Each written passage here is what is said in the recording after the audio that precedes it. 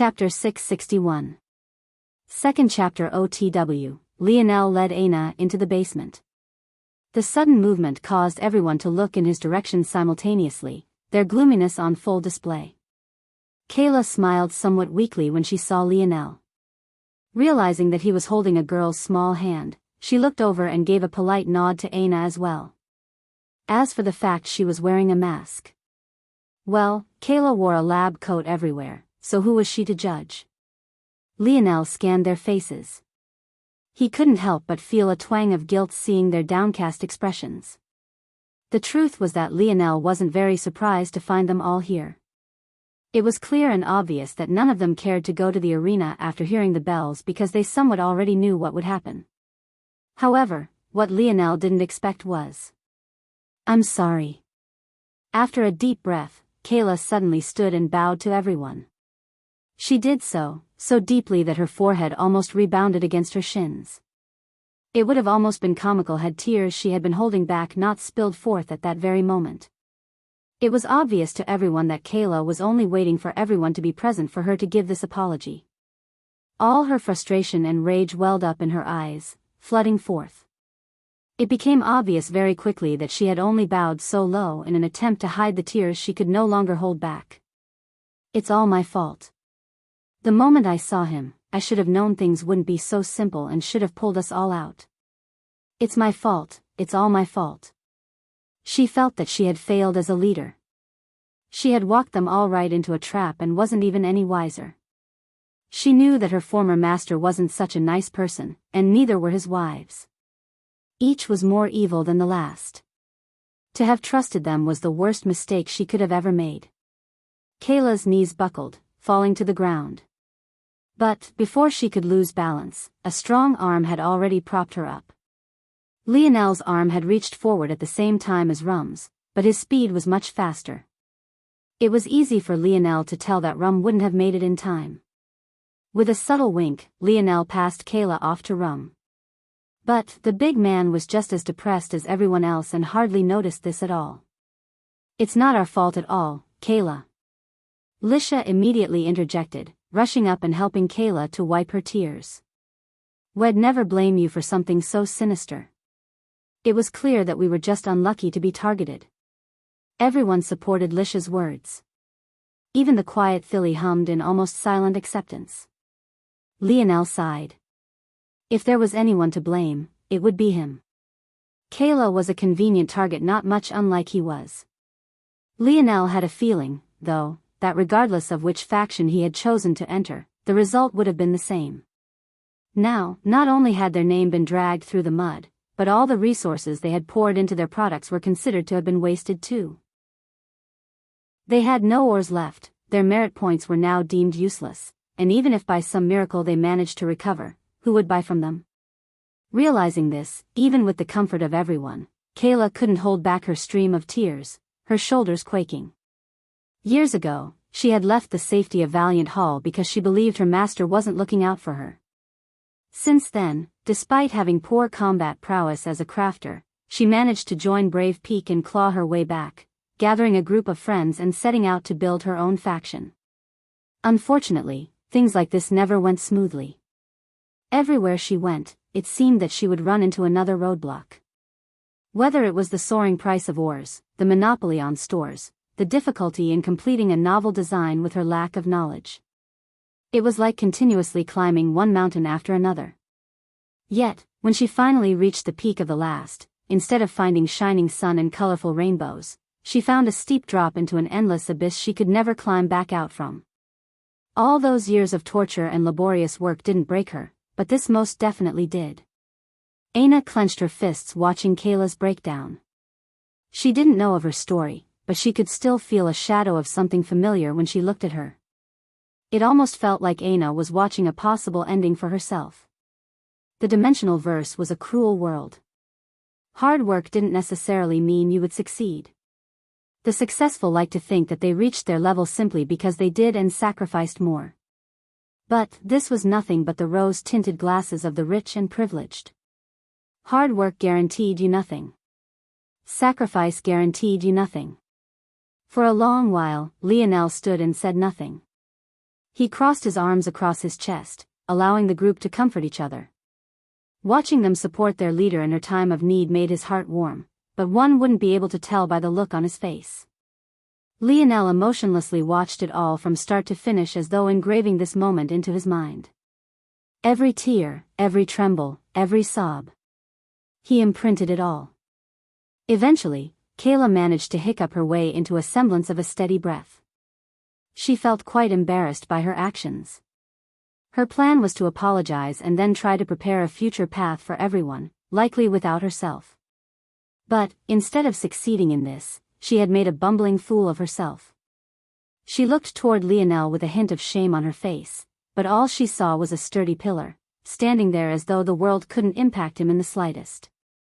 Lionel suddenly smiled, but somehow, it seemed detached, as though it was a reflex rather than a display of his genuine emotion. Now that that's out of your system, Lionel said slowly. Do you want to watch Valiant Heart Mountain dance on the palm of your hands? Chapter 662. Lionel's words seemed to come with an air of calm around them. Despite the fact he didn't explain any detailed plan, they somehow felt at ease. If others knew of this, they might find it to be quite baffling. Lionel's words effectively amounted to telling them to wait patiently and nothing else, yet they gobbled it up like naive children. But maybe this was just a product of how broken their spirits were. Any small light of hope they could get was enough to calm their hearts. It might have been as the saying went, ignorance was bliss. Maybe by choosing to live in ignorance, they would stave off this pain for just a small bit longer. Do we really just have to wait? Kayla asked softly. Her eyes were still puffy from her tears, but she still gathered herself up for long enough to say these words. Unlike the others, she couldn't afford to just accept everything at face value. It was exactly this passiveness that she felt landed them in this situation to begin with. Lionel smiled reassuringly. We just need to wait for the honeymoon period to come to an end. It might take a week, it might take a month. But once we hit that tipping point, it'll be time to make our move. Kayla opened her mouth to respond, but she really didn't know what to say. At this point, she could only take Lionel's words at face value. Then what do we do in the meantime? We don't have any resources and our merit points became useless before we even got a chance to use them.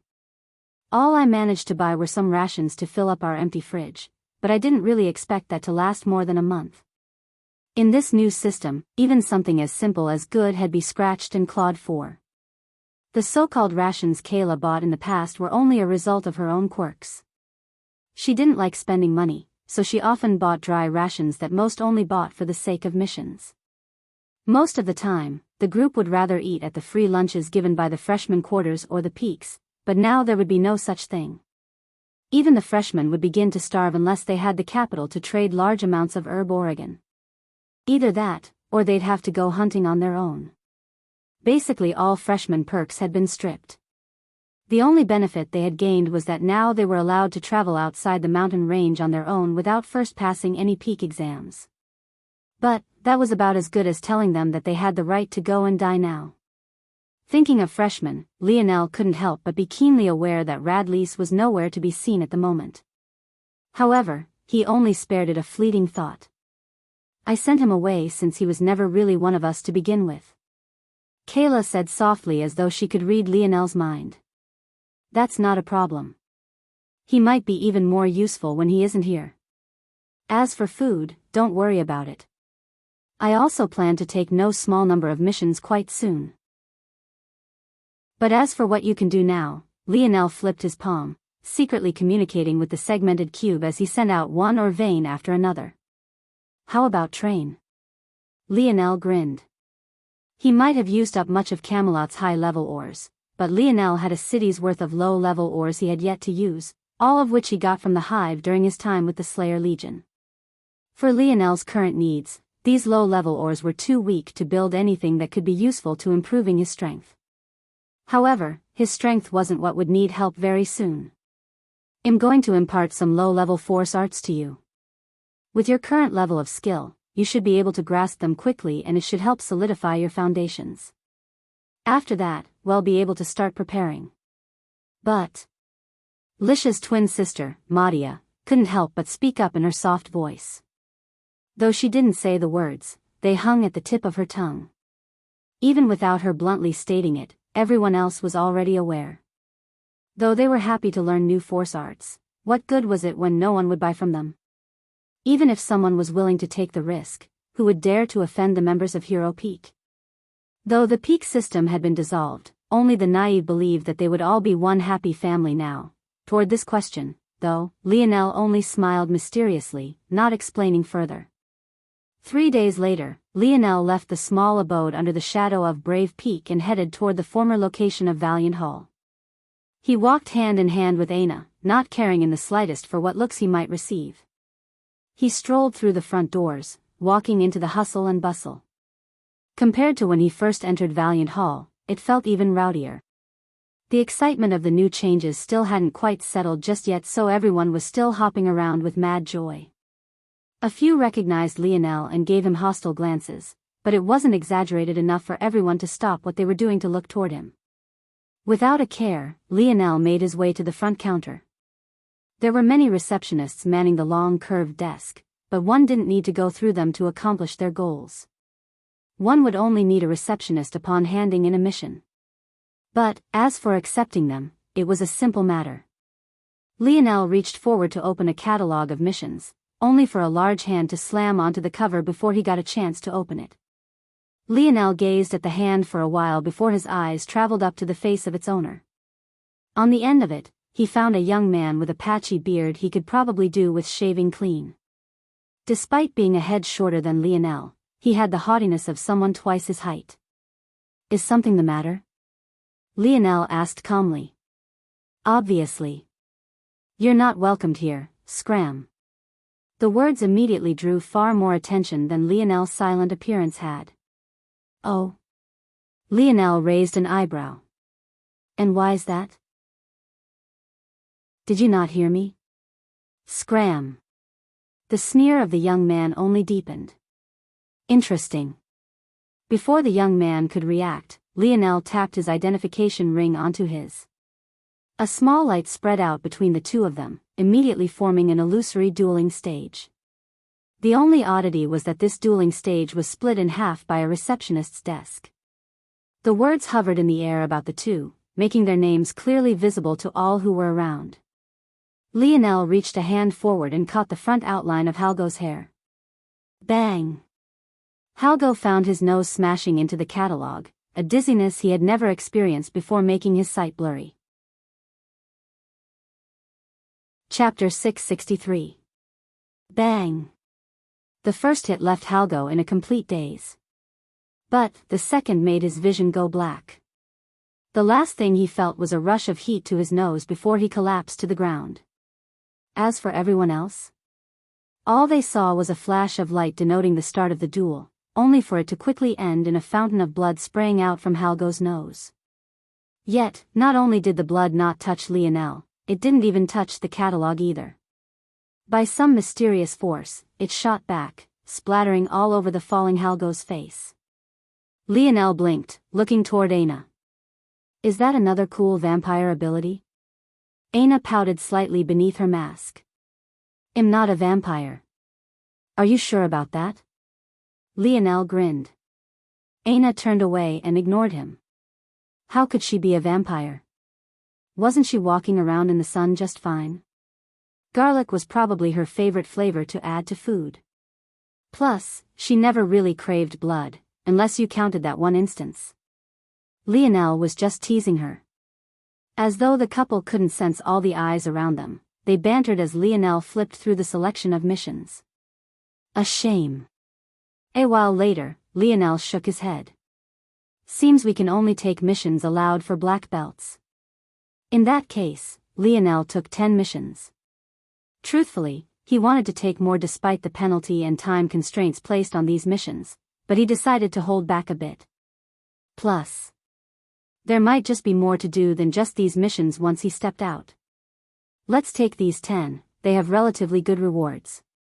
Once we accumulate enough, it'll be easier to promote to white belt and open up more avenues for us.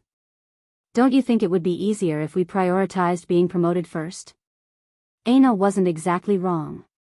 Nibbling at these easy missions was a good way to waste time. There were a lot of things about the changes to the rules that benefited them. For example, the duel Lionel just initiated. This duel had always been a part of Valiant Heart Mountain's culture, but now it was even more important and prominent. In the past, it was only used to clear up grudges and essentially sanction battles that occurred within Valiant City. That way, one wouldn't be accused of breaking the rules like Lionel had been on his first day here. But now, thanks to the rule changes, it had essentially become a court system, not much unlike the Valiant Hall meeting that was called just 3 days ago, except on a smaller scale. Now, it wasn't just for settling grudges, but could be used to battle for resources, decide contracts, and many other similar things. In fact, the only rule policing these duels was that those of higher belts couldn't challenge their younger class men. However, while this was a benefit, there were still many other hindrances. Black belts, while receiving these protections, were also restricted in many ways.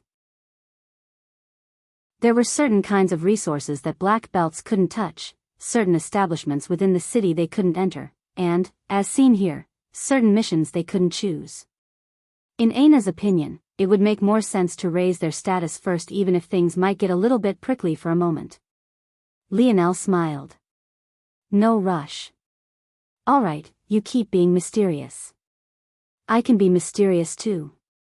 Aina said these words without much oddity in her tone, but she seemed to be hinting at something that made Lionel freeze. Wait, what is that supposed to mean? Aina gazed up at Lionel as they began to walk toward the exit together. I don't know. What does it mean? She replied. At that moment, the little mink hopped out from the segmented cube, nuzzling up against Aina. Letting go of Lionel's hand, Aina began to play with the little guy. Yes. We don't need him, right? He can go act mysterious by himself. Aina smiled sweetly beneath her mask, stroking little Blackstar's glossy fur. The little mink nodded in agreement. Yip. Lionel opened his mouth to say something, but he already felt as though he had been checkmated. All right. You win. Lionel laughed. Being a black belt is restrictive, but it's also freeing too.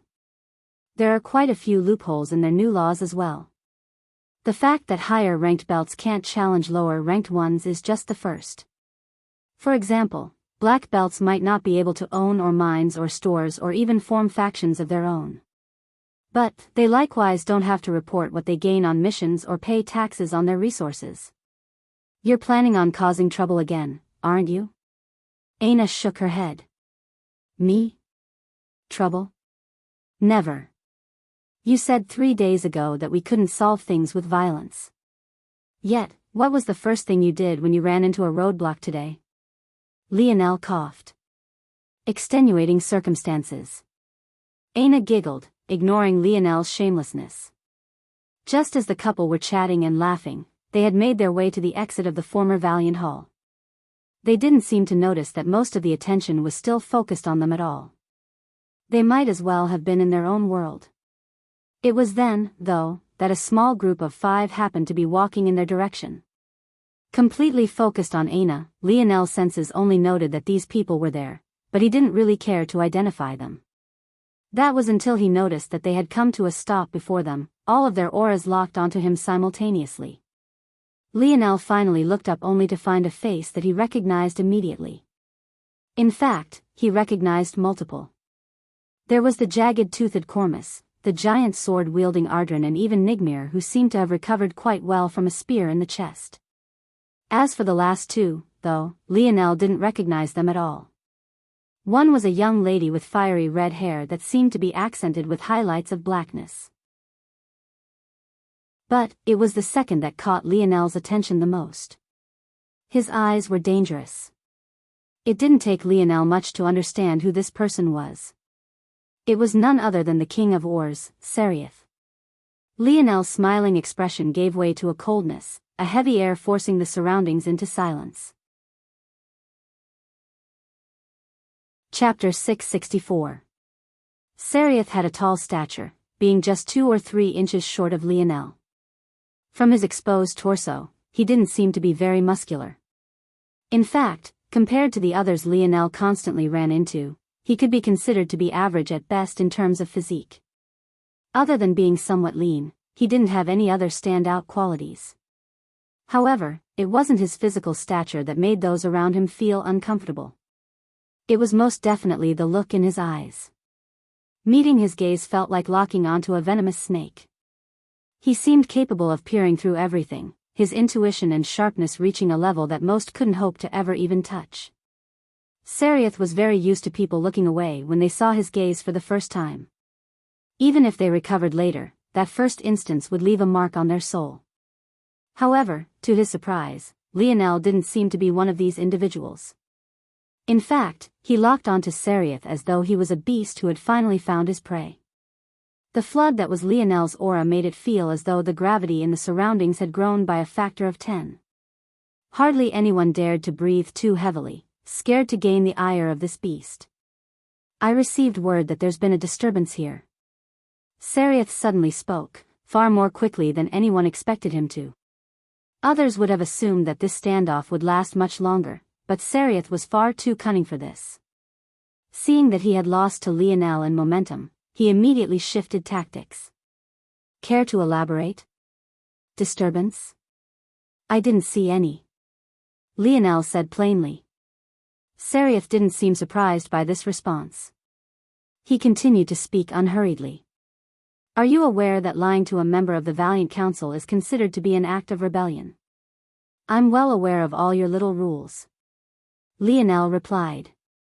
Unfortunately, though, disturbance isn't clearly defined within your bylaws. So, I can only interpret your question to the best of my ability. If, though, what you meant was to ask if a battle had occurred, then the answer is yes. But, this was a sanctioned battle recognized by Valiant Heart. Sereth's gaze narrowed. Oh. In that case, it seems that I've made this trip for nothing.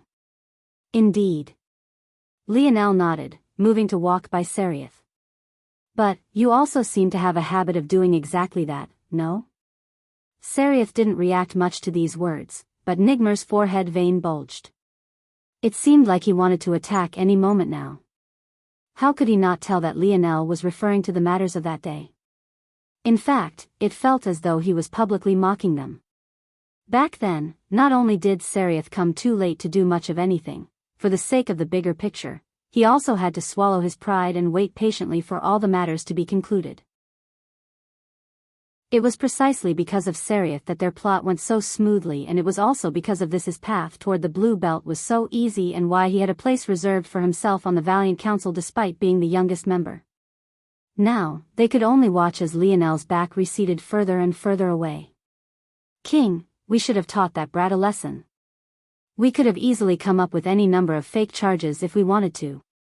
Unable to hold back his anger, after Lionel had left, Nigmir couldn't help but growl this out in a low tone. But, what he received in return was a smack to the back of the head. This smack wasn't from Sereth, but rather the red-headed beauty beside him, Anlin. Don't say such stupid things again. Aelin warned. Nigmir bit his teeth. Why?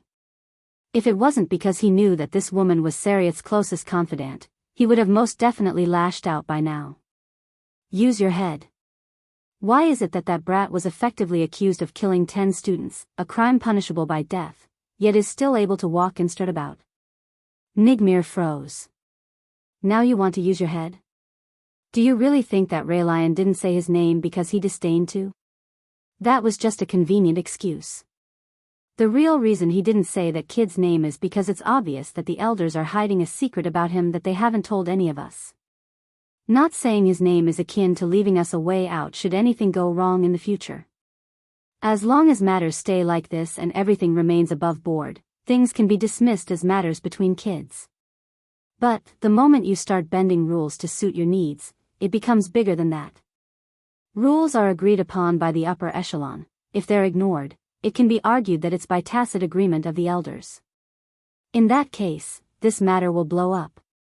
He can be suppressed, he can be bullied and even somewhat humiliated, but don't take things too far until we learn of what his background really is. Nigmir clenched his jaw so tightly that his gums almost bled. Are you trying to tell me that we should just let him strut about as he pleases because he comes from a powerful family? Are you a child? Anlin snapped. That's exactly what I'm saying. The world isn't fair. You better put that murderous intent of yours away. It's not like you can defeat him anyway. The only reason Raylion pitted himself against this Lionel so firmly was to force the elders to choose. He sees himself as the future of Valiant Heart Mountain and can't allow the elders to be swayed by the potential of outside support. None of that means that he's willing to become enemies with such a family. If you want to seek death, do it yourself. This arena we're playing in right now is a duel between those two. Read some history books if you want to find out what happens to those who stick their noses into the battle between two lions. Seriath didn't say a word from start to finish. But his gaze told a completely different tale outside his expressionless visage. Two lions, huh? Aren't their corpses devoured by the hyena in the end regardless? Chapter 665. You aren't going to do any work? Aina sent a glance back toward Lionel, standing over a beast corpse. As opposed to Earth, which was mostly water, the world Valiant Heart Mountain resided on was mostly land. This not only made water an extremely valuable resource, but it also made controlling ownership of land just as difficult. One would think that the reason Valiant Heart Mountain was set up at its current location was because of the 7 peaks acting as a great protective barrier. But the truth was that this was only a secondary condition. The main reason that location was chosen was due to the floating islands. Namely, the waterfall phenomenon on said floating islands.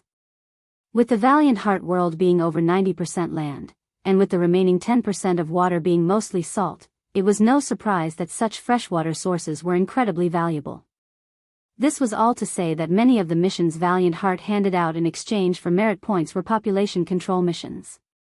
Of course, not population control for people, but rather, beasts. One would think that with such a low supply of water, the population of beasts would also suffer, and this line of thinking wouldn't be wrong. However, before one could reach that saturation level, Valiant Heart Mountain would likely be overrun. As one might expect, then, all of the missions Lionel chose were targeted toward these matters. And, since they were freshman missions, all the beasts were also quite weak and easy to deal with. In fact, Lionel felt that the beasts that had stored the regular tags from the freshman exam were actually more powerful than their current targets, let alone the golden tag beasts. The result was Lionel watching Aina do all the work while he supposedly laid back. It was no wonder she was complaining. Lionel grinned from atop a tree. I can't enjoy watching my girlfriend fight. Your battle tactics are too mesmerizing. Aina blushed beneath her mask, but unfortunately for Lionel, he couldn't see it. Instead, all he received was a scathing reply. You have that sort of fetish? Aina blinked innocently, but there was very clearly a judgy light in her eyes. Lionel looked from Aina, toward the massive axe in her hand, and then back. Thinking about how she manhandled the beast previously, he coughed. How had he gotten himself painted into such a corner? James once told him about a sex position called reverse missionary where the female did all the pumping. Lionel remembered thinking that it was absolutely ridiculous. What kind of man allowed such a thing? But now he was being painted out to be that man. He really couldn't afford to get into a war of words with this girlfriend of his. How was he always on the losing end? Lionel coughed. A fetish for petite beauties? Of course. Aina burst into a fit of laughter. Hiding her own kinks while teasing Lionel for his? Would she be a good girlfriend if she didn't do at least that? Truthfully, I'm trying to model your fighting style. Lionel hopped down from the tree. With swift movements, he cut the right paw of the massive bear off and placed it into his spatial ring. As for the rest of it, he gazed at Aina. Do you think it would make good meat? Aina took a quick look before shaking her head no. With that, the two quickly left the area, needing 7 more right paws to finish their quota. What do you mean by modeling? Aina followed after Lionel. With his senses, it was basically like a compass that always led them to the next target quickly and safely. She had no reason not to trust him. I'm working on a new ability. If it works out, it will allow me to quickly complete a prediction model for an opponent after a few exchanges in battle. But, coming up with the perfect parameters is a bit difficult. Not many would understand what Lionel was saying, but considering Aina had been in Class A alongside Lionel, she of course understood. Sounds like the weather problem. Aina commented offhandedly. Predicting the weather had been the bane of all meteorologists on Earth for centuries. One would think that after the turn of the 25th century, it would be easier. But, ironically, no. In fact, the Ascension Empire had an easier time forcing certain weather patterns through their terraforming technology as opposed to guessing it with 100% accuracy. The so-called weather problem Aina mentioned was actually one the pair learned about in one of their many philosophy classes. Ironically, it had very little to do with the field of meteorology. In the schooling system of the Ascension Empire, that you thought was far less important than how you thought. The weather problem essentially emphasized the importance of taking hold of the future in your own hands and not being passive. Who cared if you couldn't predict the weather if you could cause the weather? The instant Aina said those words, Lionel's feet came to a grinding halt. His actions were so abrupt that Aina, who had been running diagonally to him, crashed into the side of his shoulder and spun like a top. But, before she could fall, Lionel caught her waist and rose her into the air as though she was a baby rather than a full-grown woman. You're a genius. Lionel happily laughed, bringing Aina down into a strong hug. I can't breathe. Sorry. Lionel grinned wildly. He would have planted a kiss on this girl had she not been wearing her mask. That was right. Creating a perfect predictive model was a tall task. It would probably require as perfect an understanding as he had for the spear for every weapon in existence, not to mention a myriad of other factors. Even if Lionel slowly built a model mid-battle, how many exchanges would it take? Would it even be worth it? Would he be defeated before the model even finished? Or would he defeat his opponent long before, thus making his efforts useless?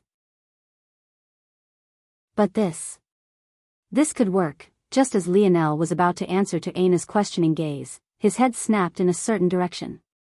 A powerful howl reached their ears, followed by the screams of humans.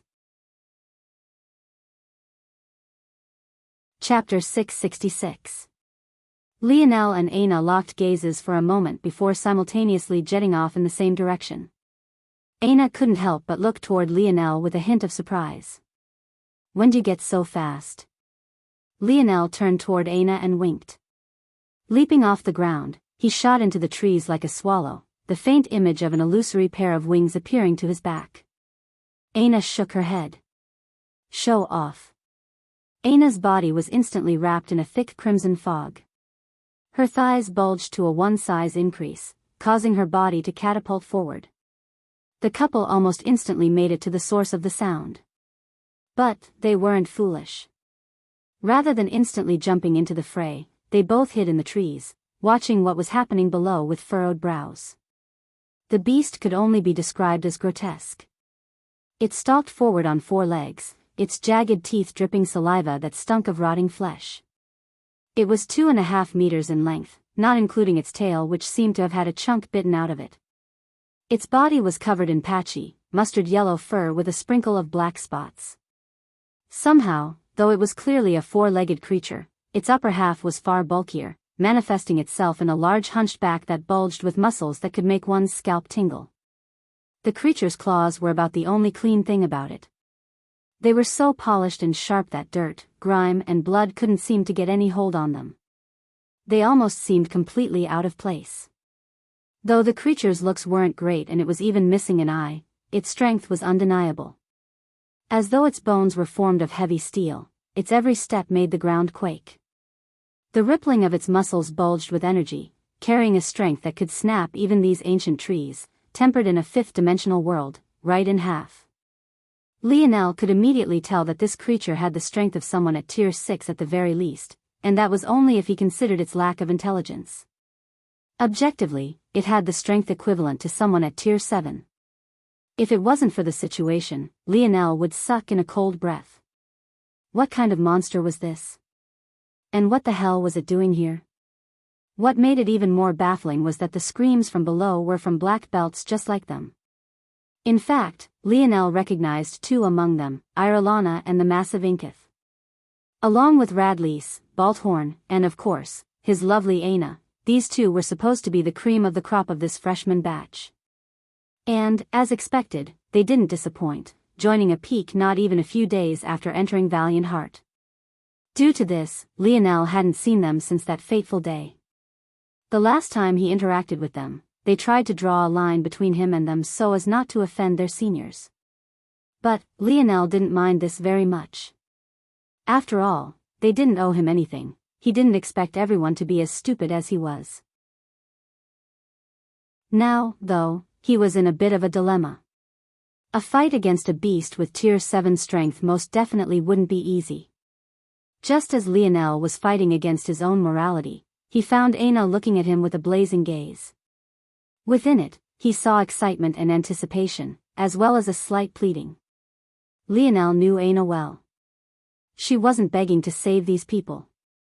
In this regard, she was far more cold-blooded than he was.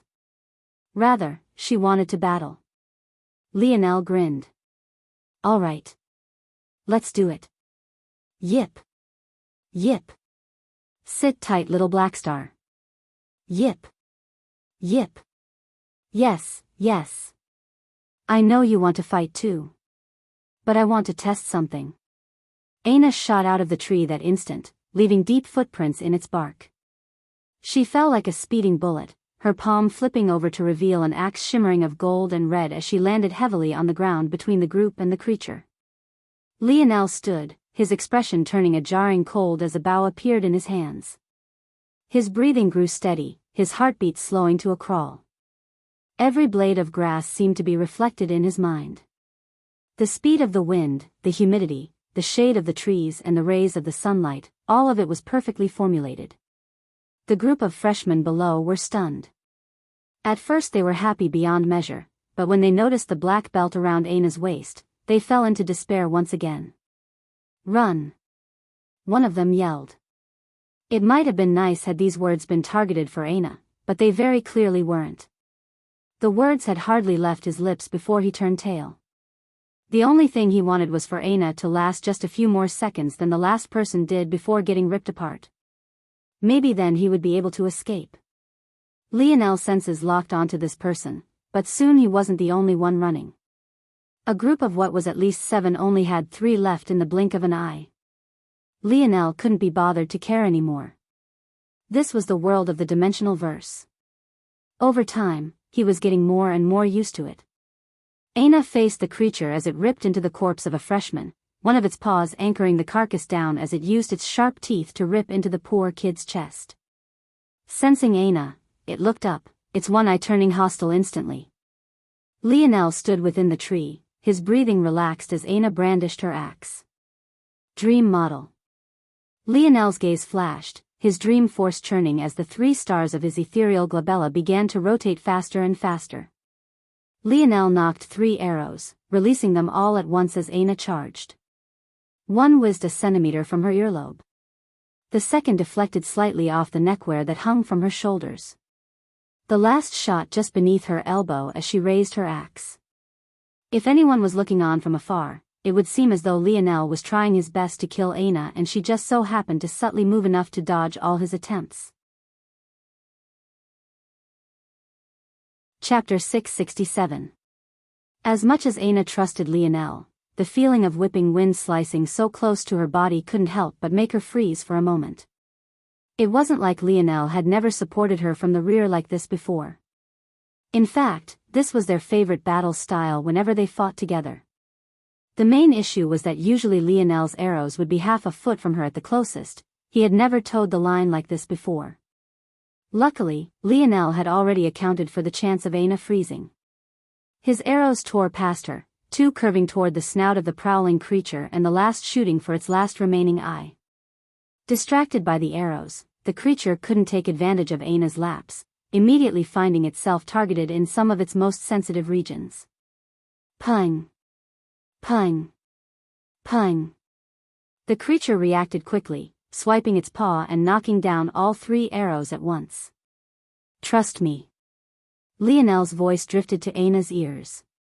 Aina had already begun to move, her axe descending from the skies with a valiant strength. Lionel's gaze flickered, several simulations layering in his mind at once. After his training, Lionel was able to split his mind into 27 ways. Originally, Lionel had been planning to rely on this to complete Dream Model. By now, Lionel was able to simulate matters of the third dimension with a probability infinitely close to 100%. Even when it came to matters of the fourth dimension, he had a better than 90% accuracy. The issue came in that 90% was not good enough in battle. It worked fine when Lionel had time to complete thousands upon thousands of simulations for the sake of his crafts. But in battle, if he tried to do such a thing, he would be asking for death. At best, in battle, he would be able to use his 27 minds to complete 27 simulations in a split second. This was nowhere near enough with such a low accuracy rate. As if this wasn't bad enough, the accuracy of Lionel's simulations in a controlled environment versus one with endless variables varied wildly. It was one thing to simulate the creation of a craft in a laboratory with no outside influences, but how could it be just as easy to map out the simulation of a living, breathing being? When Lionel ran into this roadblock, he was enlightened during his time of intimacy with Aina. Rather than trying to have the perfect parameters already formed pre-battle, why not build them in the midst of battle? This would give him far more flexibility and it would also take far less stamina. However, it was then that Lionel was met with yet another stone wall. Lionel became like a machine, his arrows raining down in an endless avalanche. Every time, they would narrowly slide past Aina, almost making it seem as though she was spontaneously dodging every time. Lionel's gaze grew fiercer and fiercer, his fire rate increasing. Pung! Pung! Pung! Pung! Having long since tapped in the Four Seasons realm, Lionel's endless barrage filled the surroundings with a biting cold. It felt as though a relentless hail was falling. The combination of both he and Aina made the creature constantly backtrack, its steely body becoming peppered with terrible wounds. This is it, Aina had brought enlightenment to Lionel. In battle, why should he be the one to wait for the opponent to react? Wouldn't that constantly put him in a passive state? The weather was so difficult to predict because even the smallest changes in variables could lead to large sweeping changes. However, who cared if you could control it as you pleased? In battle, Lionel wasn't the only one that needed to counter. His opponent needed to counter as well. Just like he was trying to see through his enemy's movements, so was his enemy trying to see through his own. In that case, rather than wasting time trying to guess every possible reaction his opponent might have, why not force him to the point only a few reactions were even possible? If an enemy felt a strike coming for their head, they might be able to dodge and counter quickly. But, if that same strike was coming for their knee, would it be just as easy? Most would have to block in that situation, thus delaying their counter. The only exceptions would be someone with a special ability that allowed them to circumvent this. But in that case, Lionel would only have to tweak the model. Model complete. Within Lionel's dream world, a lifelike construction of the creature appeared. It was as though he had dream sculpted a living, breathing beast. However, there was a difference between this construct and the real one. This dream model had pulsing red points dotted across its body almost like a location tracker. In the real world, Lionel's aura reached its peak. He grasped at air, pulling out 2 arrows from nothing. He held one between his pinky and ring finger, knocking the other one and releasing it in swift motions. Without pausing, he knocked the second, flipping it between his fingers as though it was a pen rather than a lethal weapon. The 2 arrows flew in a completely straight line, headed directly for the back of Aina's head. One would think that Lionel surely had murderous intentions. But, in that instant, Aina's weight suddenly shifted. Aina's hips dropped. Swinging her axe to a side, she gathered up momentum, feeling the arrows was by her. Within Lionel's dream world, 27 creatures faced 27 Ainas and 54 arrows. In that moment, the images all overlapped, all pointing toward a single future. Caught off guard by the sudden attack from a blind spot, the creature could react before its only good remaining eye was pierced through. Before it could even cry in agony, the second arrow arrived right behind it, tearing the butt of the first arrow in two. The creature felt the two arrows spreading its eye and brain matter apart. A horrified howl finally released along with the rotting stench of its breath. But there was no recourse as Aina's axe swung down. As though by coincidence, the large blade fell over the creature's wounded eye, splitting its head into a third and a two-thirds piece. Chapter 668. Lionel jumped down from the tree, landing heavily on the ground beside Aina. "Not bad," he said with a grin. What he received in response, though, was an elbow to the side. "Were you trying to get me killed?" Lionel smiled sheepishly. "Of course not, how could I bear to hurt you?" Yip! Yip! Little Blackstar landed on Lionel's head, knocking him a few times on the head. It seemed this little guy would never take his side again. Lionel really didn't know who his true partner was. Was her chest really so comfortable? The moment he had this thought, Lionel grew absent-minded before he nodded. Maybe it wasn't so shocking after all. "All right, fair enough. You win. At least give me an inch next time." Aina rolled her eyes, feeling that Lionel was thinking of something lewd. Lionel laughed. "Nope. I understand my precious girlfriend's combat style the best. You're the only one I can do this with. How can I not take advantage?" Aina was speechless. She was precious. So precious that you didn't mind almost killing her? Aina shook her head. If it was anyone else, she might refuse to the end. But since it was Lionel, well, she knew that he would never harm her. Maybe to Lionel, the barely half-centimeter of breathing room he gave her was already him being overly cautious. If he really didn't care about her life, he might leave her small cuts with his every arrow to be the most efficient. Though Aina only had this thought fleetingly, she had no idea how true it really was. To Lionel, that half a centimeter had no difference from a meter or more. "Fine. Get to dissecting then." Aina spoke. "Huh?" Lionel blinked. "This beast has some useful pieces." Lionel's expression changed. Sniffing the air and confirming that the rotting smell was indeed coming from this vile creature, his face warped. "Are you sure? You're not just saying that to spite me, right?" Aina didn't even respond to Lionel. Rather, she looked back toward the three who still couldn't believe what they had seen. Though her expression instantly turned cold when she saw them, she still felt that they were better than the four of their teammates who ran. Inketh and Irelana, along with a third Lionel didn't recognize, were still in shock about what they had just seen. Were these two really freshmen? The third individual might have been wearing a black belt, but they had already been in Valiant Heart for more than 2 years. But they had never seen such a thing before. 2 freshmen defeating a Tier 7 beast. Was this a joke? "Thank you." Inketh was the first to step forward and display his gratitude. In truth, he was a bit embarrassed. Most of his team had run away, while he, himself, hadn't dared to help. Though he was sure that he would have only gotten in the way had he tried, it still didn't feel too good. He had come to this place with such high aspirations and thought he wouldn't ever have to fear anything as long as he had his 2 fists. Everything was supposed to be smooth sailing. Yet, the moment he got here, he met roadblock after roadblock. First he failed to join Hero Peak, that honor going to the girl before him now. Then he barely passed the exam for Honor Peak, leading to a whole host of injuries he couldn't afford to cure.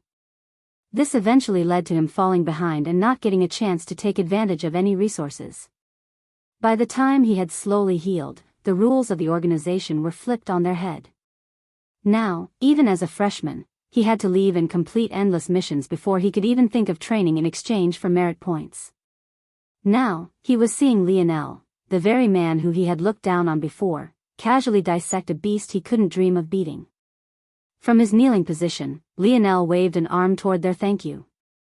"No problem, don't worry about it. We're fellow freshmen anyway." Inkith looked back toward his teammates, not knowing what to say to this. As for Aina, she remained completely silent. Do you need the whole thing? Lionel suddenly asked. Not the whole thing. Just its kidneys. Aina replied. All right. Lionel learned his lesson from last time. This time, he wore his crafting gloves so as not to get dirty. If others knew he was using such a treasure in this fashion, it would likely start riots. But, since they had no other use for him now that he crafted bare-handed, he didn't really care much. Oh, this skeleton is pretty good. Lionel's brows raised. He had guessed that the creature definitely had a heavy frame, but he didn't really expect its whole skeleton to actually be made of metal. The best part was that it was tier 7 to tier 8 in sturdiness despite not having any other special abilities. Lionel smiled, making sure not to breathe as he stripped the whole beast bare of flesh. He realized during this battle that his arrows were far too fragile. He could definitely use this skeleton to form some powerful arrowheads. Ah! At that moment, the third of the group, the very one of the freshmen Lionel didn't recognize, suddenly covered his mouth in shock. Lionel's head snapped around, but he frowned when he realized there weren't any other enemies around. Now that he thought about it, how could anyone possibly sense an enemy before he did? He raised an eyebrow, his gaze landing on the young man. Is something wrong? Th. That. The young man felt his knees going weak. That's a silver-clawed titan hyena. Lionel blinked. And? If it was poisonous, Aina would have already warned him long before this young man said anything. The lip of the freshman quivered, realizing that no one understood how important this matter was. It was only then he realized that these people had hardly been here for 2 months. Chapter 669. We need to run. Now. The Titan hyena is the favored mount of the Oryx tribe. You don't understand how rare it is for this species to have a complete skeleton of metal. Originally, I didn't think much of it. Titan hyenas with incomplete skeletons are still rare, but it wouldn't be impossible to run into. But, one with a complete skeleton is a completely different story. The full metal skeleton genes are all recessive alleles. If even one is missing, the Titan hyena will have an incomplete skeleton. There's no way the Oryx tribe would mistakenly let such a purebred Titan hyena loose without reason. The freshman was so agitated that he spoke out everything in a single breath. Lionel frowned. This Oryx tribe. It wasn't the first time he had heard of them. During Raylion's speech, many of the worst sins toward the end involved the mention of this tribe. But, that was about all Lionel knew. He wasn't aware of anything else about them. A recessive allele wasn't complicated, at least not on Earth. There were only 2 types Lionel was aware of. The dominant allele and the recessive allele. When a baby is conceived, it will receive one allele from each parent for every gene expression it might need in the future. A dominant allele only needed one of itself present to manifest. A recessive allele, however, would need both from both parents. This essentially meant that for the Titan hyena to have a full skeleton, both of its parents would have to also share this trait. Well, that was as long as genes were expressed in the same way across worlds, something that Lionel wasn't exactly sure of. For all he knew, the process was more complicated than this for Titan hyenas. Technically, if things worked like they did on Earth, 2 parents who each had one dominant allele and one recessive allele could still come together to produce a child with 2 recessive alleles. But, from the words of the freshman, it seemed that the Titan hyena needed multiple sets of recessive alleles for multiple gene expressions rather than just one. In that case, the luck that would be involved for the spontaneous creation of a perfect Titan hyena would be astronomical. It was no wonder this freshman was panicking. In all likelihood, a member of the Oryx tribe was definitely nearby. Or, at the very least, they were scouting in preparation for a mission and just never expected that there would be anyone in this region who was capable of taking down such a beast. Thinking it through, the likelihood of it being the latter was incredibly high. This was a region where freshmen were deployed for population control missions. Logically, there shouldn't be danger on this level here. Lionel's gaze sharpened. What an interesting opportunity. Seems Lady Luck is on my side. Lionel looked toward Aina, their gazes seeming to have come to a tacit understanding. It seemed that things were getting interesting.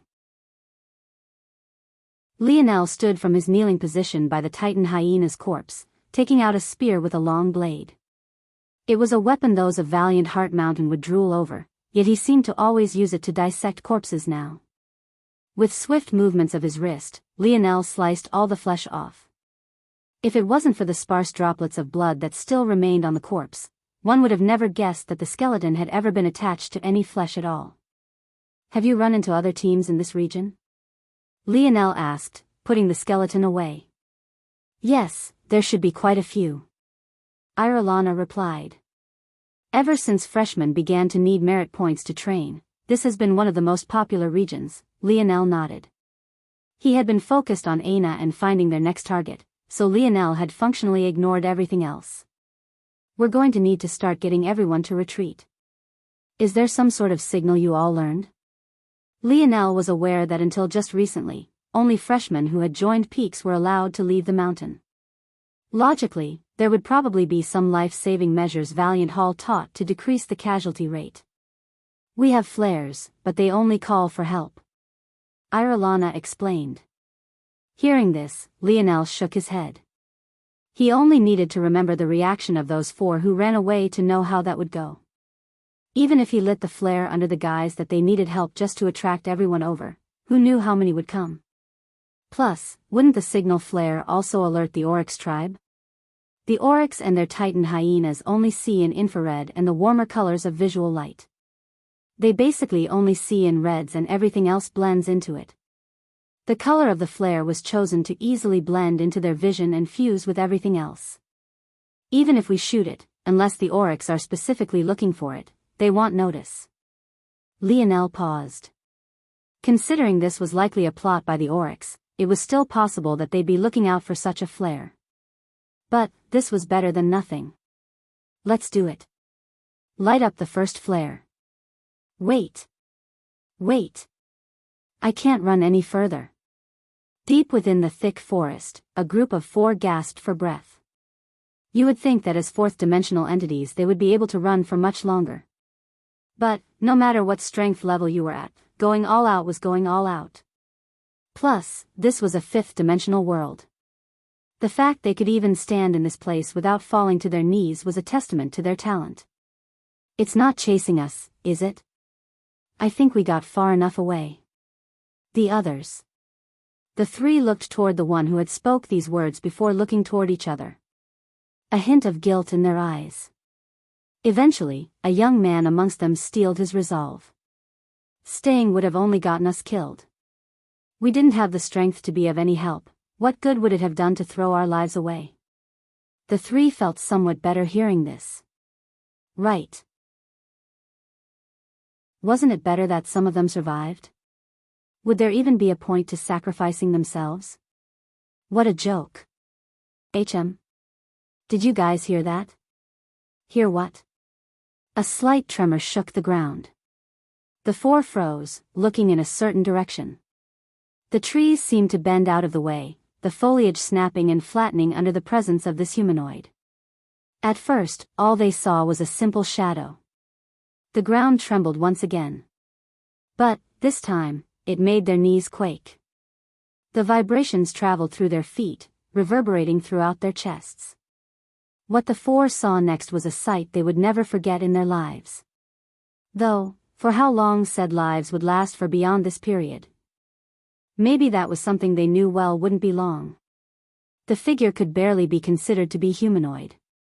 Its frame was incredibly wide and its legs were inverted at the knees and covered in coarse black fur. The digitigrade legs of the figure ended in bestial feet with curling sharp claws that dug deeply into the ground. The torso of the humanoid was bare, but it bulged of muscles that seemed constructed from steel cords. Its individual muscle fibers were so clear from every minute movement that it looked as though it was flexing as hard as it could constantly. But, the reality was very far from this. Even with the height of the humanoid being almost 3 meters, the eyes of the 4 weren't drawn to its fur-covered legs, or its steely torso. Rather, they couldn't take their eyes off of its face. Two tusks so long they nearly pierced into its chest hung from its mouth. Its horns were thick and rounded almost like a sheep's, but it radiated with a light that made it look like polished steel. The humanoid had 3 eyes. 2 placed normally and a third running a vertical slit between its brows. Each was a furious shade of red that made it look as though they had been dyed in blood. Crisscrossing scars danced across the humanoid's body, its vision expressionless as it locked gazes with the 4 before it. Ori. Oryx tribe, the 4 stuttered. But the humanoid walked by them as though it had seen and sensed nothing. If they hadn't been so racked with fear, they would have noticed that within the eyes of the oryx, there was an absent-minded, one-track thought that had taken over its mind. The 4 stood frozen. The stench coming from the oryx was so palpable that it made their eyes water. Yet, they didn't dare to move from start to finish, even as the oryx disappeared into the distance. The 4 held their breaths even long after the oryx had disappeared, not daring to move a single inch. Minutes later, their heartbeats began to return to normal. Had they really survived? They looked toward each other with excitement and happiness before their expressions immediately became one of horror. Shying.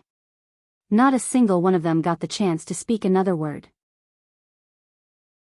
Their bodies were sliced and diced apart, their remains being minced into such fine paste that they appeared like a crimson fog. Their last thoughts were filled with grievances. Not a single one of them seemed to understand how it is they had died. Not a single one of them had noticed the massive crimson halberd on the oryx's back move. Chapter 670. Hold on. Lionel stopped Irelana just as she was about to release the flare.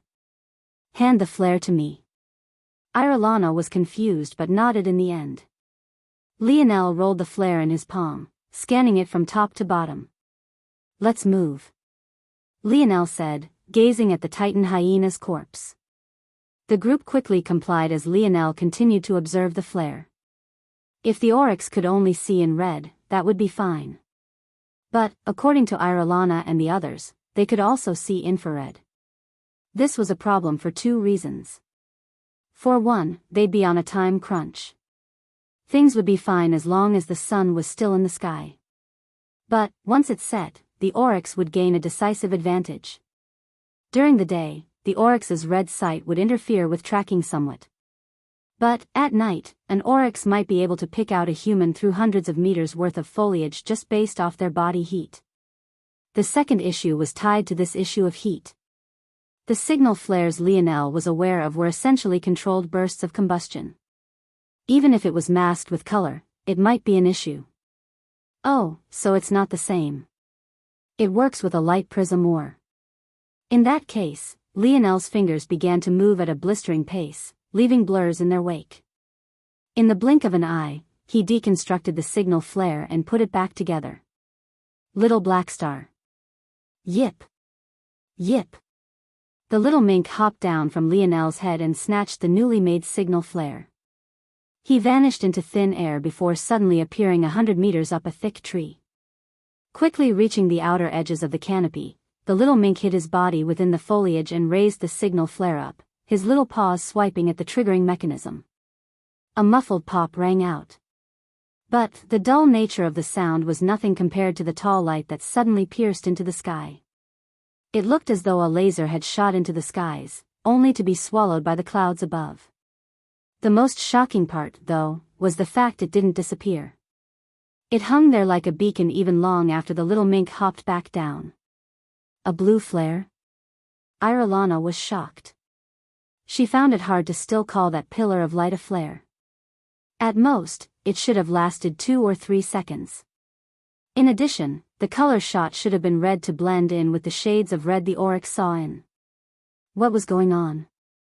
I don't know enough about the oryx to guess what shades they see in. Don't you think it's much easier then to just copy the sky's color? In that case, no matter what shade they see in, it will blend in no matter what. Lionel explained offhandedly, but he had already brought out the Titan hyena skeleton.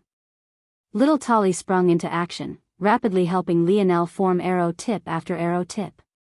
Lionel didn't seem to have any idea that his simple explanation had fried the minds of the freshmen who followed him. They looked up into the skies, only now realizing that after taking their eyes off of the beacon for a moment, it took them a moment to find it again, and that was despite knowing that it was there. For anyone who knew how light prism type ores worked, even a subtle tweak could result in a completely different color. It was easy to hone in on a large group like red or blue, but to nail down a specific shade required accuracy on the order of a fraction of a degree. How Lionel had accomplished this without measuring tools or even a proper working environment was completely beyond them. Is it really alright to make it so difficult to find? Inkith couldn't help but ask. At the moment, the three felt like lost sheep. They absent-mindedly followed Lionel without even knowing why.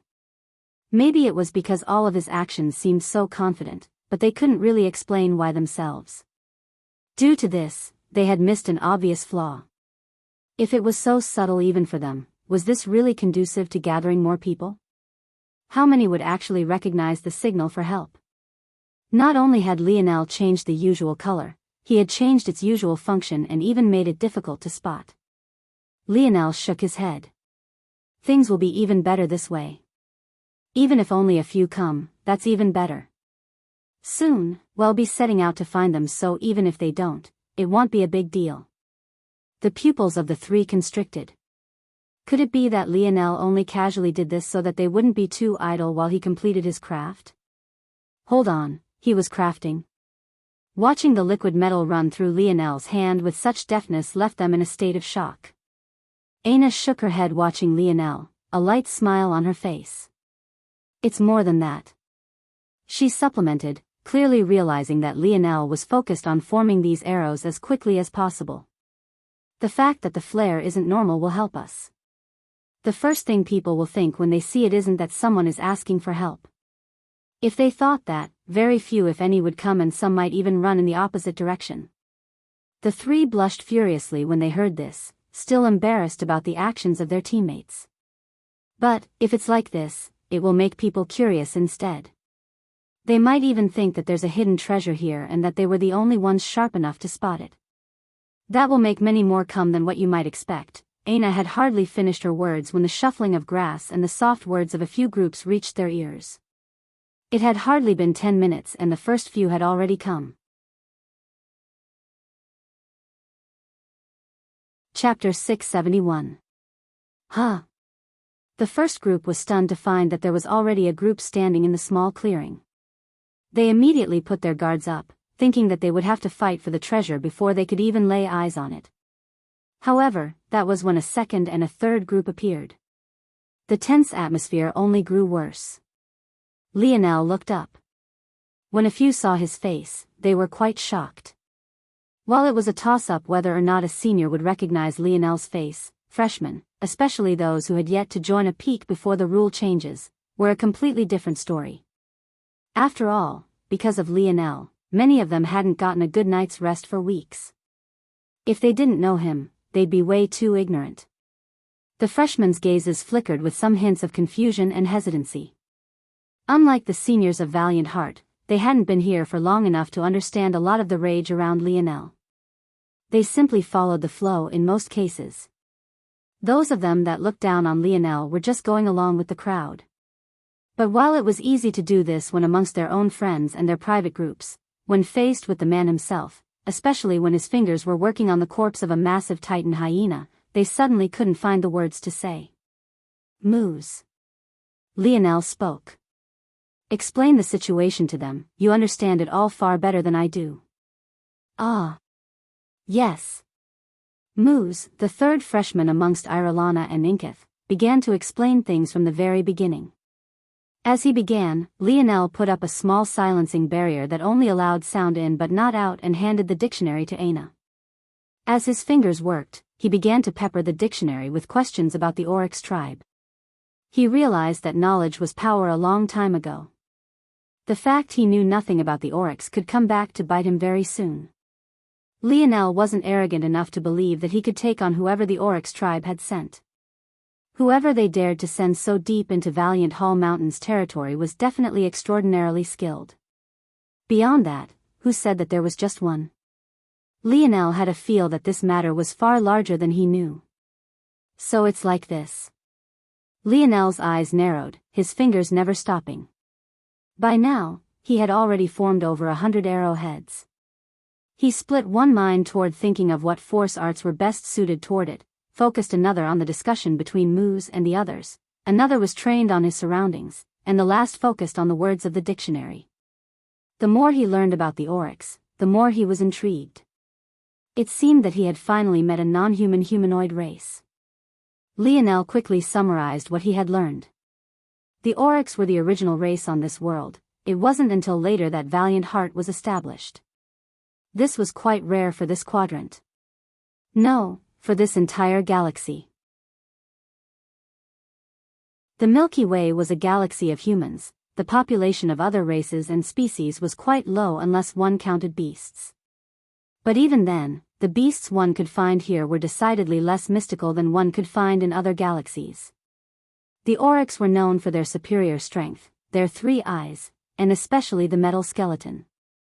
The uniqueness of this world in being 90% land allowed the birth of certain special ores that triggered the evolution of the oryx down this path.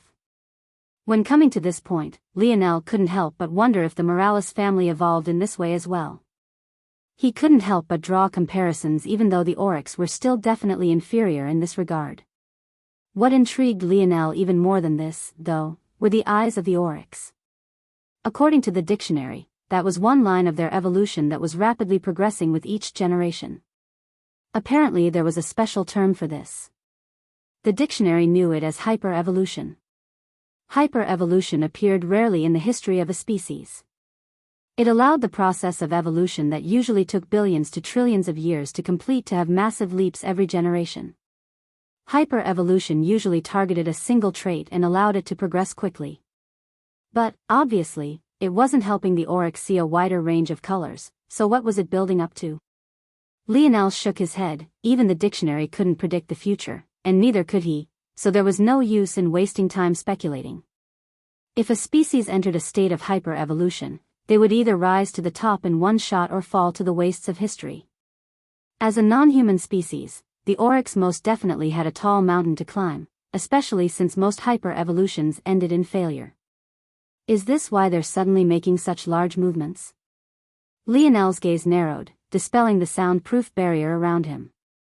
All of you should know about how dangerous the oryx tribe is. We've suffered at their hands too many times despite their populations being a mere fraction of our own. A fraction? Lionel frowned. During hyper-evolution, fertility is also increased for a period of time.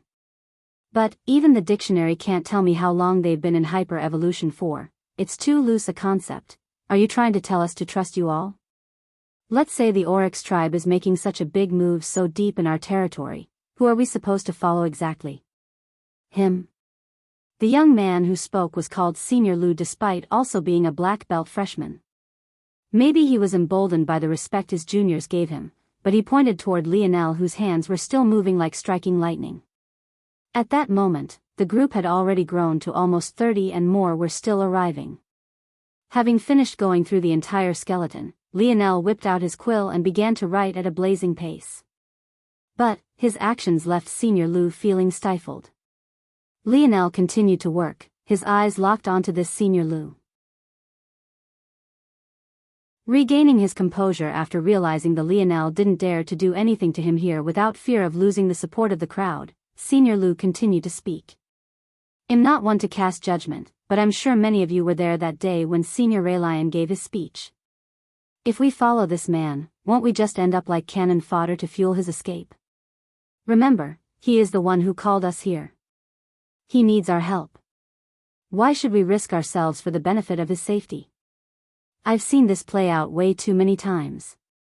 If he wants our trust despite his terrible reputation, he needs to prove himself. He should be taking up the most dangerous tasks and heading the vanguard, or else won't he just be using us?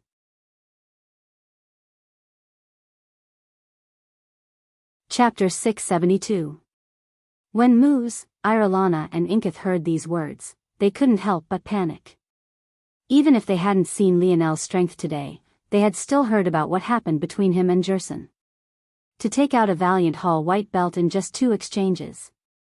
There wasn't a single person here who could replicate that feat. No, that wasn't true. There was one other. But she just so happened to be his girlfriend. They could only say that this Senior Lu was far too bold. Was he really not afraid of death? What Senior Lu had misunderstood was Lionel's reason for calling them all here and bringing them together. In his mind, Lionel was afraid of the Oryx and thus needed their help. Even if Lionel was enraged into leaving this group, who cared? The group had already been brought together. Would one more or one less Lionel make a massive difference? They could then look after each other's backs. This was the way of the world. Even if 2 people needed each other, the person who asked for help first would always be on the losing end while the other would have all the leverage. As long as he understood Lionel's weakness, Senior Lu felt that manipulating this situation and finding opportunities to protect his own life would be easier. Sure. I'll take the vanguard. Lionel's response stunned even Senior Lu, let alone Irelana, Inketh and Moose. I'm the strongest, isn't being the vanguard obvious? Lionel's brow rose. Though his expression was quite neutral aside from the change in his eyebrow, it still made others feel like he was looking at Lu as though he was an idiot. However, Lionel's words made the freshmen feel as though their whole worlds were being flipped upside down. The strongest taking the vanguard? It sounded so obvious, but why was it that they had all simply expected Lionel to refute this? When had they ever come across a senior who didn't try to take advantage of their position? When had they ever run across someone stronger than them who didn't also treat them lesser than? The strongest taking the vanguard. That was a concept they had simply never heard before. A general who leads men from the back isn't a general. Lionel said offhandedly, his right hand flicking about quicker as he completed the last of his force arts. The freshmen stared at Lionel in a state of speechlessness. A hushed silence fell over the group. Aina smiled as she looked at Lionel's side profile. He's so bad. With a final flicker, Lionel placed the final batch of arrows into his spatial ring. Taking out his bow, he strapped it to his back and smiled toward the crowd. Our goal is simple, it's only to return to the mountain pass. If there really are a troop of Oryx here, it's unlikely that they'll dare to travel so closely. The freshmen looked toward each other. By now, the crowd had grown to over 50. Yet, not a single one of them wasn't paying attention. Even Senior Lu felt as though there was a frog in his throat. Between here and the mountain pass there is about a 50-kilometer distance. Usually, we could cross this in just an hour or 2, but I have a feeling that things won't be so easy this time around. The presence of the Oryx will most definitely cause a change in the habits of the beasts around here. If not yet, then very soon. Previously, the Oryx were trying to keep a low profile. But it likely already knows that its Titan hyena companion has died and will deduce that it can no longer keep itself hidden. If the Oryx is only here for reconnaissance, then this is good news. In that case, we should make it back without any obstacle, and I'm being overly cautious. However, if their goal is to probe Valiant Heart's bottom line, then things won't end peacefully. We need to be ready to battle. Aina. Aina stepped forward and flipped her palm. Soon, long and narrow boxes began to appear, each housing what looked like 3 small spheres which were barely a quarter the size of a palm. These should be able to save your life at a crucial moment. Unfortunately, I don't have enough to give everyone more than 3. But a single one should be able to take out a tier 4 beast and below. The eyes of the freshmen lit up when they heard this, while Lionel's internal smile only grew wider. Raylion had made many mistakes that day, each of which Lionel planned on picking on and tearing apart one by one. But one of his biggest of them was in just how vague he had been when listing Lionel's crimes. Even when he mentioned Lionel's faulty crafts, he never explained what those crafts were, what they looked like, or what they did. Not many would instantly connect the treasures Lionel had handed out to the matters Raylion spoke of that day, precisely because he had been so vague. Lionel wondered how Raylion would react when the very crafts he deemed to be faulty works were suddenly in hot demand. The best part was that this stock didn't even have to be replenished by Lionel anytime soon. He had had this in his spatial ring for a long time already. And, by having Aina hand them out, a person who was still wearing Hero Peak's emblem, they were even less likely to make the connection. Yip! Yip! Little Black Star suddenly appeared to Lionel's side again, having disappeared at some unknown time. Done? Lionel whispered. Yip! Yip! Lionel nodded. To everyone else, it looked as though he was only rewarding Little Black Star with a pat on the head. By this point, Aina had finished handing everything out. All right, everyone, it's time to set out. Lionel took a deep breath, his demeanor shifting. At that moment, several howls suddenly reverberated across the forest. Whatever excitement the freshmen had had at that point was doused all the way through. Silence fell again, the trees swaying beneath a hollow wind. Lionel's expression grew serious. Chapter 673. An arrow whizzed by, arching between two thick tree branches and splitting the skull of a prowling jaguar. The beast didn't even get a chance to roar out in pain before it collapsed, falling from its high perch and landing with a heavy thud on the forest floor. Lionel rubbed his fingers, a tingling sensation making him very much aware that the arrow had been shot by him. Ever since his body entered the fourth dimension, he hadn't needed to worry about slicing his fingers on his own bowstring again. But that didn't stop the thin, almost metallic string from digging into him. There's a lot more than I thought there'd be, the freshmen separated out into teams to Lionel's back. If they tried to move forward in a swarm through this forest, they'd be asking to suffer. Instead, Lionel and Aina took the vanguard as promised. As for the others, they split into the team they had originally come with, forming up groups of 5 to 7 as they slowly followed. By now, the group had run into several beasts, more than enough for them to realize that something was wrong. The populations shouldn't have been this dense. Only Lionel seemed to be aware of what was happening as he had already warned them that this would occur. The oryx gave off a very strong odor. To humans, this was no different from any other foul smell, and many would choose to just hold their nose as opposed to analyzing what was wrong. But the truth was different from this. The foul smell that came off the oryx was an evolutionary quirk to scare off competition. Back when the oryx were a much weaker race, they relied on this to carve out their territory and keep themselves protected. However, over time, this smell became more potent. It was even to the point that the most talented of the oryx tended to have the most foul smells, which helped them to gain the favor of mates. As a result, the effect of the oryx's smell grew even more exaggerated. It was even capable of sending beasts into a frenzy from fear. The influx of beasts now wasn't because the oryx could control beasts, but rather because these beasts were running away from the oryx. Even with Lionel's senses leading the vanguard of the group, allowing them to dodge the most populated regions, they still ran into so many. Lionel had taken down the most beasts, but the other groups were fighting as well. Unfortunately, things weren't so convenient for all the beasts to come down toward them from just a single area.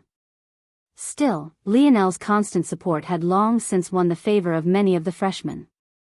Even after over half an hour, though they were still over 45 kilometers from their destination, not a single person had died yet. As the group moved along slowly and cautiously, they ran into other groups. Assimilating these groups wasn't as difficult as it had been to convince the first. This was simply human nature. It was far easier for others to accept something when many others already had. Aina walked silently by Lionel's side, brandishing her axe with both hands. In a thick forest, such a weapon should have been cumbersome, yet Aina didn't seem to have any problems with it at all. Aside from the two of them, Moose, Ironala and Inkith followed closely behind. Since most of their team had been wiped out, it was difficult for them to split out alone with just the three of them. As such, Lionel allowed them to join up with them. The three remained on high alert, not wanting to be burdens. But, it felt like every time they sensed something, Lionel would have long since acted. Even the more stealthy of beasts couldn't avoid Lionel's detection. They had a feeling that Lionel found these beasts long before, it was just that he only acted when the best opportunity presented itself. The atmosphere is too tense, Lionel thought to himself. But, he wasn't sure how to alleviate it. The group walked forward in silence, the slight rustling of leaves being about the only thing one could hear. The sun was still high in the sky, though obstructed by the thick canopies. One would think that it was the dead of night considering the atmosphere. Maybe that was a part of the issue, though. With their pace, it would be impossible to make it to the mountain pass before night fell. And, even if they tried to speed up, they would only be asking to get killed. Little Blackstar already finished throwing the Oryx tribe members off our trail, if there is more than one.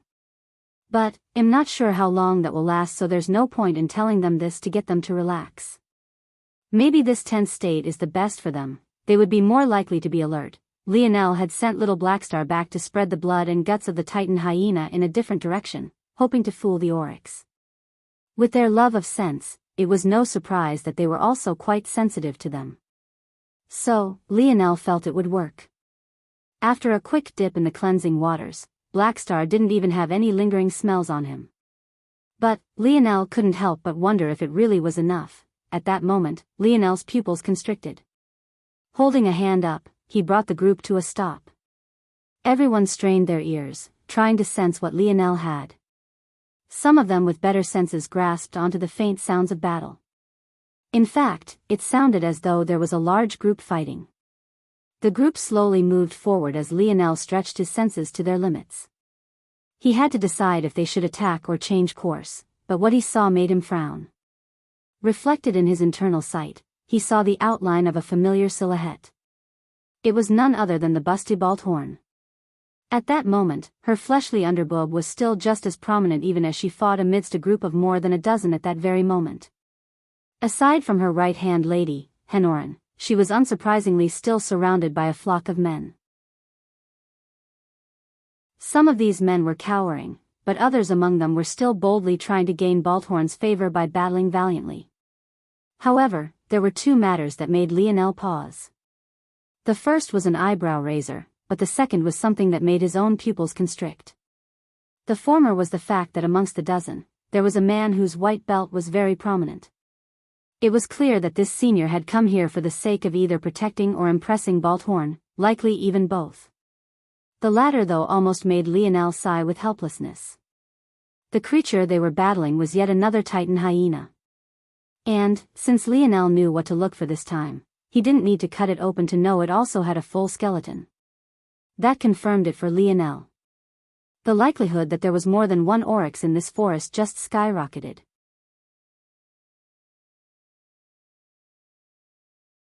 Chapter 674. Lionel brought the group to a stop again, his senses continuing to be focused on the battle ahead.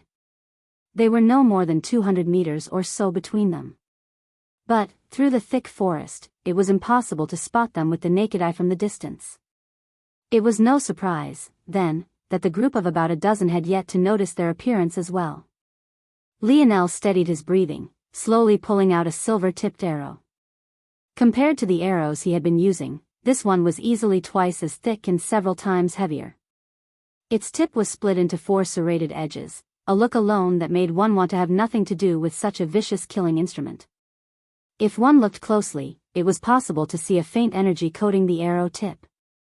But, one who wasn't especially sensitive wouldn't notice it at all. With a calm inhalation, Lionel knocked his bowstring and pulled it back. He stood on the forest floor, aiming toward what looked like nothing but endless trees, his eyes filled with a cold calculating light. Beads of sweat fell down Balthorn's delicate brow. After hours of battle, her long black hair had long since been soaked through, clinging to her forehead and even parts of her collarbone. Around her, what looked like silver spheres hung around. Every so often, she would make a gesture with her slender hands, causing these spheres to shoot forward and smash into the limbs of the Titan hyena. It was hard to tell if this was a telekinetic ability or something more complex. But, at this moment, the men and singular woman that surrounded her were most definitely not thinking about this. To this point, they had already lost several members of their team. If it wasn't for the combination attacks of Balthorn and the White Belt Senior, Jalise, far more would have fallen. This sounded like a glass-half-full type of approach, which was good. After all, it was always better to remain optimistic in this kind of situation. But it took a turn for the worse when one realized that their group of just over a dozen had been double this size not long ago. J-Lise held the Titan hyena down with the help of others, his spear rotating quickly with his every attack. But, even with how haughty he was, he had to admit that had it not been for Belthorn's odd ability, he would have fallen several times already. J-Lise and 3 others struck forward at the same time, their blades all aiming for the snout of the Titan hyena. Their blades almost reached their target at the same time, but J-Lise's eyes flashed at the last instant. In a hardly perceptible action, he slowed by a measure. The Titan hyena roared, swiping a strong paw across and snapping 3 weapons at once.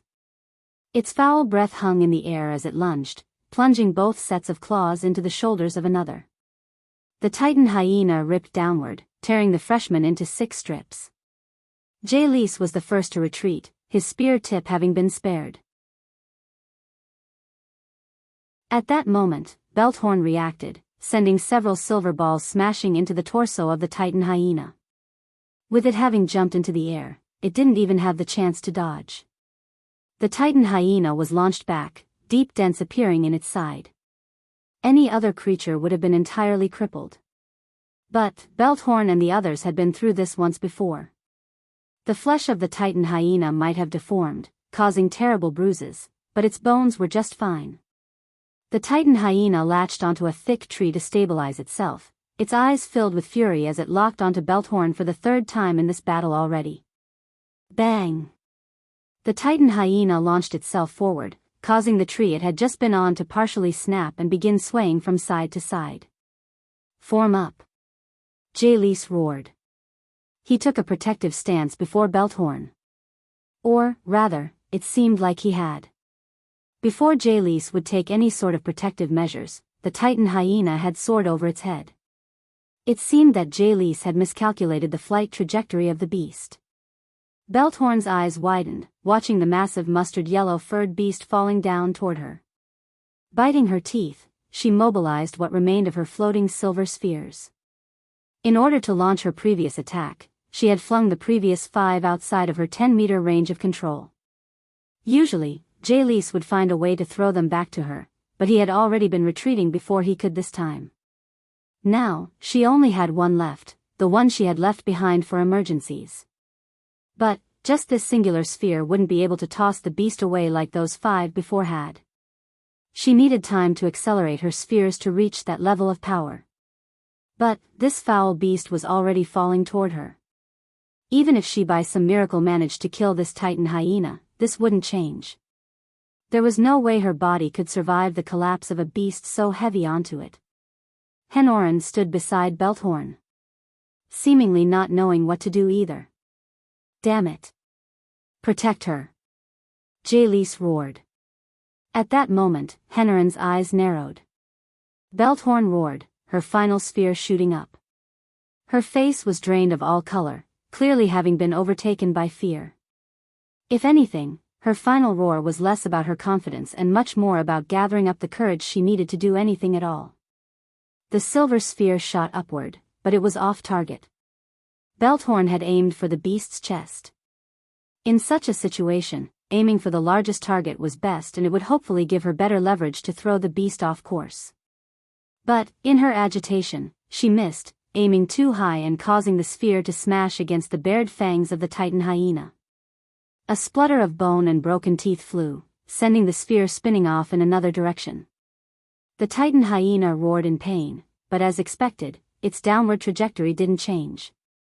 In fact, it was now even more infuriated. It was exactly then that a sharp whistling sound filled their ears. It was as though someone was blowing the flute right next to them all, intent on making them all go deaf. Shoo!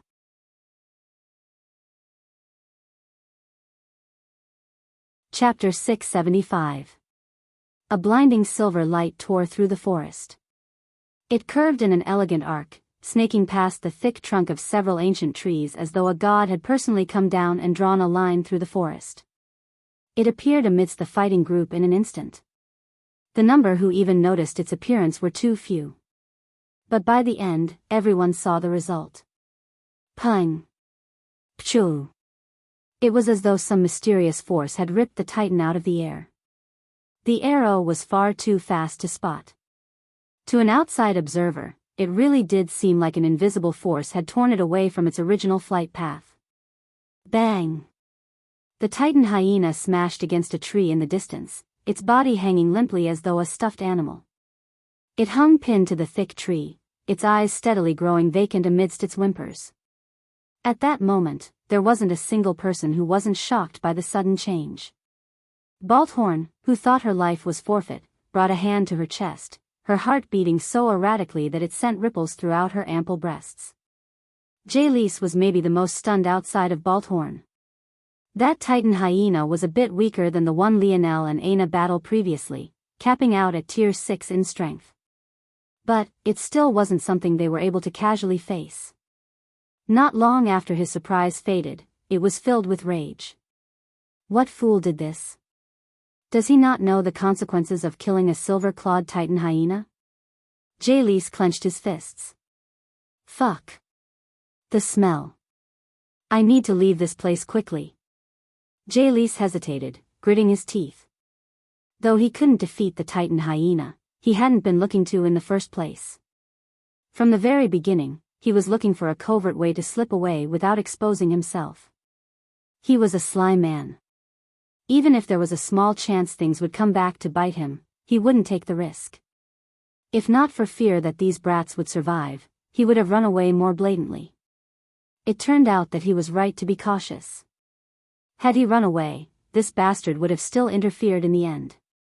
By then, his name would have been dragged through the mud. Still, calmly analyzing the situation, Jalise realized that whoever this bowman was, he was an expert marksman. That strike only carried the strength of a tier 5 existence going all out. In fact, it might have been just tier 4 while infinitely close to tier 5. But this person's marksmanship, not to mention the quality of their arrows, made up for this weakness. The instant the arrow shot through the titan hyena's eye, Jalise sensed that its brain had been turned into minced meat. Jalise had a sensory ability as well. It was just that his family's lineage factor also gave him a strong body, so he wielded the spear to make use of it. But he was much more fond of using his ability. There's more than one of them. Jalise took a deep breath, turning toward a certain direction. At that moment, Lionel and Aina, followed by Irelana, Moose, and Inkith entered the small clearing. Seeing Lionel, and especially noting the bow in his hand, Balthorn's eyes lit up with surprise. However, not long later, everyone was shocked because there were actually more than 50 individuals following behind them. Lionel looked at the carnage. He felt a bit of guilt looking toward the freshman who had been sliced into 6, but had he acted too soon, things wouldn't have ended so simply. Things became more and more complex the more people he had to take care of. With that came many more variables. That said, Lionel turned his attention toward Jalise, ignoring Balthorn. At that moment, Jalise felt as though he was being locked onto by a beast. Even the stare of the titan hyena hadn't nearly been this uncomfortable. According to Lionel's original simulation, the 3 freshmen plus Jalise would have struck at the snout of the titan hyena. Following this, the titan hyena would chase after Jalise since he was the strongest, and Lionel would then shoot at the perfect time to save him. Yet, Jalise pulled back at the last moment, which eventually led to a death Lionel couldn't stop because he had to recalculate everything at that instant. If Jalise hadn't pulled back, they wouldn't have suffered any more deaths in the slightest. How could Lionel not be infuriated? But at this moment, Lionel knew that it was impossible to convey this matter properly. Jalise's actions were so subtle and well calculated that Lionel was sure that he was the only one who noticed the change at all. If Lionel tried to call him out now, the fragile trust he had built to now would crumble. He would come off as a man who wanted to get rid of a potential rival rather than someone indignant, rightly so, about the death of a fellow student. Controlling his emotions, Lionel pulled his gaze from Jalise and scanned everyone else. His look hadn't lasted more than a split second.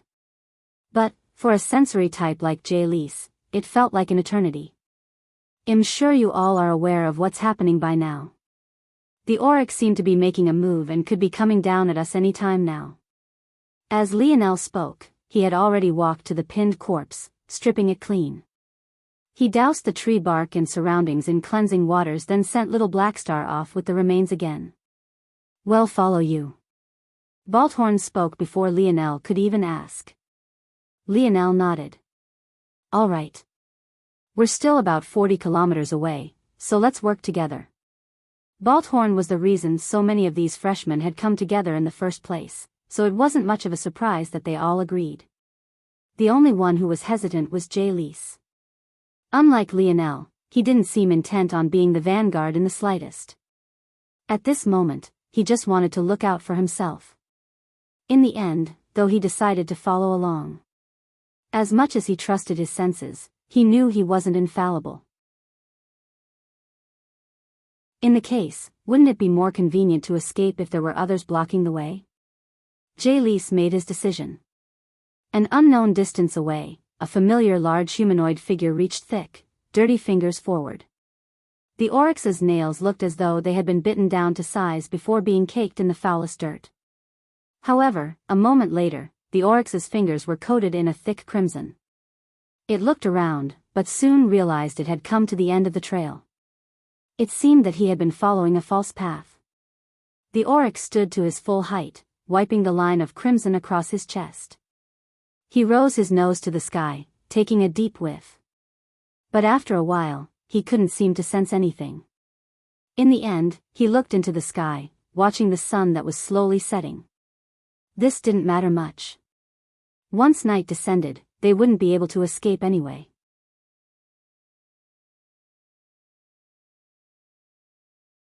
Chapter 676. Back on Earth, the matters of the war were only just beginning to be settled. It was no surprise that even after the death of the puppet master, Terrain was still able to put up a great fight. After all, they still had Anared's father, City Lord Kiafur, and the mighty City Lord Black. However, a great fight was all they were capable of. After Anared's death, much of the hope had already crumbled. His existence was simply too important to the core plans of Terrain. Now that he was gone, even if they did win, it held no merit.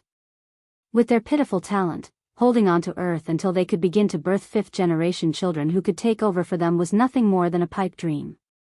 In the end, the city lords of Terrain all committed suicide in hopes that the innocent citizens they had brought along would be spared. Maybe then, in some small way, Terrain would become a part of Earth and live on in another form. Not unexpectedly, Camelot became among the greatest contributors of the war. Their sudden appearance after the second fall of White City had turned the battle for the capital on its head. In thanks to them, the desperate last struggles of the cities didn't cause many waves at all. The war finally came to a close and a time of reform began. However, this didn't mean that every place on Earth was experiencing this kind of peace. You knew. Didn't you? James stood before his father, his fists clenched. He tried his best to keep his expression even, but he had never been as good as Lionel at doing this no matter how hard he tried to copy his former best friend. James simply wasn't that kind of person. He wasn't good at hiding his emotions and often wore them out openly. It was precisely because of this that he called Lionel a hypocrite that day, not just any hypocrite, but a psychopath as well. Of all the people who knew Lionel, maybe other than his own father, James knew him best. He knew more than enough to know that the charisma that seemed to be the foundation of Lionel's personality was nothing more than a thin veneer hiding his true depths. But that didn't change the fact that James had always seen Lionel as his best friend. Yet now, the pressure from his father had split them apart. How could he choose between his best friend and his family? But this was exactly the choice his father forced him to make more and more frequently nowadays. Did I know what? James' father responded without even looking up from his documents. Hearing such words, James snapped. You told me to go to Conrad's family and tell them that it was Lionel and not Aina Brazinger who killed their trash of a son. I'm asking you if you knew that Lionel was a prince back then. James' voice came out in a roar. He had never raised his voice against his father before, but right now, he felt as though his world was spinning. By now, who on earth didn't know of Lionel's true identity? Let alone his name, even his picture had been broadcasted through the skies. If James didn't know by now, how much of a fool would he be? James' father paused, looking up. His gaze was sharp, seemingly drilling holes into his son with each passing second. At that moment, James seemed to realize that he had actually yelled at his father. An uncontrollable fear hooked into him, causing his knees to tremble and collapse under him. He sat on the floor, staring at the tiles before him with a blank look. His father hadn't even said a word, but he still felt all his willpower collapse in the blink of an eye. James' father looked back toward his document, not saying a word to his collapsed son for a long while. Yet, James himself didn't dare to move. I can only say that it's a shame about the Siegfried family. They were the only ones not present when the Emperor revealed his connection with Lionel that day, so it presented a great opportunity. I can only say that it's unfortunate. James shivered. So that really was what it was. His father wanted to use the Siegfried's family's ignorance to target Lionel, believing that all the Emperor's nonsense about going out to kill his grandson was just nonsense. Was there really a grandfather who wouldn't take action when their grandson was killed? One only needed to look at what happened to those Shield Cross Stars members to understand. Setbacks like this are an inevitable part of aspiring for lofty ideals. If not for this, wouldn't everyone succeed? James' father rose. Soon, Earth will be opening up diplomatic channels. The worlds whose people got wrapped up in this war due to Terrain's abrupt action will use this as an excuse to reach their fingers toward this place. When this happens, the nobles have decided to send you youth out to experience the world, and there are a few organizations you can choose from. James' father paused, looking toward his kneeling son. Your ability underwent a great evolution after Earth evolved, correct? James' lip trembled, but he couldn't seem to form any words. Good, then. His father continued without a care. You'll go with the others and train yourself properly. This is an age of war and expansion. I don't believe that this most recent Code Black will be the last. We took great advantage of it this time, but we have yet to reclaim the former glory of the Bennett family. Soon, though. Our time will come. Across worlds and through several folds of reality, Lionel had no idea that such a talk was occurring between James and his father, nor did he know that many were about to set out to the wider galaxy, not much unlike he and Aina had. However, even if he did know, he would be hard-pressed to spare it any attention at this point.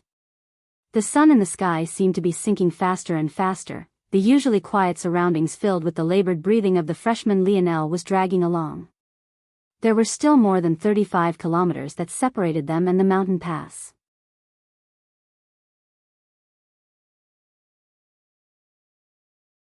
Chapter 677. Lionel's breathing held steady. Ever since his magic and body became interconnected, it wasn't just his speed that gained a great boost, but also his recoverability. This was only to be expected. After all, his light elemental force had awakened its healing branch, and now it was one with his body. Even though his current healing branch was almost like a glass cannon, providing one massive heal in exchange for months of dormancy, it had gained a somewhat passive state as well thanks to Camelot's magic system. The only shame was that Lionel had been so busy recently that he hadn't had the time to research more of this magic system. He felt that he definitely had to find this time in the future. Lionel had already simulated the best path for him, and he felt that that was fusing his magic and spearmanship into one. As things stood now, he always either used one or the other, but that was almost like crippling himself. He would definitely have to do some more experiments. It'll be night soon. Lionel sighed. Nearer to dusk, the pace of the group had slowed considerably. This wasn't just due to the poor lighting, but also because of Lionel's orders. In the afternoon, they had focused on speed, killing every beast they came across while dodging large dens. However, when the lights began to dim, Lionel became more cautious. Every time a beast was killed, they would go out of their way to clean the scene and move the corpse elsewhere to throw the oryx off course. In fact, Lionel had even gotten a few freshmen with ice abilities to chill the corpses ahead of time as well, so they would be even more difficult for the oryx to find. All of this caution led to their pace slowing down even further.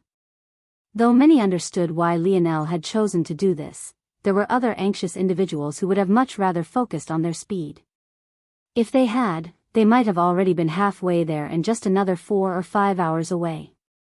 But Lionel had chosen to take the opposite approach, something Jalise was greatly unsatisfied with. Logically, this was the best approach to limit casualties and help the most people survive. But why should he care about the survival of some mere freshman?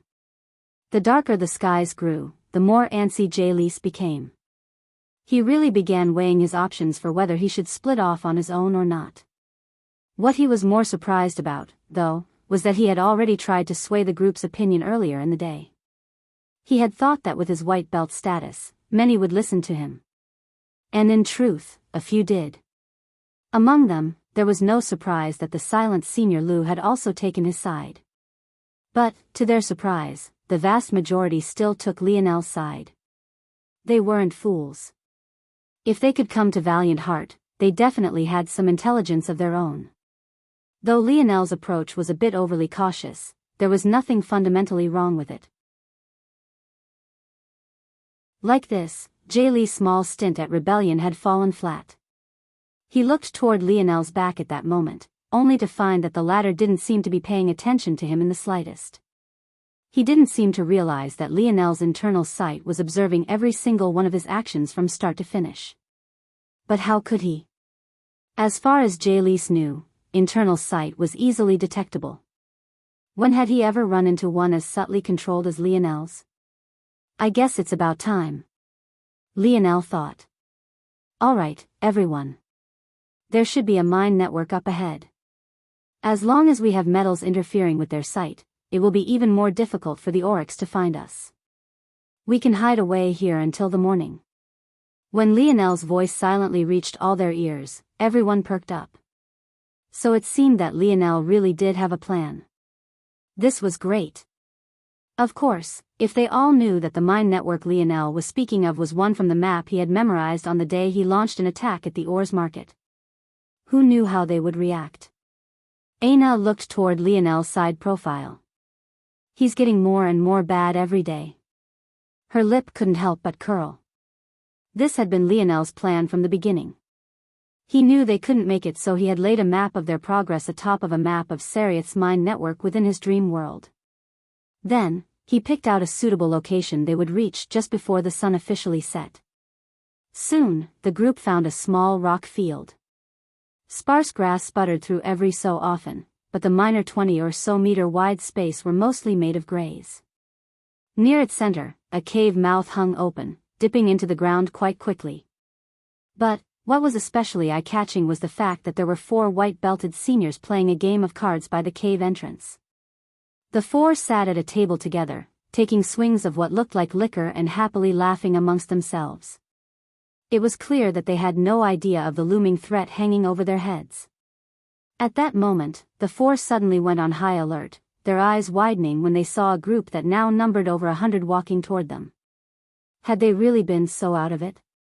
How had they not sensed these people approaching? Of course, they had no idea that Lionel had set up several sound blockades around the large group. Who are you? This is the territory of King of Or's faction. Turn away unless you want trouble. The moment the 4 saw that this was nothing more than a group of freshmen, they relaxed. When had the fresh meat become so trash?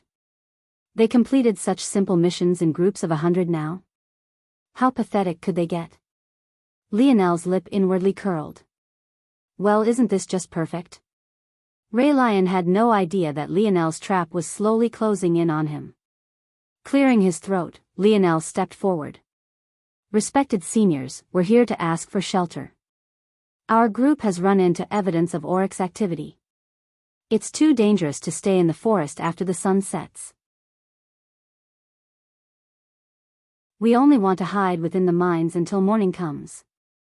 Lionel's expression looked sincere, but he already knew what the response to him would be. Come on, King of Or's faction. Don't disappoint me now.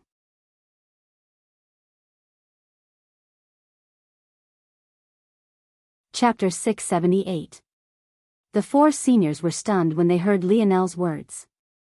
Mention of the Oryx was guaranteed to cause such a reaction.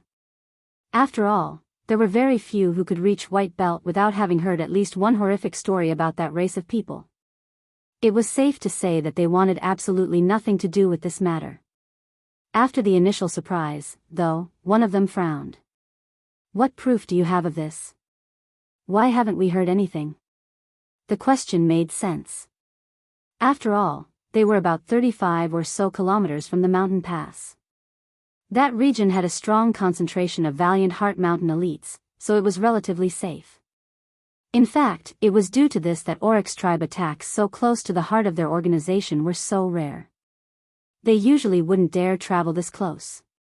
Though the scuffles at the border between their territories was growing by the day, normally those were trouble only blue belts and above had to deal with.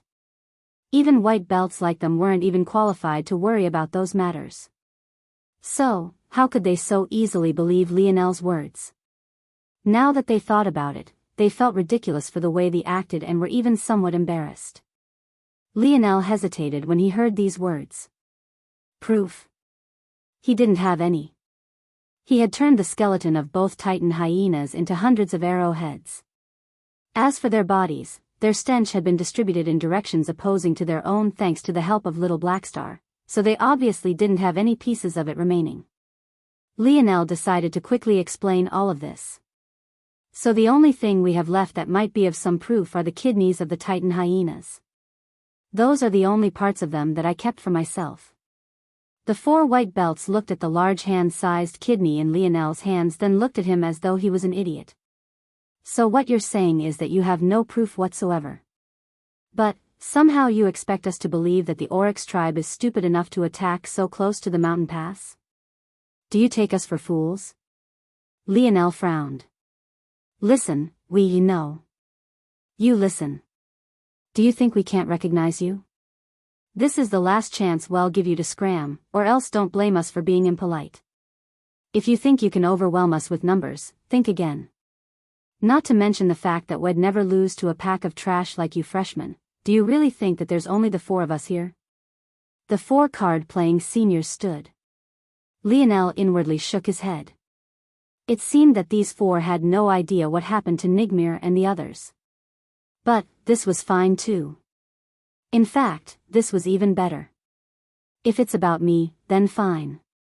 Lionel said resolutely. I won't enter the mine, but can you at least allow them to? Lionel. Inketh was the first to step forward. Inketh had already done too many things he was ashamed of himself for. The guilt of what his teammates had done still lingered over his head even to this very moment. Hearing Lionel want to make such a sacrifice, he couldn't stand idly by anymore. Lionel smiled lightly and patted Inketh's shoulder. Even though the two of them were about the same height, at that moment, Inketh somehow still felt that he was looking up at Lionel. Lionel was actually quite confident that he could survive alone, not that this was what he was aiming for right now. He was quite certain by the display these four seniors had put up to this point that they wouldn't disappoint him. And indeed, we're not here to negotiate with you. Since we said to scram. Seeing Lionel's willingness to take a step back, instead of compromising, the four seniors only became bolder. This was the true way of the world. Sympathy was something reserved for the strong. And, oftentimes, the strong wouldn't bother to hold on to such a virtue. The more they thought about it, the more they realized they had to chase these bunch of freshmen away. By now, they didn't believe that Lionel could really be lying. Considering his status, convincing 100 freshmen without proof of what had happened was impossible. Most of them wouldn't want anything to do with him for fear of offending those they couldn't afford to offend. But, even in the case that they weren't lying, they still needed to be chased away. There was a reason only the strong factions could hold on to mines. This wasn't only because they had to defend them from other factions, but also because mines weren't exactly safe. There were all sorts of creatures that lived in the underground networks. As a result of this, there were only a few safe regions that could be used to hide away in. But, even all these regions added up together couldn't possibly house all these freshmen along with all the seniors that were currently already at work below, whether that be in mining or in clearing new paths to be mined. The short of it was that they had to thank these freshmen for giving them such a warning, but if they actually expected to get any help out of them, well, they could wake up from their pitiful dreaming right now. Hearing such words, Lionel hid smile behind a cold mask. You really want to turn us away? His voice was frosty, even to the point the seniors didn't even respond immediately. But this didn't last long. It wasn't even a moment later their expressions were overtaken with rage. Are we not speaking in a language you can understand? Lionel's gaze narrowed, his palm flipping over to reveal 3 arrows as he slid his bow off his back. The 4 seniors were stunned. He actually dared to attack? How could they not be infuriated? Wait! The sudden voice stopped the sequence of events. Lionel frowned, watching Jalise and Senior Lu push their way through the crowd.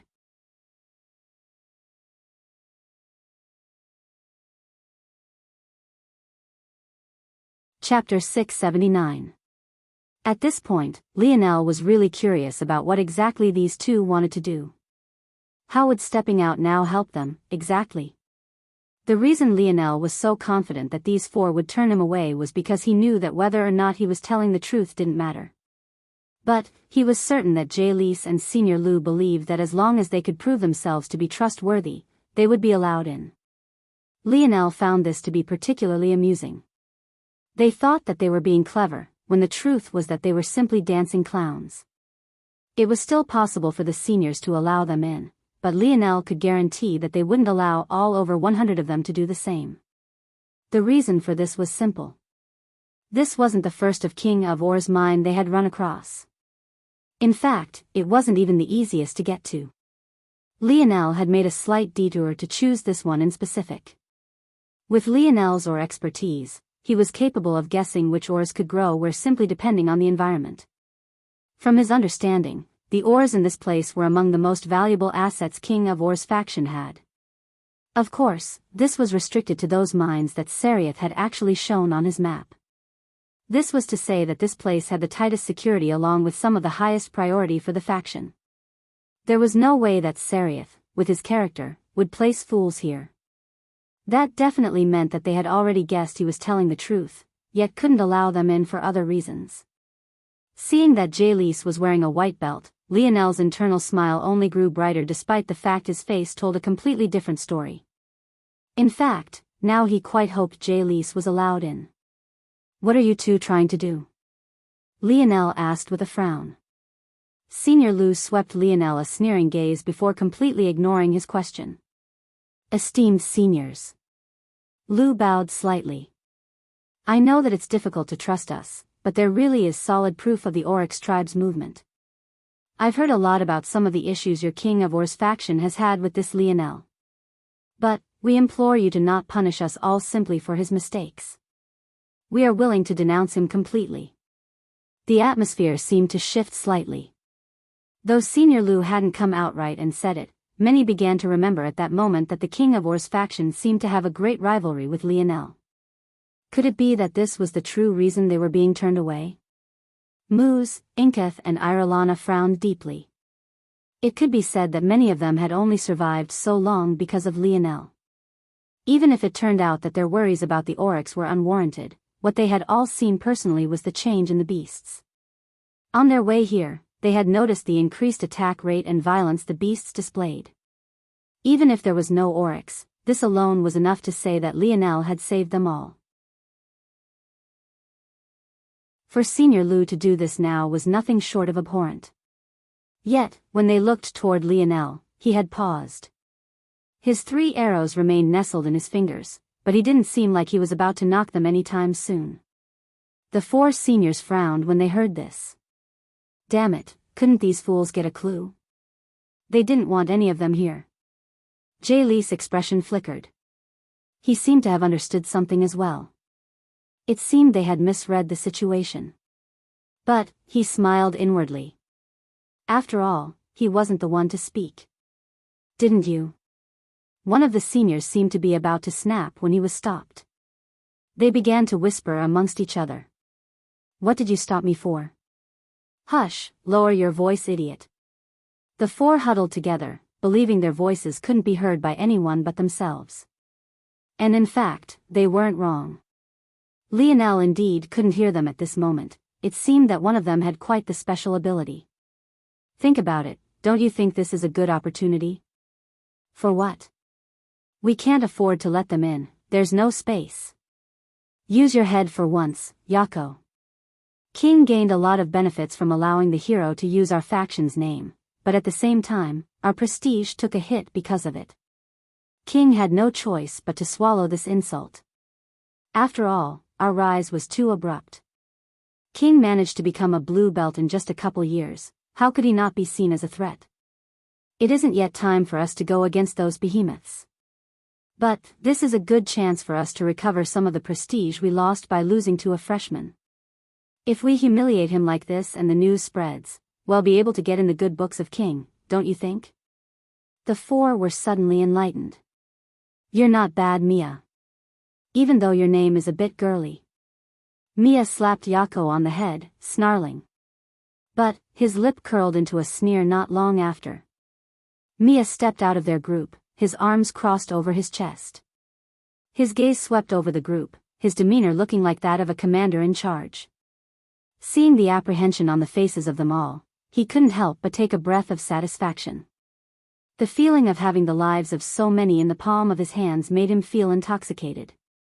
We've come to a compromise. Mia said calmly.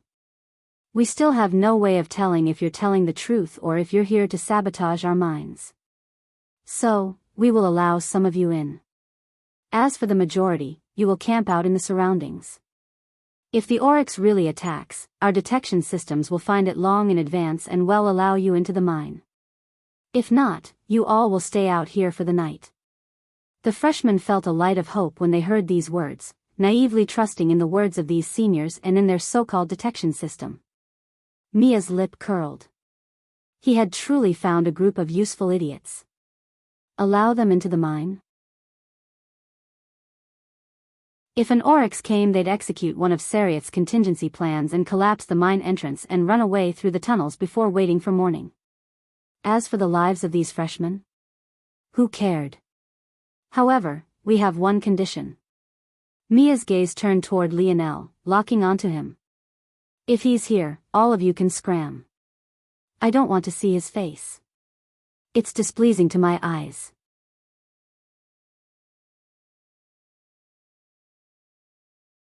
Chapter 680. Woke up with a splitting migraine this morning, so that why chapters are even later than usual. Really not sure if he'll be able to write a third and a fourth today. Anyway, hair race at least 2 to enjoy. Lionel's gaze flashed with something that looked like rage. However, this only made Mia feel emboldened, his chest spilling over with a sense of satisfaction. Lionel took a deep and steady breath, looking over the crowd of freshmen that had followed him to this point. But, not a single one seemed to want to meet his gaze. Without fail, they all looked away. Senior Lu's sneer deepened when he saw such a scene. What are you trying to do right now, exactly? Didn't you say the strong should take the vanguard? Since you're so bold, why are you trying to pressure the group of us who are so much weaker than you? The heads of many of the freshmen remained lowered. But, after hearing Senior Lu's words, a small number of them regained enough courage to look up and meet Lionel's eyes. That was right. Since Lionel had said that the strong should sacrifice, why wasn't he sacrificing now? Lionel's hand trembled. But, he slowly retracted his bow, putting his arrows away. Without a word, he turned toward the forest and began to walk into it. Seeing such a scene, Mia and the three were stunned for a moment before they erupted into an uproarious laughter. They really didn't think that things would end so easily. To think that he was actually such an idiot. That's right, scuttle away, little doggy. I almost feel a bit bad, look at how pitiful he looks. Yako laughed so hard he could barely breathe. Mia's lip curled. But, his smile froze not long after. Among the freshmen, Aina didn't hesitate to follow after Lionel. It would have been fine if it was just one, but outside of even Lionel's expectations, Inkith, Irelana and Moose clenched their fists tightly, turning away with stiff steps and following Lionel as well. Balthorn's expression warped. It looked like she too wanted to follow, but before she could, a slender hand chopped at the back of her head. She couldn't even understand what happened before she collapsed into darkness. Henoran caught Balthorn's body. Yet, by some oddity, no one blinked an eye. It was as though it had never happened at all. Mia soon recovered as their figures disappeared into the forest. Who cares if a few chose to follow him? A mere 4 out of over 100, such a ratio was pitiful. Senior Lu smiled ingratiatingly after Lionel was gone. He hadn't even opened his mouth yet, but one could already hear his fawning. Esteemed seniors.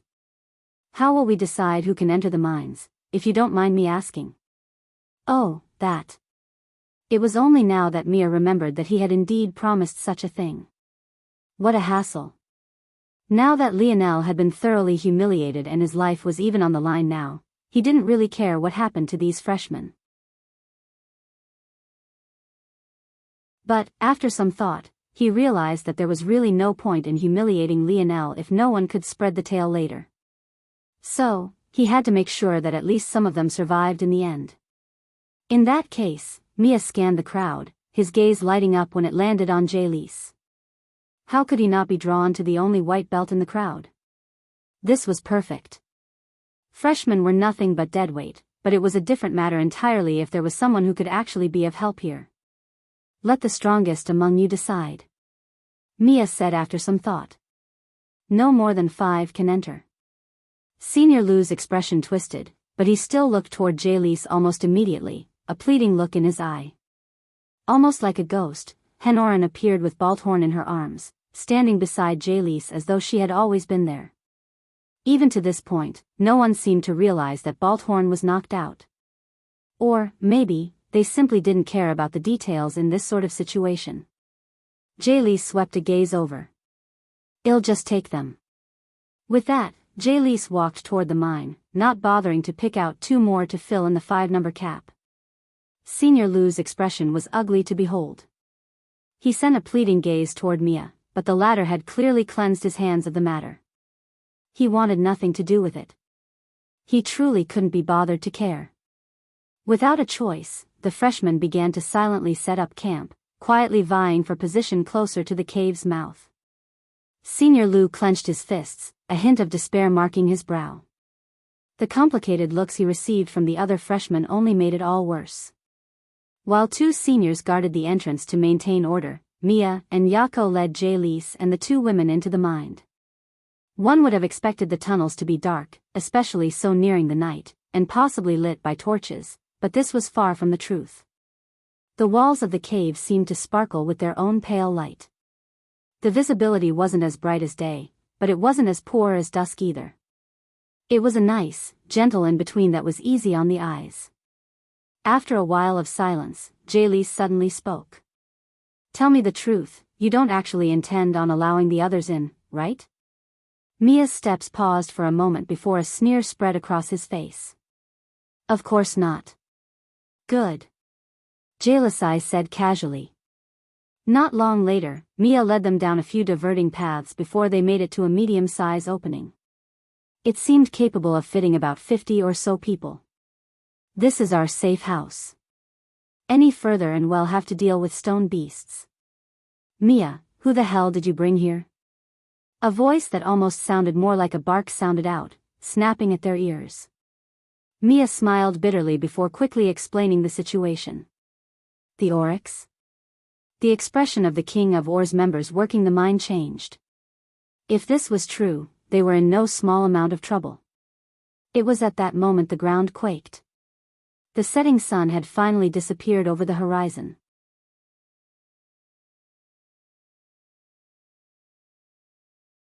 Chapter 681. Several minutes ago. Lionel's rage disappeared like the wind after he entered the forest. He almost couldn't stop himself from laughing. He really hadn't expected things to work out even better than he had thought they would. He felt like this was what people called digging their own graves. Aina shook her head and rolled her eyes. Unlike the others, she could clearly see that mischievous light in Lionel's eye. The Lionel she knew wasn't very good at controlling his emotions in the slightest. If he was truly enraged, he would have just attacked and thought of the consequences later. The fact he never attacked meant that he wasn't angry to begin with. The only thing Lionel really didn't expect, though, was for Inkith, Irelana and Moose to actually follow him. As for his lovely girlfriend, wasn't that already a given? If Lionel had to be honest, their following made his task a bit more difficult than it would otherwise be. Their strength was definitely not up to par with him and Aina. But Lionel definitely wouldn't turn them away. In fact, he would remember this well.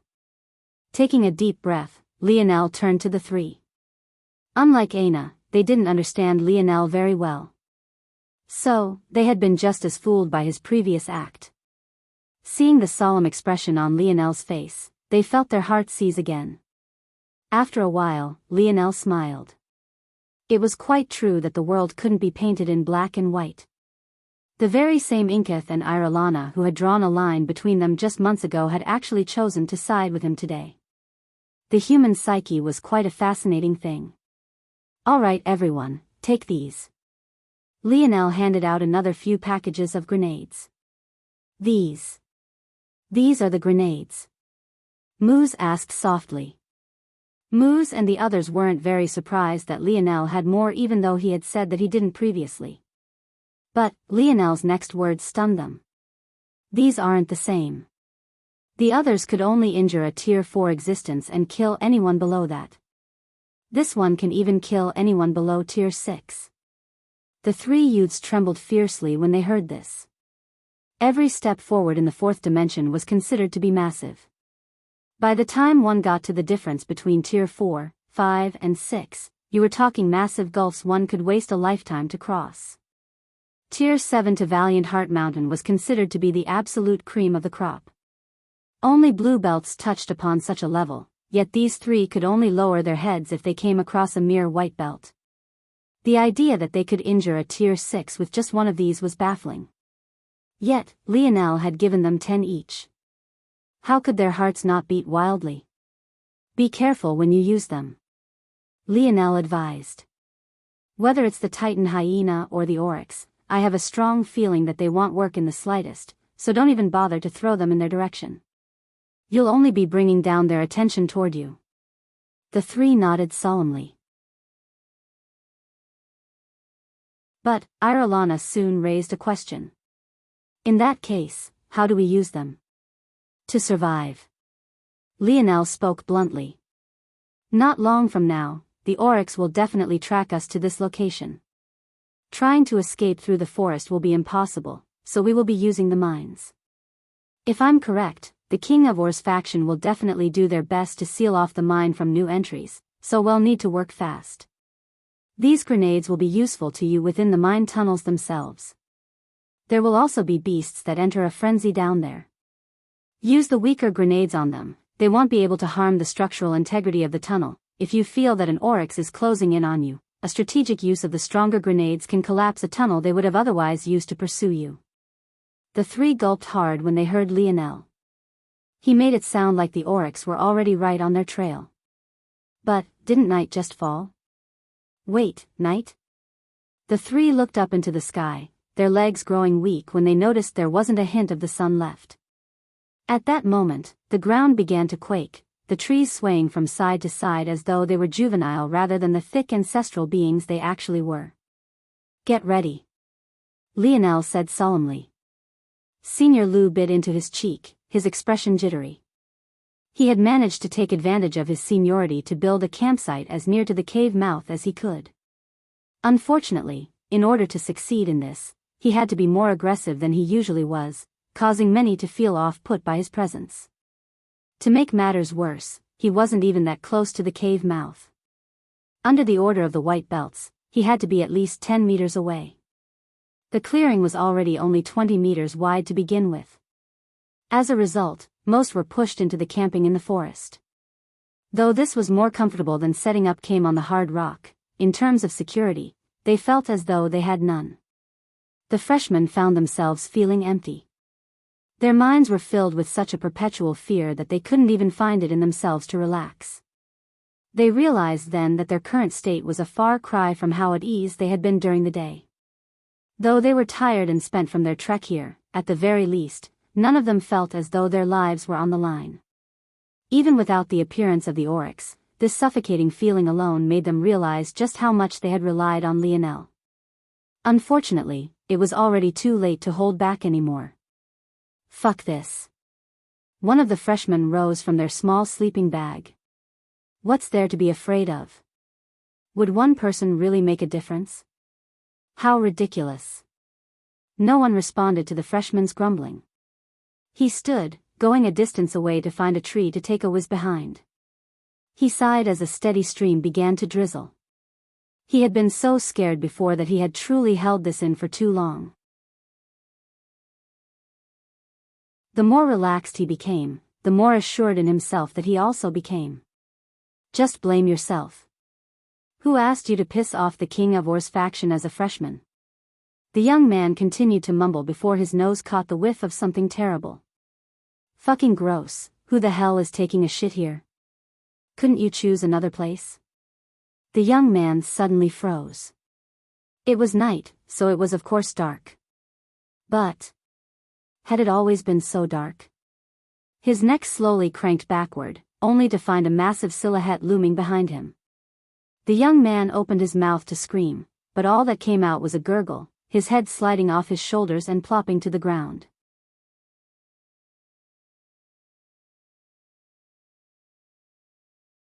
Chapter 682. A shrill scream shook the campsite, smells of blood and carnage hanging in the air. The oryx hadn't even tried to hide himself. Facing a group of such weaklings, why would it have to? Such things were meaningless in the face of true power. However, had the 4 deserters who had died earlier in the day been present, they would have realized that something seemed to be wrong. The oryx they had seen had a massive crimson halberd strapped to his back. But this one had a massive great sword almost as thick as its burly body on its back. Unless this oryx had for some reason chosen to change weapons, it was all but confirmed at this point. There was more than just one oryx bearing down on them. Senior Lu felt his heart seize. He couldn't believe that his worst fears were already coming to fruition. It's just 10 meters, just 10 meters. It's the blink of an eye. I can make it. The distance that separated them and the cave mouth was practically negligible.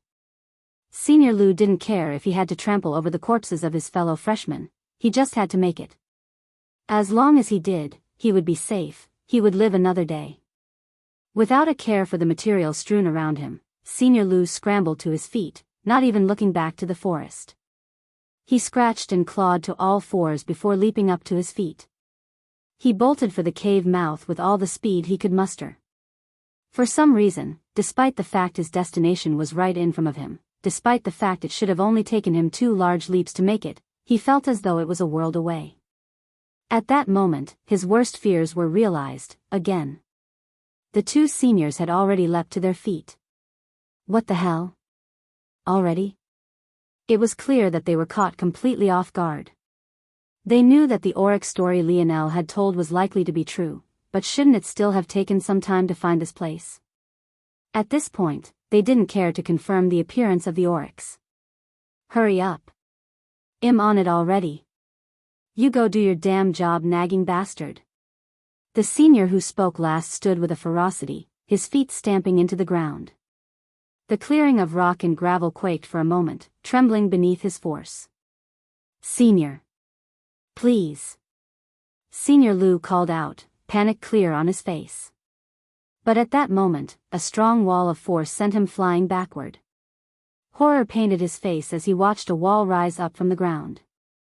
In an instant, a 10-meter-tall makeshift fortress surrounded the cave mouth.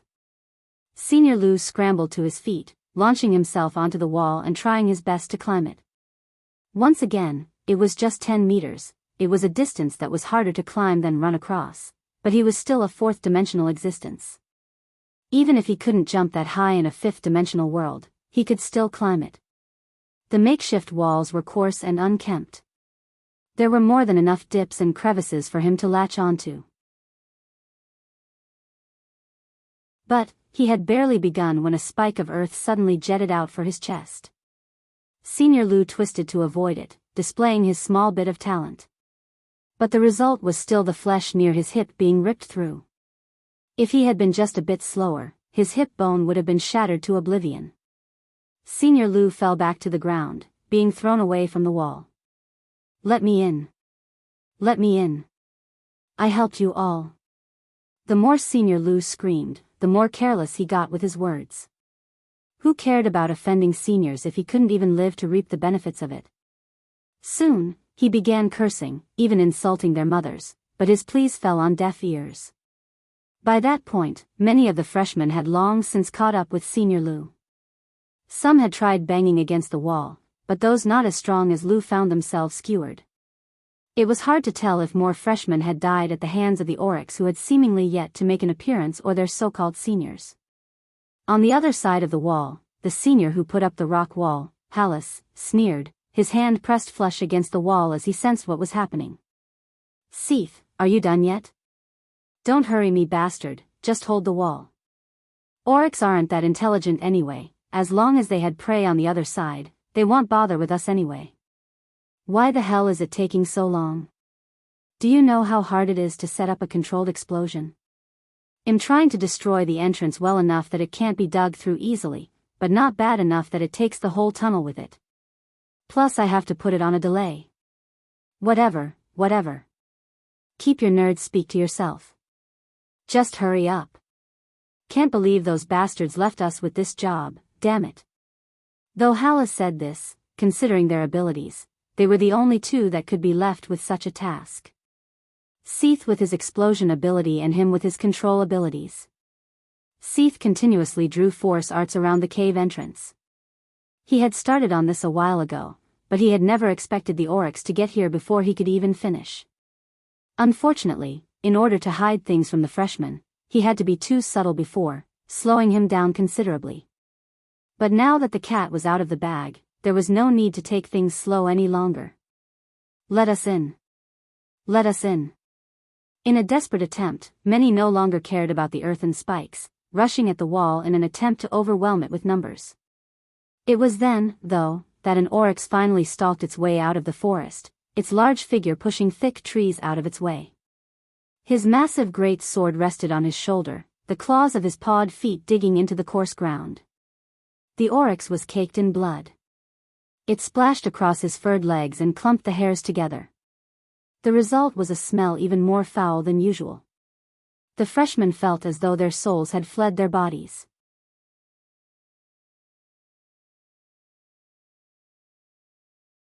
Chapter 683. Senior Lu slowly looked back, his head tilting up to see the massive, looming figure that had appeared. Just its weapon was larger than any one of them, let alone the oryx itself. Those that had been in Valiant Heart for a few years had all heard their fair share of oryx tribe horror stories. But no freshman had ever seen an oryx personally.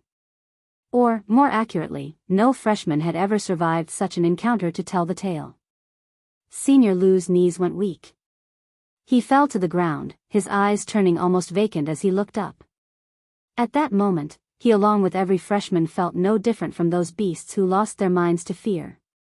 The foul smell of the oryx was seared into their souls. It was the kind of memory they would never forget in their lifetimes. At that moment, though, the oryx looked into the skies. As though none of them even existed, he focused all three of his eyes into the clouds, training his gaze on something that seemed to be flying. Lionel looked down from his surfboard, his gaze twinkling. What a monster, this was Lionel's conclusion after just a single glance. Compared to humans, if the measure was pure combat ability, the oryx were superior in every way. Their digitigrade legs made them faster than any human of similar stature could hope to be. Their muscle structure stored more than 10 times more energy. Their bones were more than 10-fold sturdier. And their eyes. There was something deeply unsettling about them. As though this wasn't bad enough, those of Valiant Heart seemed to think that the oryx weren't intelligent, but Lionel's dictionary hadn't said a word about their poor intelligence. Just looking at the eyes of the oryx before him, Lionel didn't even need his dictionary to know that these oryx were no less intelligent than any human. Lionel held Aina in one arm, the three freshmen standing in a row to his back. It was difficult for the surfboard to fit all of them on, but they just managed it. Okay. I'm going now. Aina said softly. With a leap, she plunged onto the other side of the wall, falling down heavily between Hallis and our fire. The two seniors were stunned. A flying treasure? Maybe it was only at that moment that everyone realized that Lionel had never been worried about his survival from the very beginning. Had he used his flying treasure from the start, he could have already made it back to the mountain pass. The freshmen who realized this felt a second wave of guilt assault their souls. Lionel pulled out his bow, knocking 2 arrows.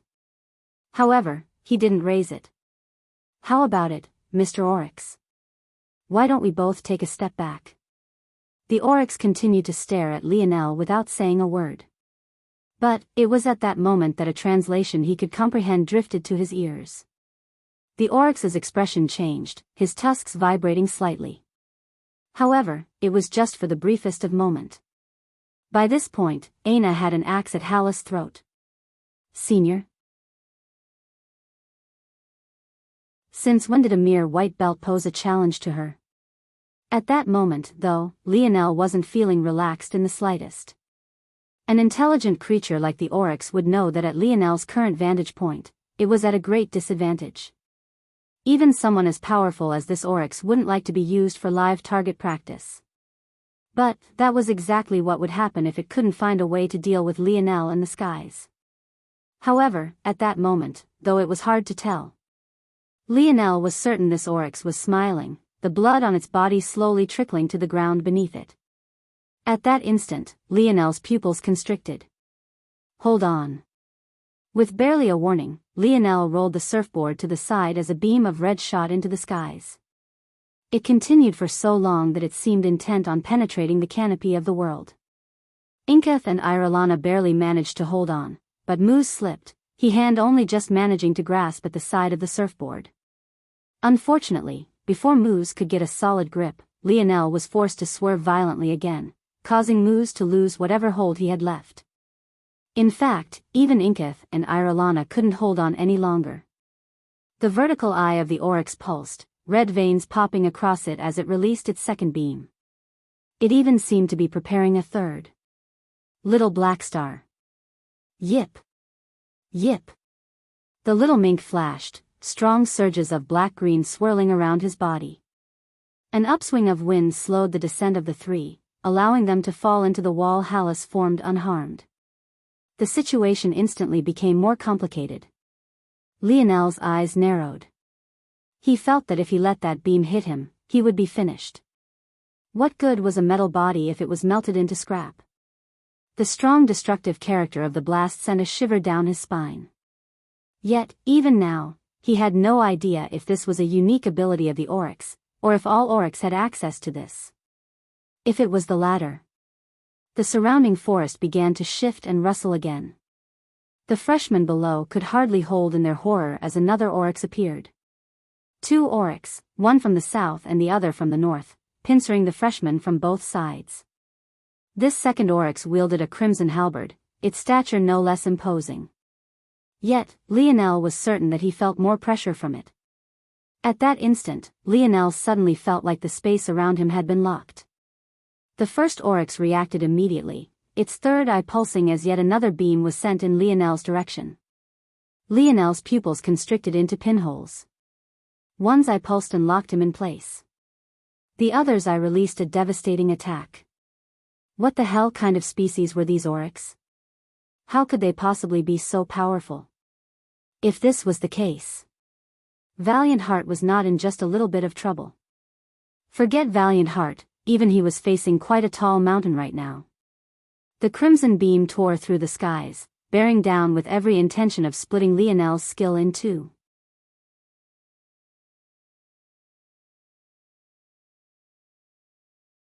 Chapter 684. Lionel let out a roar. In a blink, his body was covered in a sparkling black light. The sound of a shattering barrier resounded as he snapped his neck to one side, feeling the searing pain of the crimson beam flying just by his ear. Lionel breathed heavily, a hint of fear causing his heart to palpitate. If it wasn't for the fact he had built the space element into his magic core, allowing him to coat his body in the force element and forcefully shatter the Oryx's bind on him, he really might have died just then. Lionel realized at that moment that these 2 Oryxes alone were far beyond his means to battle. Hoping to stall them with his terrain advantage was nothing more than a pipe dream. If he wasn't careful, it would be him who would be played with to death. Whether it was a lineage factor or an ability didn't even matter right now. All that did matter was that they could and would kill him if he was the slightest bit careless. Lionel didn't wait for the oryx to be surprised that he had managed to break out of their pincer attack. With swift movements, he knocked the 2 arrows he had pulled out earlier. He rose into the skies, aiming downward and releasing. The 2 arrows spiraled out of each other's path before slamming into one another. Sparks flew, their trajectories snapping toward completely separate directions, both of which happened to be headed for one of the oryx each. The oryx didn't seem flustered by this in the slightest. One raised their halberd, the other raising their great sword. With swift, unhurried movements, they slashed outward. However, right then, bang! The arrows exploded. It felt as though 2 red suns had suddenly appeared in the midst of the battlefield. For a moment, the world was dyed in crimson. The 2 oryx roared, all 3 of their eyes shutting under the assault. Lionel quickly landed on the top of the rock wall, his feet stamping down. In the blink of an eye, 4 passageways appeared all around the wall. "Hurry up!" Lionel shouted. The freshman recovered, scrambling to enter the wall. Lionel brandished his bow. Taking advantage of the temporary blindness of the 2 oryx, Lionel began to rain down arrows. The fur on their lower half provides a large boost to their defense. Their skin can be vulnerable. Aiming toward patches of skin without bone directly underneath is the most effective. Lionel managed to send 5 arrows toward each oryx, learning more and more with each strike. But, after a while he noticed that after being hit by his 3rd arrow, the oryx quickly adapted. Even with their eyes closed, they began to dodge and block. Internal sight, Lionel sucked in a cold breath. He had to stop treating these oryx as though they were beasts. Not only did they have intelligence, but they seemed to have access to all the same network of abilities humans did. Lionel's own bias was thwarting his judgment. He had never interacted with other races of people before, but this should be enough to tell him the universe didn't play favorites. If anything, with how unlucky the oryx had been in having their home world taken over by humans, the universe would favor them just a touch more. How ironic.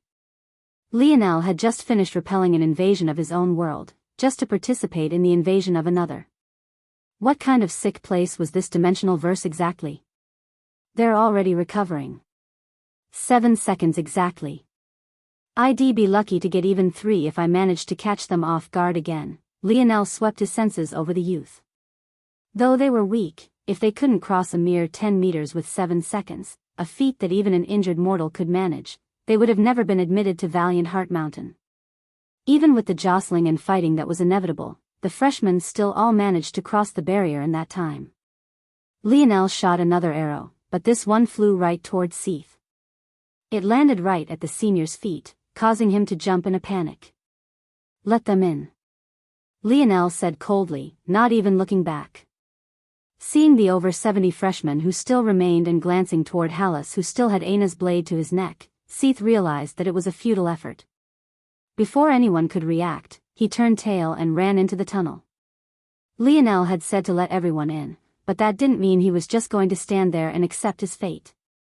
From the way it looked, Lionel would be those 2 oryx's first target when they fully recovered. Maybe that would give him enough time to escape through the network of tunnels. He had to hurry. The freshman didn't have the time to mind it all, rushing into the tunnel after Seath.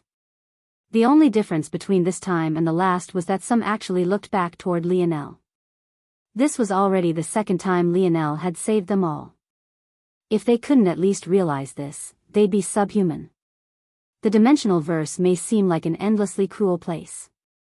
But, in some small corners, there would always be kindness. If not, how could people have survived so long against the elements this world always threw at them? The freshman threw a look back toward Lionel and dashed into the tunnels, the image of him raining down arrows searing into their minds.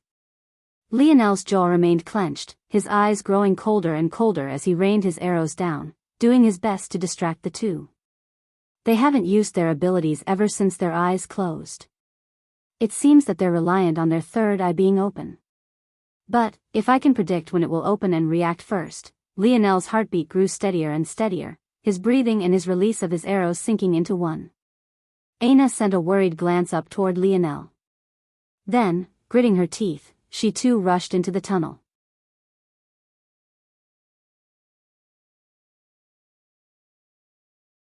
Chapter 685. Lionel's feet stamped down hard again. The wall thickened by a factor, and closed tight. He was limited in how far he could control Earth away from himself, so this was about the best he could do. But, this much should be enough. Lionel leapt backward. Reading his intention, little black star appeared on Lionel's head just as he casted, float. As expected, in a fifth-dimensional world, the act was even more difficult. Unfortunately, Lionel didn't get a boost because he hadn't added wind to his magic core. So, the best he could do was try to slow his fall by a large measure as he continued to fire arrows. Eventually, Lionel was no longer high enough in the air to fire his shots directly. Aiming into the sky, Lionel mooned several shots in a single volley. Pulling out another set of 6 arrows, he nestled 2 between every finger, sniping his moon shots down from the air. The 12 arrows rebounded off of each other, one set of 6 soaring higher into the air and another set of 6 plunging down like meteors. Those who could still see Lionel's marksmanship from within the tunnel felt as though they were seeing the work of a magician. It felt like Lionel's marksmanship wasn't limited by anything but his imagination. Was there nothing he couldn't do with a bow? Pung! Pung! Pung! Pung! Pung!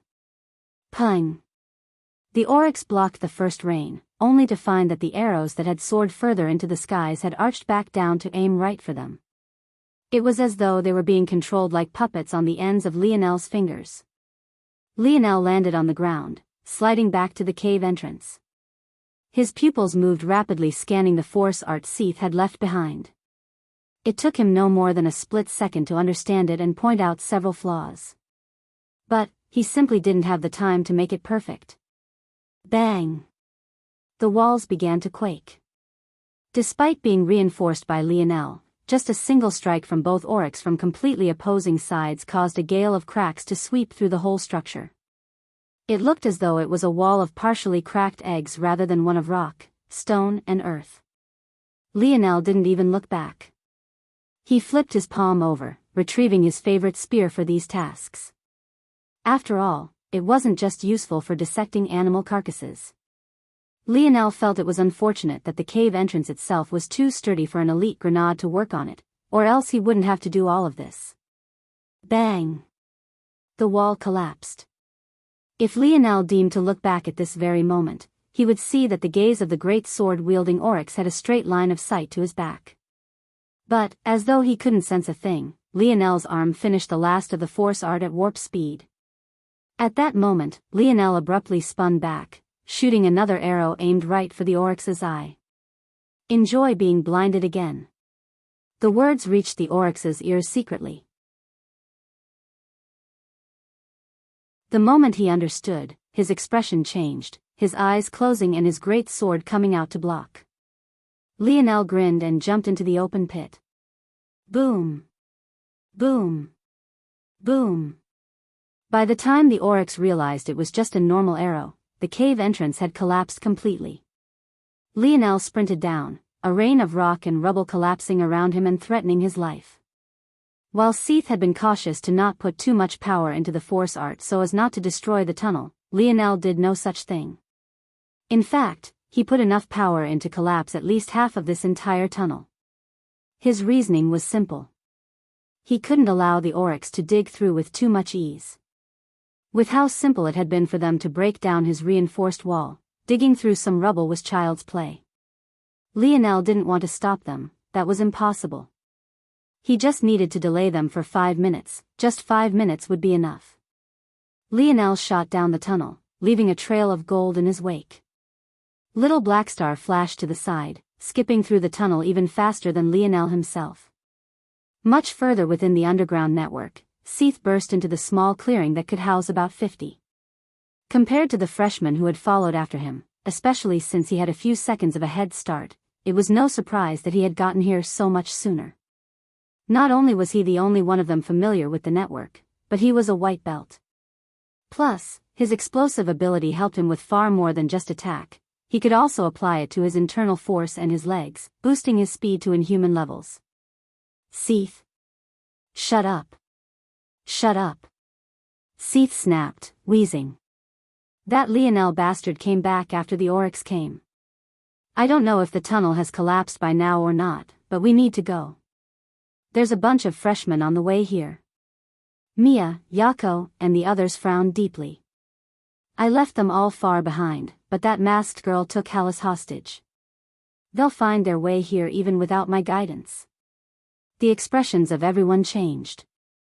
This was bad. They really hadn't expected things to develop this quickly.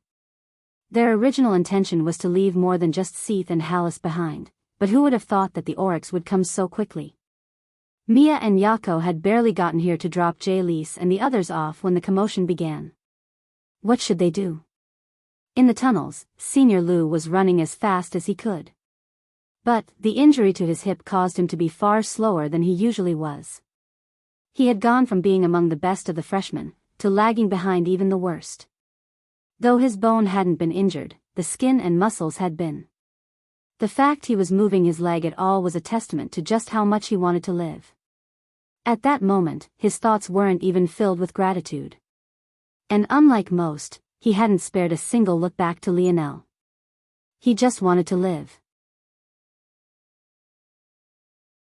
Senior Lu stumbled and fell, a strong wince coming from him as he struggled to pull himself up, running forward again. But, not long later, he fell once more. This time, however, it wasn't a coincidence. Senior Lu struggled to look up, only to find a masked and petite young lady standing over him with Alice's neck being squeezed between her fingers. He's too nice to kill you over just a few words, especially since he's using you anyway. But I'm not. Aina said plainly. No. Please. So, Aina's foot stamped down hard, squashing Senior Lu's head into meat paste. Lu's fingers twitched, his body seemingly not believing he had fallen even after death.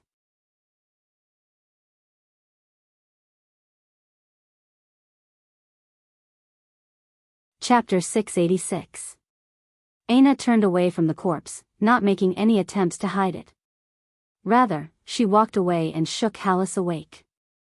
Even though she didn't care much about killing, she knew that even in its current state, Valiant Heart Mountain had rules against murdering fellow students. Since she still needed Alice and couldn't kill him as well, it was better if he didn't see anything, lest it be used against Lionel in the future. Aina was well aware that she was Lionel's only weakness in this place.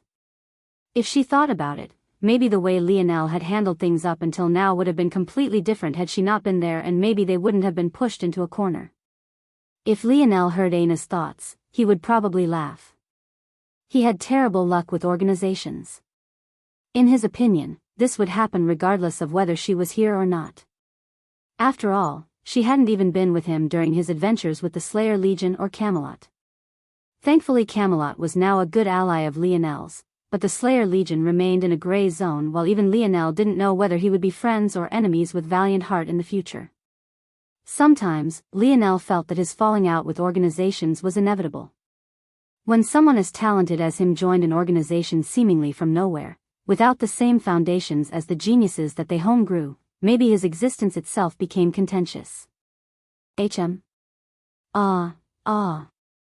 Alice was shocked awake, feeling his throat being clamped down upon. He tried to gasp, but only managed to suck in half the air he would normally. The sudden change made him feel as though he was suffocating. He looked down in horror, only to find that it was a petite young woman a half head shorter than him who held him up like this. The fact that she was a freshman only made the feelings of humiliation all the worse. Alice, though, had no choice but to swallow his pride. It only took Aina a single sentence for him to throw away any thoughts of subterfuge. I hope you remember that the Oryx are coming after us right now. So, if you don't lead well, I can guarantee that you'll be the first to die. If Aina had used petty tricks to subdue Alice, he might be willing to pull some tricks anyway to find a means to escape. But cold shivers traveled up his spine every time he remembered that bloody axe. He could only obediently do as he was told. It took Aina only a moment to catch up to the freshmen who were rushing down the tunnels aimlessly. Shaking her head, she shouted a few words about following her. As for those who went down wrong tunnels and would have to backtrack, they were on their own. If they were quick enough, they might still stand a chance. If not, it had nothing to do with Aina. She wasn't 100% certain on Lionel's plan. But what she did know was that as long as half of them survived, it would be fine. She wouldn't go out of her way for such two-faced people. Lionel dashed down the tunnels. Despite seeing all the diverging paths, he didn't seem to hesitate in the slightest between which he chose. At that moment, though, he came to a grinding halt and sighed. "You left this here on purpose, didn't you?" Lionel shook his head. Reaching out a palm, he sent a blaze of fire downward, incinerating Senior Lu's corpse to ash. After forming his mage core, all of Lionel's elements fused with his body. A happy byproduct of this was the fire element Lionel could cast, gaining a very small Scarlet Star Force character. Something like incinerating a fourth-dimensional entity's body to ash like this would have been impossible for him in the past without using his Scarlet Star Force. But now, it was just a casual wave of his palm.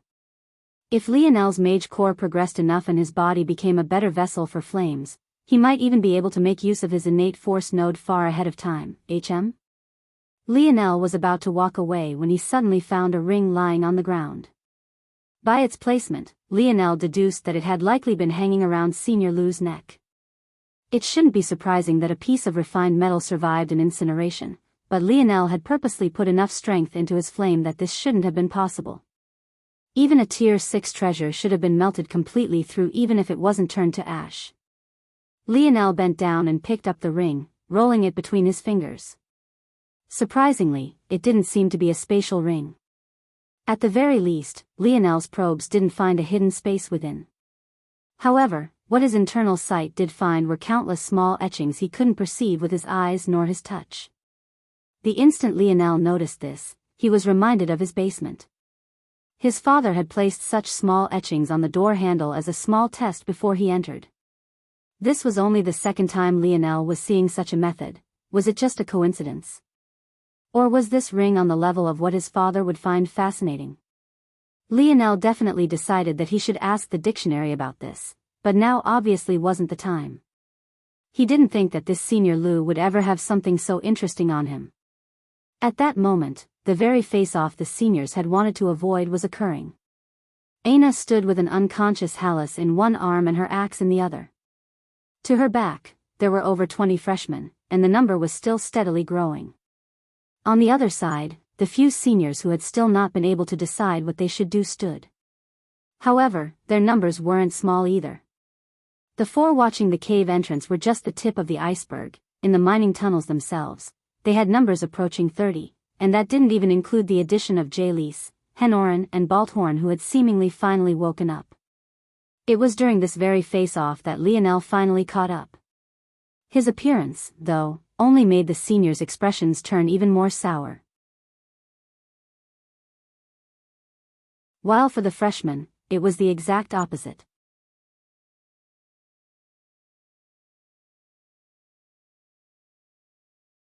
Chapter 687. Lionel's lip twitched when he saw Hallis being treated like a strung-up chicken in Aina's hand.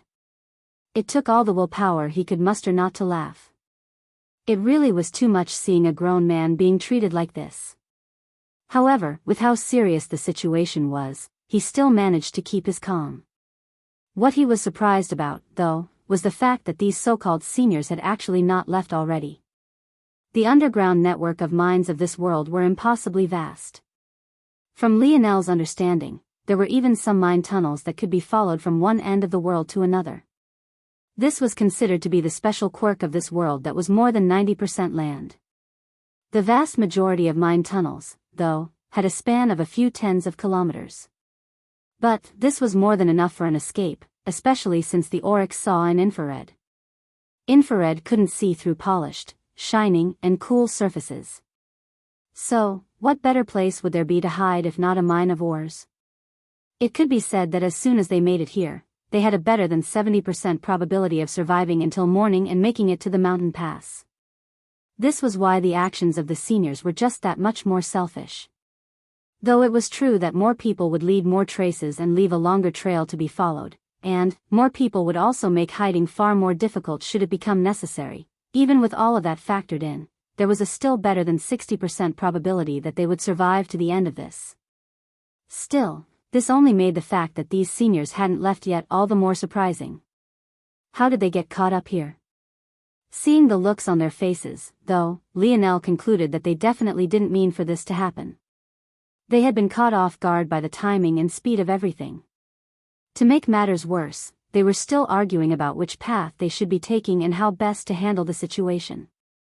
Some of them thought that hiding was still best. The creatures in these tunnels were no joke and only became worse the further you traveled. Something like trying to find another exit was something they had never tried before and would obviously require traveling quite far into this danger zone. The opposing side was against hiding. As dangerous as these creatures were, could they be more dangerous than the oryx? Waiting like sitting ducks and hoping they wouldn't be found was ridiculous, especially since it wasn't like the oryx would just give up in the morning. These tunnels were a disadvantage to the oryx in the night. But, in the morning, it ironically became an advantage to them. It was far better for their hunt to take place in the dim lights of the tunnels as opposed to the bright lights of the sky. Unfortunately, before they could settle their argument, Aina's speed had caught them completely off guard. It should have taken a normal freshman 2 or 3 minutes to get here, even if they went all out. Yet, Aina had gotten here barely a minute after Seath, and that was even including the time she spent killing Senior Lu. Lionel grasped the entire situation with a look. Seeing that a stalemate was suddenly at hand, he saw that another opportunity had fallen right into his lap. His expression darkened. Why haven't you all left? It can't be that you still plan to deal with us? And you call yourselves seniors? Lionel's words placed the freshmen even more on guard. If they planned on using the freshmen as bait to lure the oryx away, it would be too difficult for them to resist. If not for Lionel and Aina, even if they outnumbered the seniors, they really didn't stand a chance. Mia and the others frowned. However, they soon sneered, feeling that they had nothing to fear. Even if Aina and Lionel could beat them one-on-one, they outnumbered the two of them and the other freshmen were nothing but cannon fodder. If you dare to follow us, don't blame us for being rude. Mia said coldly. Lionel's gaze narrowed. Even those who had sided with hiding knew that it was impossible now. With all these freshmen here, their only chance at survival was to run. But the freshmen seemed to take things the hardest. Even up until this point, their so-called seniors still refused to raise a single helping hand. In fact, they would be fools if they didn't realize that the earlier words they had spoken about letting them into the mine was nothing but garbage.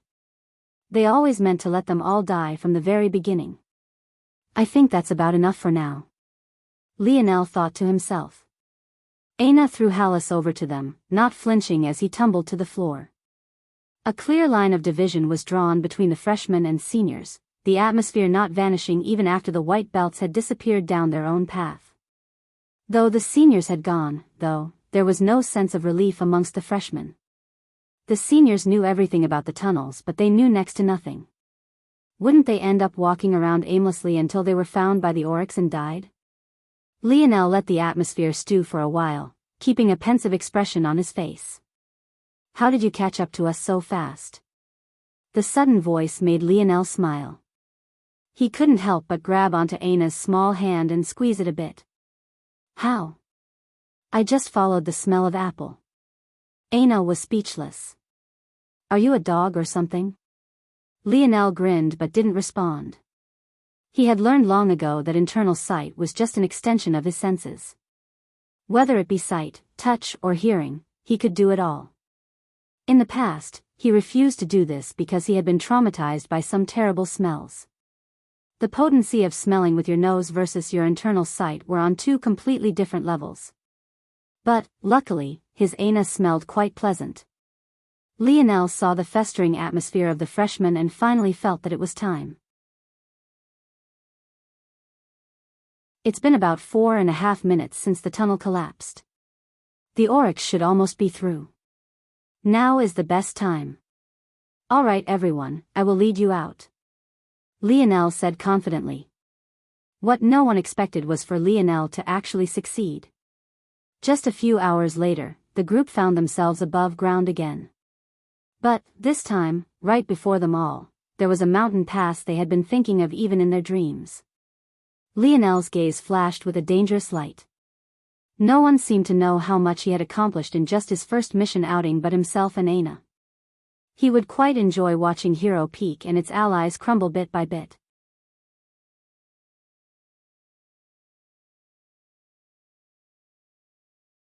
Chapter 688. The freshmen who followed behind Lionel felt as though they were walking into a paradise. After so long without seeing the sky, they realized how much they had taken something so simple for granted. Still, what they were the most shocked about was the fact that they had actually made it out at all. After the seniors left, many of them had been thrown into the pits of despair. Though Lionel had managed to lead them to the mine itself, following underground tunnels was a completely different animal and there were even many times they thought it was all over. Yet, Lionel had actually succeeded. And, to make matters even more shocking, despite running into several enemies below, the grenades Lionel had given them were just strong enough to kill them without also bringing the tunnels crumbling down around them. By this point, many looked toward Lionel's back with hints of worship, even Inkith and Irelana were no exception. Hey! You lot! What the hell are you doing here? Lionel inwardly smiled, thinking that yet another group of King of Or's guards were going to get in their way. What the group of freshmen following behind Lionel didn't know was that he had been confident in leading them out because he had seen Sarioth's network of mines. Though that map hadn't had the underground tunnels marked on them, Lionel was able to deduce which might be connected based on the ores they produced and their proximity. From the very beginning, Lionel knew he would be able to find a path out even if it took some trial and error. However, for the first time, Lionel was surprised to find that his deduction was wrong.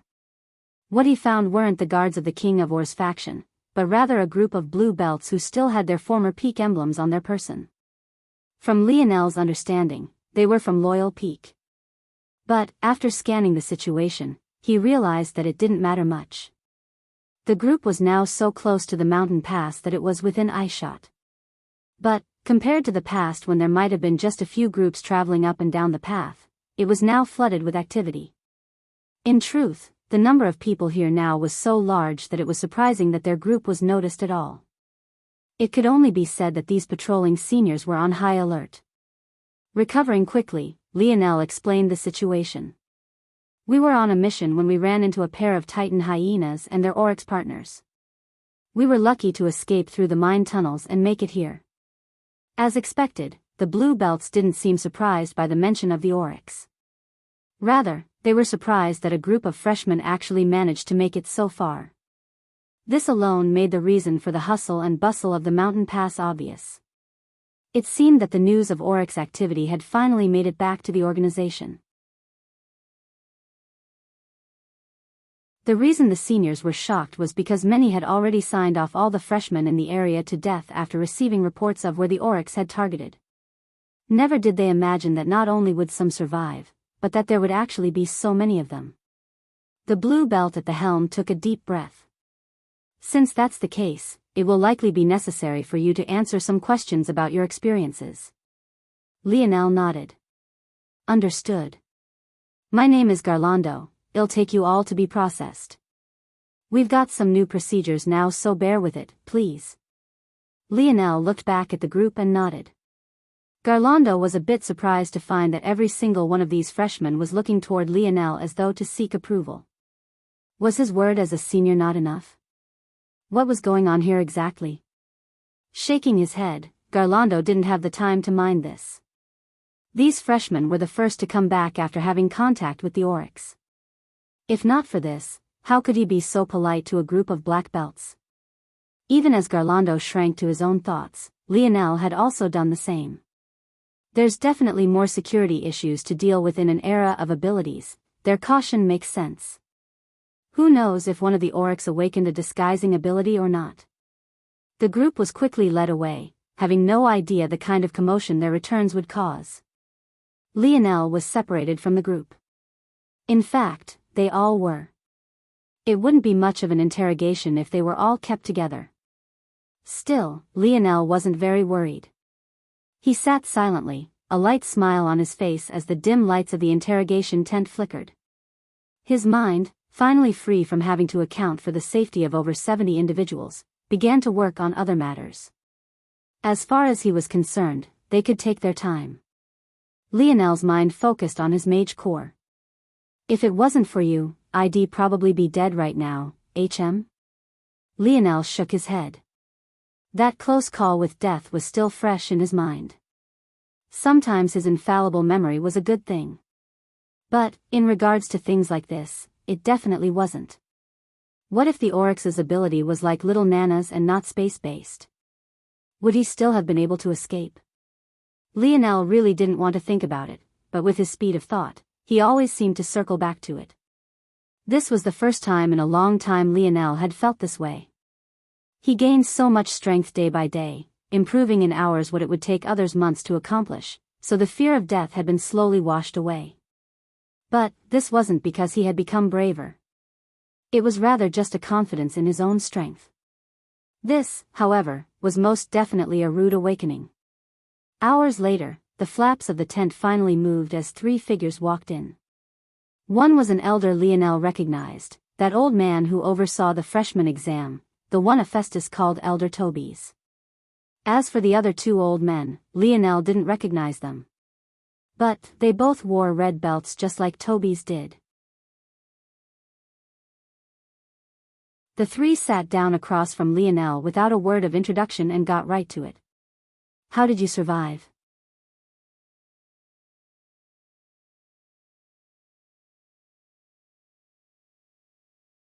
Chapter 689. Lionel smiled. Luck? Though Lionel had said this lightly, the elders didn't seem to find it very funny. Even Elder Tobies, one of the few Lionel had seen that weren't so uptight, wasn't very moved.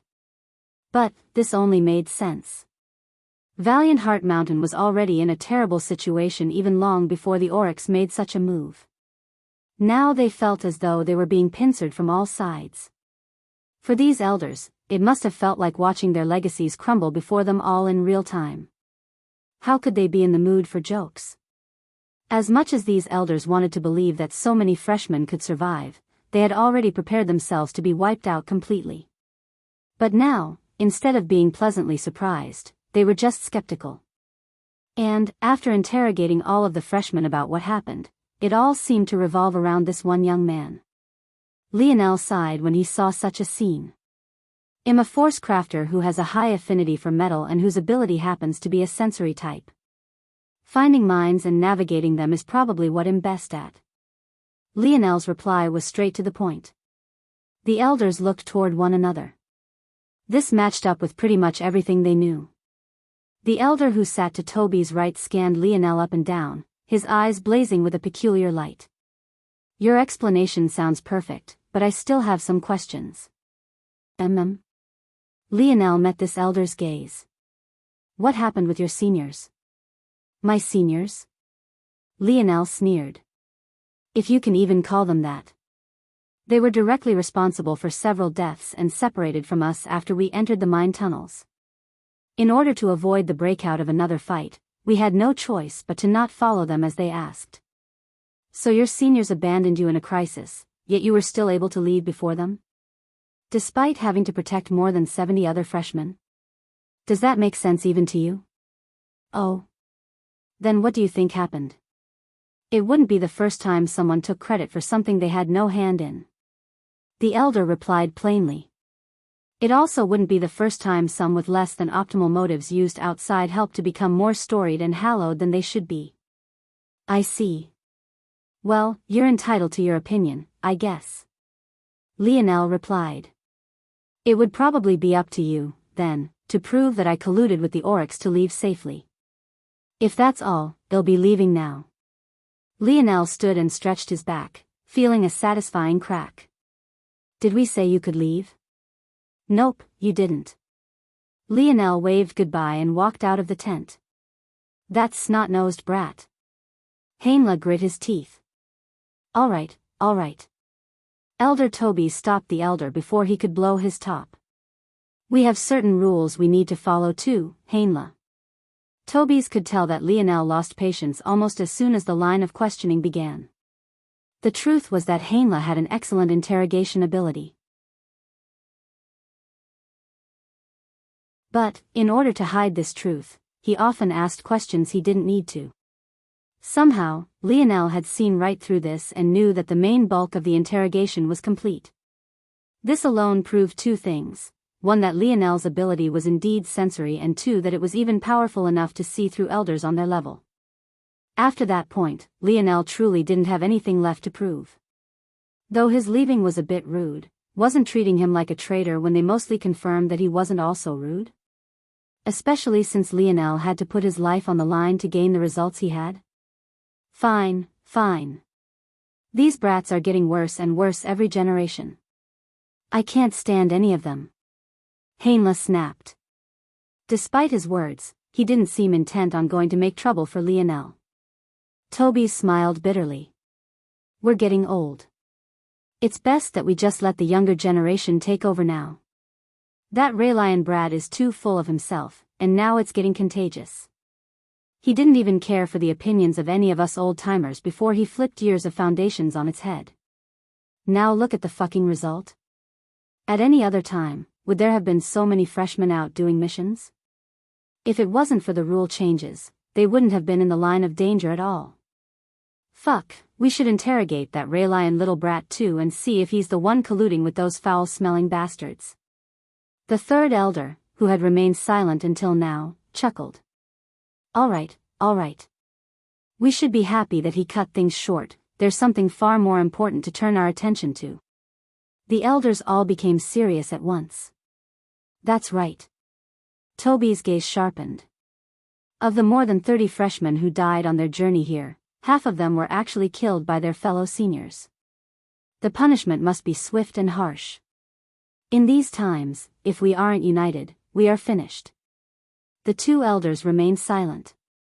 Clearly, they were all in agreement. At that moment, the flaps opened to reveal a familiar blue belt youth. Elders, there's movement. The seniors you were looking for just entered the mountain pass. But, of the more than 30 of them there were, only about 10 remain.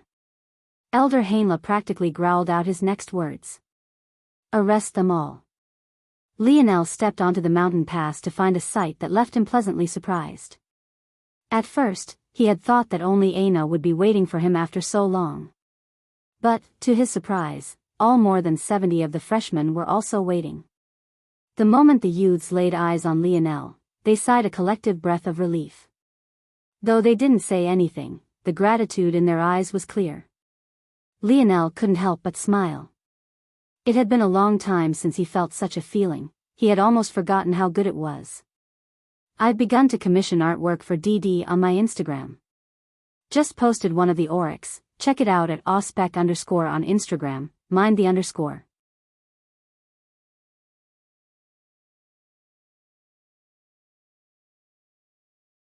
Chapter 690. Valiant Heart Mountain was on high alert. The sudden attack of the Oryx turned out to not just be restricted to their secret deployment into the deep regions of the organization. Not only had they done this, but the Oryx tribe simultaneously launched an all-out offensive on the front lines, reaping even the lives of some Blue Belt seniors. The territory between Valiant Heart and the Oryx tribe had always been a contentious region, making it one of the most dangerous places to accept a mission, though it likewise had the best rewards. However, it hadn't been this bad in a very long time. According to the experts of Valiant Heart, it seemed that the Oryx had sensed their weak and vulnerable position and began to counter. At least that was what they believed. However, Lionel was of a differing opinion. He believed that even if Valiant Heart was in its peak state, this would still happen. The Oryx had been gathering up momentum for a long time, and their period of hyper-evolution was finally reaching a tipping point. It could only be said that Valiant Heart had terrible luck. Not long after separating with the freshmen, Lionel and Aina headed toward Valiant Hall to hand in their missions. With his planning, Lionel wouldn't allow such a small speed bump to disrupt his goals. Over the course of the next year or so, he had to be perfect, not giving outsiders any angle of attack. With this meant that even if he was being hunted down by Oryx, he still had to complete all the missions he had accepted. Surprisingly, at least in this case, it was easier than it seemed to be. With the frenzied nature of the beasts, clearing them out became easier only because they were also easier to find in such a state. Thanks to this, the couple managed to hit their quotas with ease. There was no surprise that the students working as receptionists for the revamped Valiant Hall were in shock. But, without a choice, they could only hand over the merits Lionel had earned. All that work for just 2,000 merits. Lionel sighed. Though it had taken him a month of work to earn just over 10,000 merits before, whereas this was just a matter of 3 days, one had to consider that Lionel had yet to sell all of the crafts he made during that month. Had he would have been drowning in merits by now. But, he had Raylion to thank for the reason he wasn't. Aina smiled and shook her head. Lionel was acting even now and she found it very amusing. She hadn't known that he could get so engrossed in a role like this. Even after crippling King of Or's faction like he just had, and even having them arrested to be tried and punished, he still had the cheek to complain. He was definitely becoming more and more of an evil villain. Look at you, Lionel pouted, laughing at my pain. Where's the moral support? You can find it the same place you picked up this shamelessness. Yip. Yip. Little Blackstar called out in agreement. Lionel burst into a fit of laughter. He really was in a good mood. He wondered what kind of face Seraph would have when he realized what happened. It took everything in him not to walk around with a grin as wide as the gap between his ears. Since that's out of the way, what say you we become white belts? I'm a bit tired of this color, don't you think? It's lacking in fashion. Aina rolled her eyes. She would never understand Lionel's fascination with cool clothing. If it was up to her, she'd wear the same military uniform every day. She didn't like Valiant Heart's uniform very much at all, it left her feeling too exposed. Okay. Still, she agreed. If not for Lionel, she would have promoted long ago. But, after seeing the haul he got from his patients, she couldn't be too mad at it. The couple made their way deeper into Valiant Hall. In the past, white belt exams would take place in one's individual peaks. However, with the advent of the new system, it all took place with Valiant Hall as a central hub. Now, the peaks were basically just training centers one had to exchange merits to use. Unsurprisingly, Hero Peak had the most expensive training facilities. But, Lionel didn't expect anything different from them. Hello, would like to take the white belt exam. The exams took place on the second floor of Valiant Hall, so it hadn't taken the couple long to reach this place. There were a sparse few black belts hanging around, seemingly waiting for their exams as well. A man with a dead look in his eyes looked upward. All right. He replied blandly. The exam will begin in 10 minutes. Lionel and Aina accepted their plaques and registered themselves. The man with the dead look gave them a weird expression when he noticed that they had been here for less than 2 months. Were they only here to get humiliated? Please note that it is only possible to take the white belt exam once every 6 months. If you fail now, you have no choice but to wait.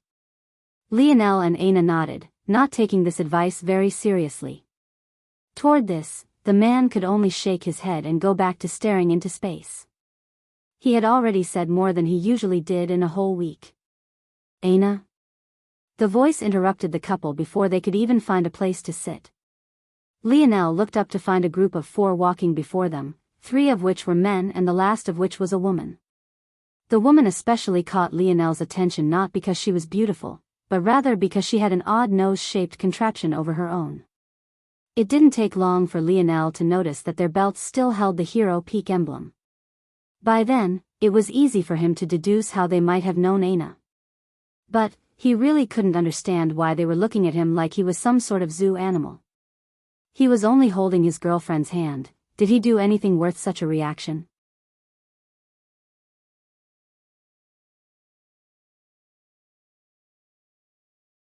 Chapter 691.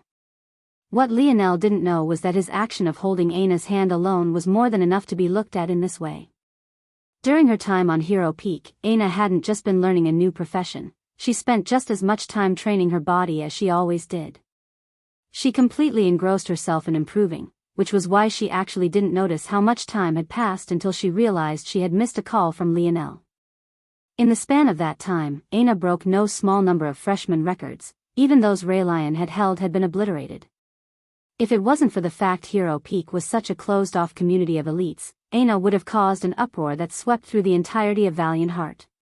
That said, an uproar did happen. It was just that this commotion was concentrated between the walls of Hero Peak. The main issue was that Ana seemed to be completely closed off from everyone else, especially men. There were rumors that she had come to Valiant Heart with a boyfriend, but after observing her for a while, many of them had concluded that that was bullshit.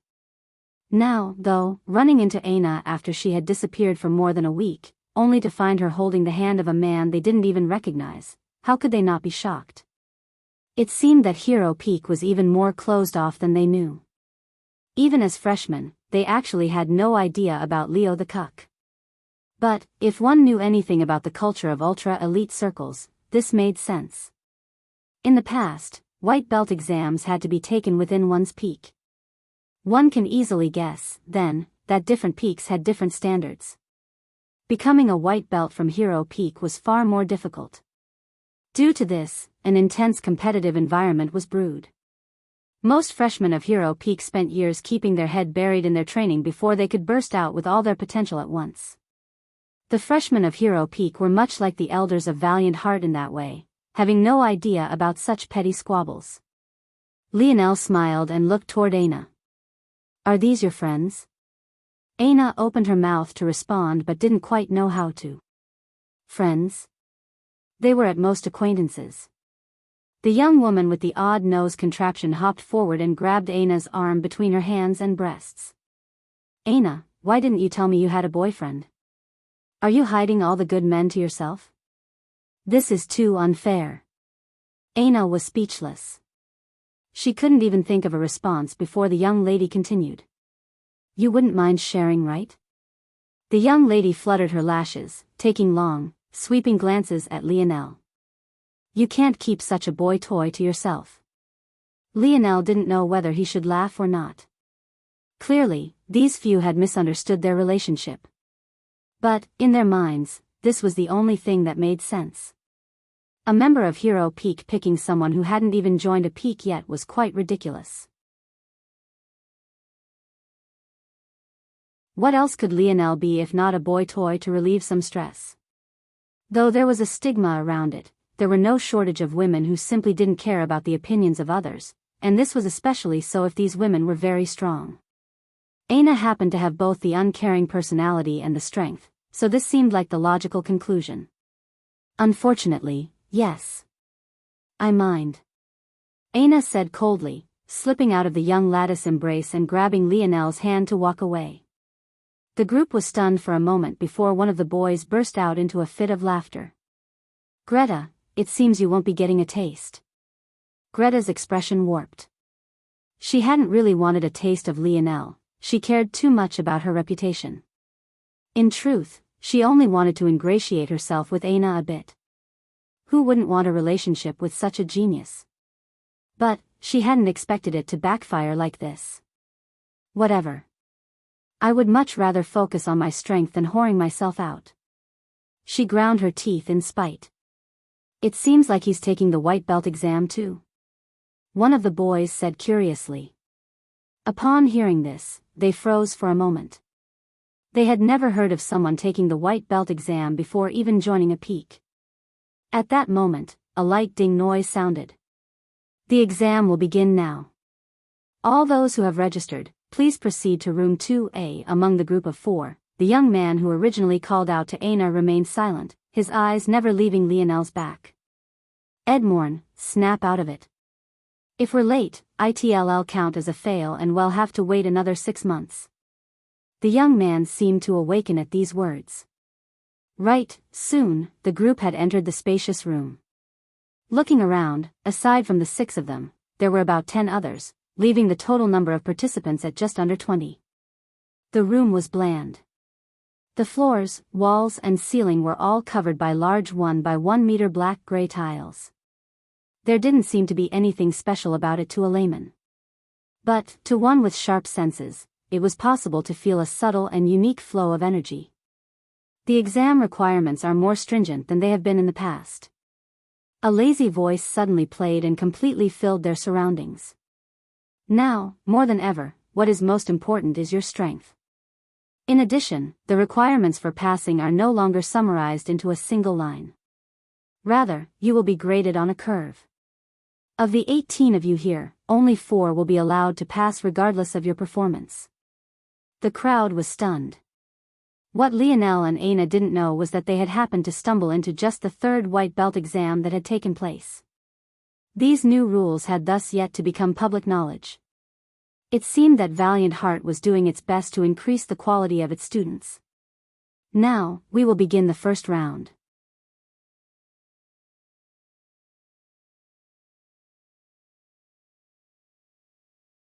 Chapter 692. In the past, in order to become a white belt, one needed to reach a Tier 4 standard. But, judging by the words of the lazy, omnipresent voice, there was no longer such a clear dividing line. If they wanted to become white belts, they would have to place in the top 4 overall by the end of these rounds, or else they would have to wait for another half year. The first round will be a test of reflexes. Begin. The youths looked around in confusion. They had heard of this test of reflexes before, well, assuming it was still the same considering this generic name.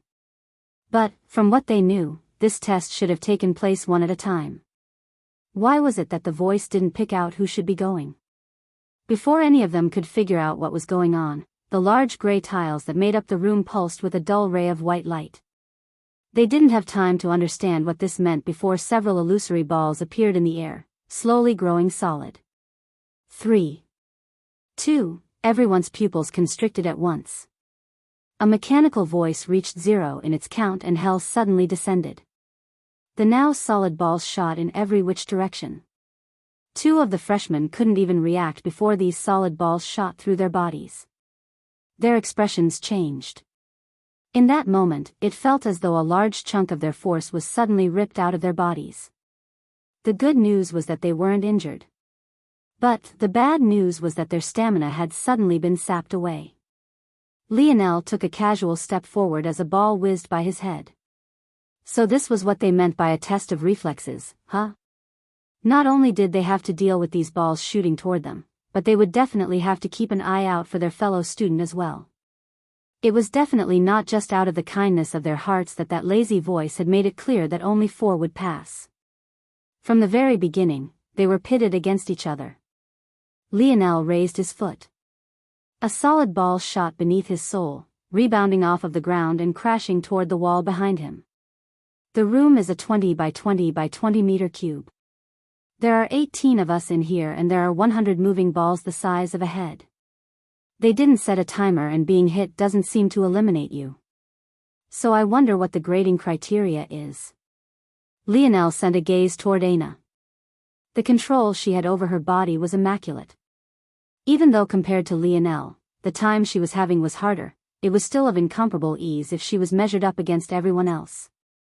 There were only about 4 others who seemed to be taking this exam in stride. The weird nose contraption wearing Greta. The young man who had called out to Aina, Edmorn.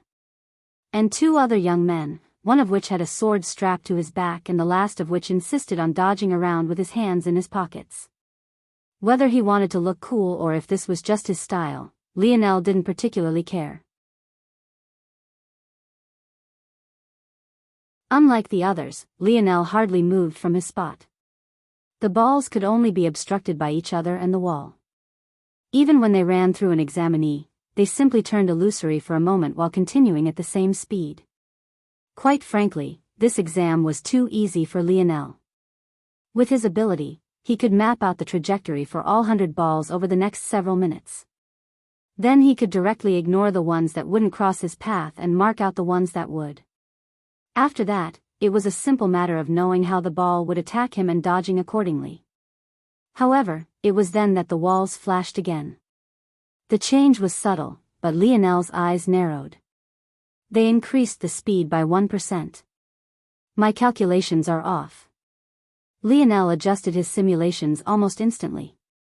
He took a step forward, sidestepped to the right, then went diagonally back to the left. In just a few breaths, he had dodged 5 balls and was back to standing exactly where he had been from the very beginning. It was only a subtle increase to Lionel, but when these balls had already been traveling at over 100 kilometers an hour, a 1% change was steep. A fourth-dimensional existence would only be able to reach such speeds in a third-dimensional world. In a fifth-dimensional world, however, even speed aces would struggle to touch such a level unless they were absolute geniuses. As a result, everyone in this room had to read and react long before the ball reached them, or else they would have no chance whatsoever. This 1% change caused enough of a shift that those that had been doing all right previously suddenly found themselves backed into a corner. The more they got hit, the greater the sap to their stamina was. Beads of sweat fell from their brows, their faces paling. As expected, once again, it was only those 4 aside from Lionel and Aina that seemed to be just fine with these changes. It was clear that Hero Peak was having an elite showing. At that moment, a youth who felt he was on his last legs roared in despair. Shooting forward, he tackled another youth that was nearby, tumbling onto the floor with him. In that instant, the youth and poor guy he tackled were run through by several of the balls, sapping all of their strength completely. The expressions of everyone changed. They had all known in the back of their minds that such a thing would happen eventually, but no one had known who the first person to act would be. Everyone looked around at each other warily, not wanting to be the next victim. But this split consciousness caused some to lose the focus that had kept them in it to this point. It was then that the lazy voice suddenly appeared once again. Round 1 completed. Round 2 commencing.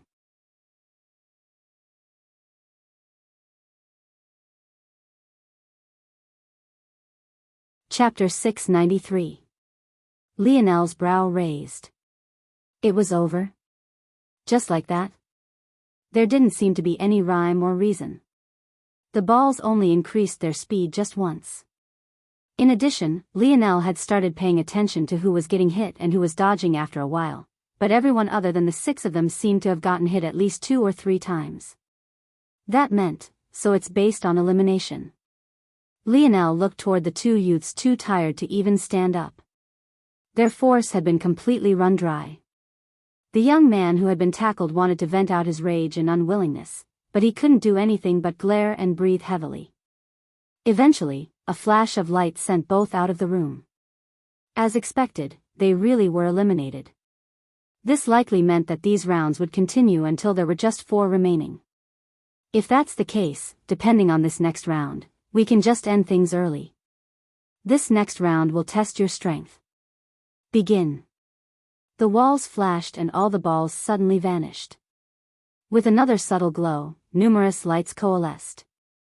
This time, however, instead of forming balls, they began to form humanoid puppets. Lionel found that his soles were stuck to the tiles beneath his feet. He tried to lift his leg and found that it was an enormous task. Gravity? Magnetism? Lionel couldn't decide what it was. He didn't think it was gravity because though moving his legs was hard, the other parts of his body didn't feel heavy. As for magnetism, he might have been a man of metal, but everyone else seemed to be experiencing the same thing. It couldn't be that they were all metal men and women too, right? How could there be such a coincidence? What a weird phenomenon. Lionel found the balls that could sap energy to be quite fascinating. He could imagine how overpowered such a thing could be if it was an ability. But as broken as that ability seemed, if someone could make you suddenly magnetic to the ground beneath your feet mid-battle without any warning, how devastating would that be? Lionel couldn't help but wonder how these things worked. It made him realize that he should definitely be more eager to use Valiant Heart's training rooms. The puppet before Lionel suddenly threw out a punch. Reacting quickly, Lionel too threw out a punch, obliterating the puppet before him into motes of light. Lionel felt the magnetism at his feet disappear. But, before he could be confused, another puppet began to form. This time, he felt as though all the air in his surroundings had vanished, not allowing him to breathe in the slightest. The sudden change caught Lionel off guard, but it still took him just a single punch to eliminate the puppet before him. On the third, he felt like his skin was being seared in a vat of lava. On the fourth, he felt a chill down to his very bone. Is this a strength test, or an adaptation test? Lionel was so wowed by the changes that he completely forgot to end the exam early like he had wanted to. How this testing arena managed to cause so many changes in such a fine area was beyond Lionel. It was all the more shocking because Lionel knew how poor this organization's standard of force crafting was. It was impossible for them to create something like this. Second round concluded. Third round commencing. Huh. Lionel was caught off guard. Only then did he realize that he had gotten completely lost in his analysis. Maybe he liked force crafting for more than just defeating his father one day. He didn't even realize how ingrained it had become to his very being. 2 more youths who couldn't survive the round were suddenly teleported out. No, it wasn't 2, it was actually 6. Lionel raised his brows.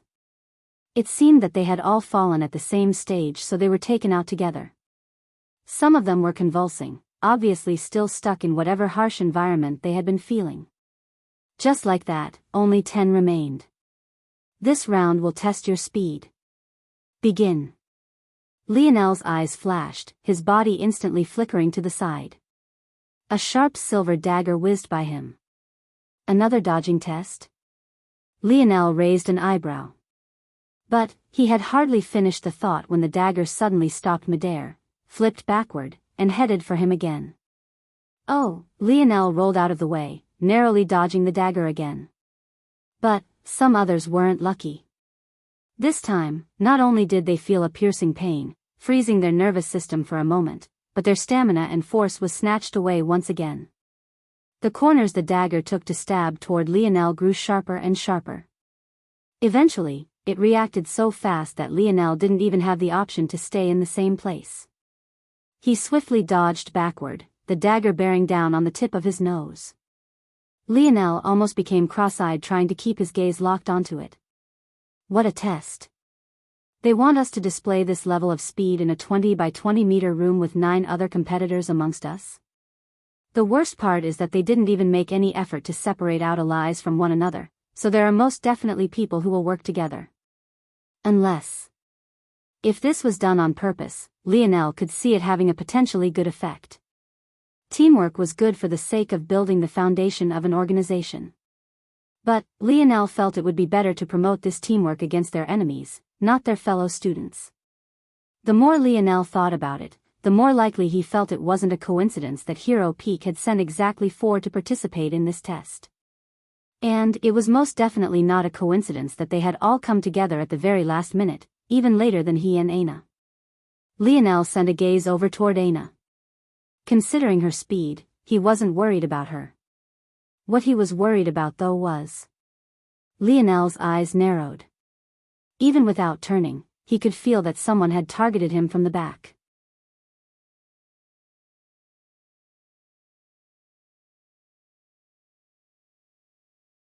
Chapter 694. To Lionel's back, a lanky youth ran with all his might. He most definitely hadn't expected for the speed round to start at such a level. If things were like this, what would he do if the speed increased again like it had during the first round? It was already impressive enough for a 4th-dimensional existence like him to be able to walk around and run in a 5th-dimensional world like this one. But now they were most definitely asking for too much. I can't wait 6 months. I can't wait. The more pressure Valiant Heart was under, the more resources and opportunities they brought out for everyone. Lionel and Aina weren't aware of this yet since they had just come back, but even the tournament for entry into the Valiant Heart zone had moved up. Not only this, but they were allowing far more students in now than they ever had in the past. But, the minimum requirement for entry into this tournament was to have a white belt. If he failed this time, there was no way he'd be able to join because by then, the tournament would have already passed. Due to all this mental pressure, the moment this youth saw Lionel's back flying toward him, a mad light radiated from his eyes. He didn't just need to survive. It was fine as long as he just outlasted everyone else. How could he pass up a chance to attack at someone's back? Unfortunately for this young man, Lionel's feet suddenly became wrapped in a beautiful golden sheen, causing his speed to grow explosively. In the blink of an eye, the dagger that had been at the tip of his nose was over a meter away from him. Lionel, as though he had eyes at the back of his head, flipped into the air, soaring over the head of the examinee aiming for his back. The young man suddenly found himself pincered from both sides. His own dagger was still chasing him from behind while Lionel's own dagger bore down on him from the front. It was too late to dodge. The youth felt a sharp pain rip through his chest, causing his speed to falter. Just that small split moment allowed his own dagger to slice through his back, leaving him completely paralyzed. The twin spikes of pain left his body trembling. Even after the daggers became illusory and flew out of his body, he had still collapsed to the ground, only to be pierced through again by his own dagger as Lionel's chased after him. That third strike was the final straw, laying him out completely. His vision went dark, his dreams fading along with it. Lionel shot a glance over toward Aina. She seemed to have been targeted as well, but dealt with her pursuer much more straightforwardly. Unfortunately for the poor young man who targeted her, he was probably the only one to take on a true injury since the start of this competition. And just like that, there were 8 remaining. But the round didn't stop. The walls flashed. 1% increase in speed. Lionel slowed down his own speed. After activating his lineage factor, even this 1% increase couldn't make a difference to him. It was also more convenient for future moves if his dagger was closer to him. It would allow this farce to end quicker. He's still here? Greta frowned. When the exam began, Greta and the other 4 had completely focused on themselves. Though they had entered together and planned to pass together, they knew that the entry of Aina had thrown a wrench into their plans. Because of this, the 4 became slightly wary of one another, knowing that one of them would likely had to be sacrificed so that Aina could pass. But, obviously, none of them wanted to take the fall. As a result, an exam that should have been easy left them walking on the tips of their toes, bringing out everything they had to be among the final 4. In such a situation, they didn't even care to pay attention to exactly who had survived as long as they weren't being targeted.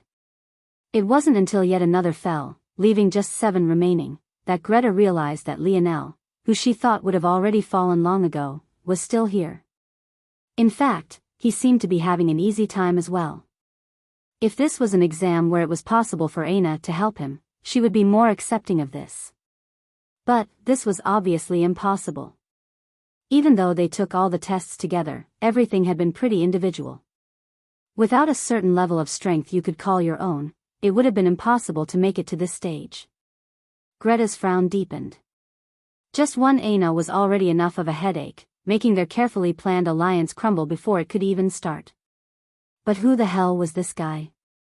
Greta swept a glance toward her 3 partners turned ambiguous enemies. At that moment, the young man who always had his hands in his pockets, Arnid, swept a kick toward the 7th participant. Bang! The youth slammed against the large tiled wall.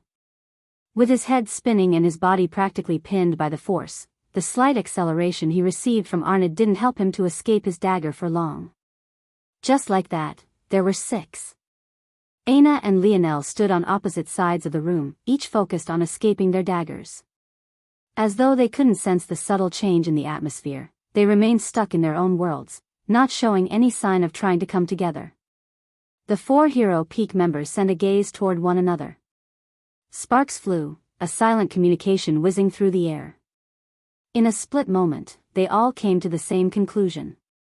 If they wanted to give themselves a chance, there was only one logical path to take. Arnid, Greta, Edmorn and the last, Fox, stamped their feet down in unison, sending a resounding boom throughout the room as they shot toward Lionel as one. Their plan was obvious. Take down Lionel first and as quickly as possible. Then take down Aina.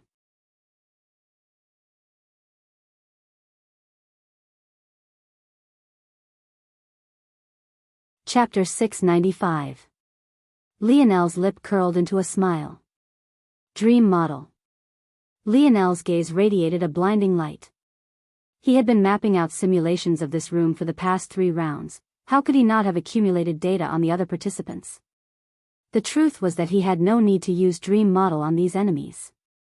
Not only were they much weaker than him, they had no single attribute that surpassed him. Whether it was in speed, strength, dexterity, agility, he blew them out of the water. However, in that moment, Lionel halved his physical attributes. Then, still thinking it wasn't enough, he halved them again. He just barely maintained enough speed to stay ahead of his dagger. Anred was the first to make it to Lionel, his leg raising high into the air and slamming down for a vicious axe kick. Lionel's eyes suddenly dimmed down, becoming cold and calculating. The 4 felt as though a beast had locked onto them all. Anred's kick missed Lionel's shoulder by a hair, causing his eyes to widen. He had missed? How? He didn't even see Lionel dodge and he had already accounted for his trajectory. At that moment, Lionel slipped by Anred, only to find Greta having morphed into a bird with an almost 2-meter wingspan. The odd nose contraption she always wore suddenly became a sharp blade at the end of her beak. With a single flap, her speed increased explosively. Dream model. Lionel shifted and rebuilt his model for Greta. His subtle action caused Fox's sword to just barely miss him. He slipped through the pincer of 3, only to find the silent Ermine waiting with a fist he put his all into. His strength is beyond these 3, but he still chose to attack me. Seems he's really afraid of my lovely girlfriend. Unfortunately for Ermine, Lionel slipped by his strike just as quickly and with just as much ease. Lionel was like the wind, weaving in and out of their attacks as though he was taking a stroll. Oftentimes, the youths couldn't even see how he dodged, not knowing that he had planned out his steps several moments ago, to slip by their predicted attacks. To them, it didn't look like he dodged, but that was only because he already knew where they would attack and chose not to be there. Lionel's dagger followed him around like a ghost, but couldn't even touch his shadow. At that moment, the walls flashed again. Another 1%. Perfect. Lionel lithely dodged another round of attacks. When I begin to build up my metal body after this, I'll need to make sure I don't lose my flexibility. I feel a bit stiff. Lionel absent-mindedly noted something he should have noticed long ago, seeming not realizing that he had been backed into a corner. With a shocking call, Greta swept down from above, looking to pierce him through the head. The 3 remaining youths shot toward him. A fist, a leg and a sword, all sweeping toward him with perfect precision, not to mention. There really was no place left to dodge. Lionel's cold eyes regained their light, a smile spreading across his face. It's been fun, I guess. Lionel took a step forward, his body sliding to the side. In a perfectly timed movement, he slipped between Anred's leg and Ermine's fist. Poochie. Round 3 has concluded. End of exam. You couldn't lend me a helping hand? Lionel had a hurt expression on his face. With the handicaps he placed on himself, it took him 3 minutes of dodging to defeat those 4 without attacking. Yet, his Aina hadn't even tried to help. How cruel. You know I'm still in the 3rd dimension. Just one hit from those daggers would have sucked me dry, then what would you have done? Aina shook her head and ignored Lionel's nonsense. If anything, she should have helped those 4. They probably didn't know how they lost even near the end.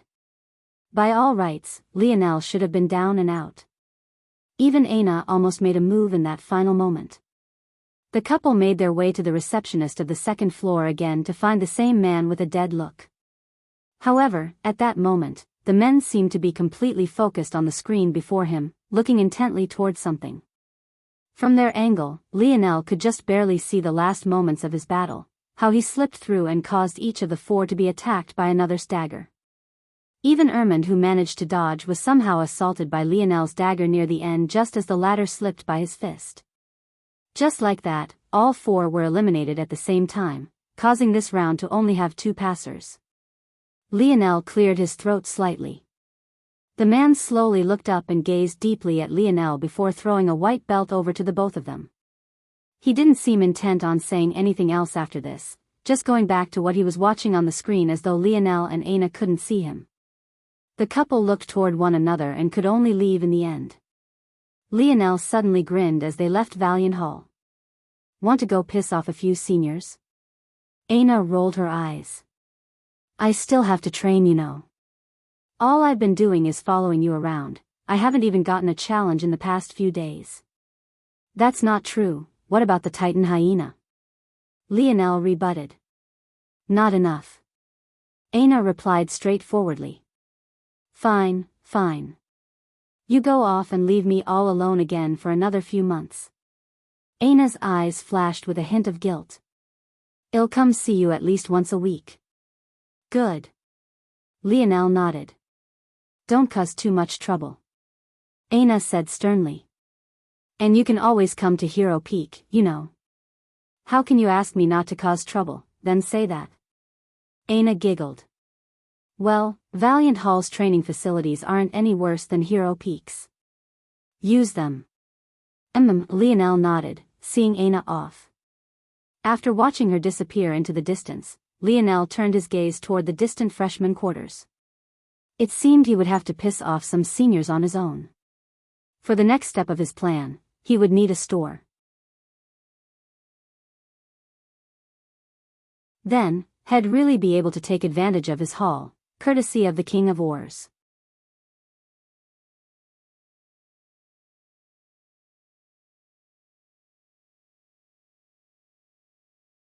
Chapter 696. Lionel pushed the broken doors aside, walking into the familiar dilapidated bar with a smile on his face. When the white-belted senior saw Lionel, he froze. He had only planned to give a casual look over to see who had come. But what he hadn't expected was for this demon to suddenly appear again. Hey! Lionel grinned, sitting at the bar. Long time no see. The freshman bar was quite full at the moment. Usually, most would be out on missions right now with the new rules that had been implemented. However, with the sudden danger of the Oryx now being common knowledge, few freshmen still dared to venture out. Without a thing to do, and with even the most common of training centers now requiring merit points to operate, the freshmen only really had 3 options: risk their lives, go sleep in their dorms, or hang out here. It was unsurprising, then, that most chose to come here. By now, news of Lionel had spread amongst the freshmen, and though many couldn't pick him out by his looks, there were still a good few that could. As such, it was no surprise, then, that his appearance caught no small amount of attention. The bartender shivered under Lionel's gaze but did his best to regain his composure. Seeing how innocent Lionel looked now and comparing him to the monster he had seen before, it was really like night and day. He really had no idea who the true Lionel was. What's your name? Lionel asked politely. I'm called Mernick. Lionel nodded. Mernick, I'm about to do something that will probably cause you a lot of trouble. But, in return, I'm willing to extend you protection should you need it. In addition, if you don't mind, I wouldn't have a problem if you continue to work here. Mernick gulped down hard, his pupils trembling. At that moment, he had a hard time maintaining eye contact with Lionel. This. What do you want to do? Lionel sighed. He really did feel a bit bad. But, he also needed this place. This store, I need it. I'm officially issuing a challenge. Your boss can come here to defend this place, or I'll take it for myself. Mernick really wanted to shed tears at this moment. Why would a white belt come be a bartender at this place filled with freshmen? The answer was obvious: it was him who was tasked with maintaining order and rebuffing these challenges. The owner of this store only casually used it to make some passive income, but it was still a store that had been passed down through several generations of their family. It might be shabby, but enough ants could even kill an elephant. The freshmen didn't spend a lot in this place, but there were so many freshmen and so few places for them to gather that this place made quite a sum even though it wasn't comparable to the best bars and restaurants Valiant City had to offer. Mayor Nick, thanks to his position, was able to greatly benefit from this. But, with these benefits came harsh requirements as well. With his strength, Mayor Nick was actually above average amongst white belts. But, when compared to Lionel, he felt like a frog at the bottom of a well, and that was over a month ago. The current Lionel felt even sharper and more powerful despite the fact he wasn't enraged like he had been last time. Alright, Mayor Nick didn't even raise his hand to battle. His palm flipped over, revealing a plaque. With a pained look on his face, he erased a force mark and handed it over to Lionel. Lionel raised his brows, grabbing onto the plaque. After a quick sweep of his senses, he realized it was an ownership plaque that seemed to have the unique ability of reading one's force signature. Interesting concept. Lionel nodded and chose to use his star force to leave behind a mark, using the unique pulses of his 3-star constitution that had yet to display its true might. In that moment, a hidden formation beneath the store rumbled. Dong! Dong! A pillar of light shot into the air, forming a beautiful pink-red emblem. The light formed a budding rose with 2 horns crossed in the back. It was quite an elegant emblem and even seemed somewhat feminine. Or, rather it would if not for the roaring black bear that took up its background. Lionel raised his brows. So much fanfare for such a small shop. Murnick's lip twitched. Did this person not do any research before he chose to take this action? Were all strong people like this? Acting first then thinking later? This shop might look run down, but that was a testament to its age, not its quality. The past few owners of this shop just couldn't bother to take care of it. But, even then, it took hundreds of years for its state to become like this.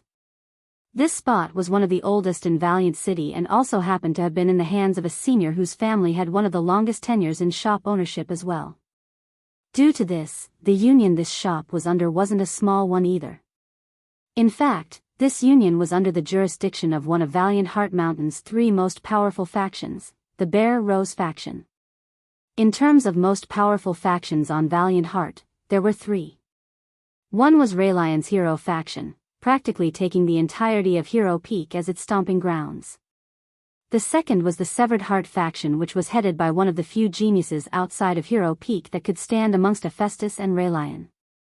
And the third was the Bear Rose faction, formed by the preeminent genius of Honor Peak. It was the existence of Severed Heart and Bear Rose that made many think that Raylion was levying a challenge toward either Honor or Brave Peak when he called for his meeting. But at this moment, Lionel had just done something that hadn't occurred in over a century. He dared to snatch a store under the protection of a union and had kicked a bee's nest.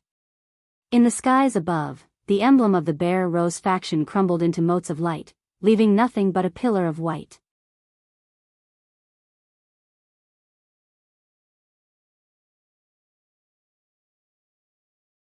Chapter 697. So it's like that? Lionel smiled. No big deal. Lionel turned back toward the freshmen who were sitting in a bit of an awkward situation. They weren't sure if they should all be leaving now or not. After all, this shop was no longer under the ownership of its original owner. No worries everyone, drink and chat to your heart's content. Everything is on me tonight. Tomorrow, I'll close this place down for some renovations and we'll open it back up the day after, so you'll only miss out on a day. After that, it will be business as usual plus some added perks. The freshmen were stunned for a moment before they cheered. Free drinks and food? Which of them wouldn't be excited about such a thing? Plus, this place was actually finally getting some renovations? Who knows how long they had been waiting for such a thing? Their only worry was that prices might go up along with them. Give me something mild, Mayor Nick. I'm not a big drinker, Lionel said. Lionel had never really understood the fascination with alcohol. Though he had been underage on Earth, considering his track record, there were plenty of ways for him to break the law. The issue was that alcohol wasn't something he found worthwhile to break the law for. It was gross and harsh on the throat. Plus, Lionel could never seem to get drunk in the past, so there wasn't even a reward or buzz at the end waiting for him. By now, Lionel knew that was likely because of the vomit brew his dad had fed him for years. But he had already missed his window to join the cool kids. At this moment, he was content with sipping on something a middle-aged wine mom would love the taste of. He could almost hear his teammates jeering him in the back. Even Mernick was giving him weird looks. But, as far as Lionel was concerned, this was only to pass the time until the inevitable storm came. Mernick diligently cleaned Lionel's glass, spending more time on it than he ever had before. He might have been caught in a struggle between behemoths, but now his only option was to rely on Lionel's protection. Without it, he was finished. So, he could only make Lionel as happy as possible. Valiant City was in an uproar. The sign of a shop falling hadn't been seen in a decade, let alone one that carried the Bear Rose emblem. It was safe to say that this news spread quickly. But, due to another mind-blowing event happening nearly in conjunction, it didn't grab the attention of the people as sharply as one might expect. Just before the Bear Rose events began, news of the King of Or's faction and their being responsible in the deaths of almost 20 freshmen spread like wildfire. But this news wasn't even nearly as big as the fact that the culprits would be put on trial for their crimes. Of them, the prime culprit, Hallis, a young man with the earth ability that ended all of these lives, freshmen would be tried for expulsion and even the death penalty. The news was shocking enough to rock Valiant Heart to its core. Punishment on this level had not been levied in a very long while and showed everyone just how serious Valiant Heart was about maintaining unity.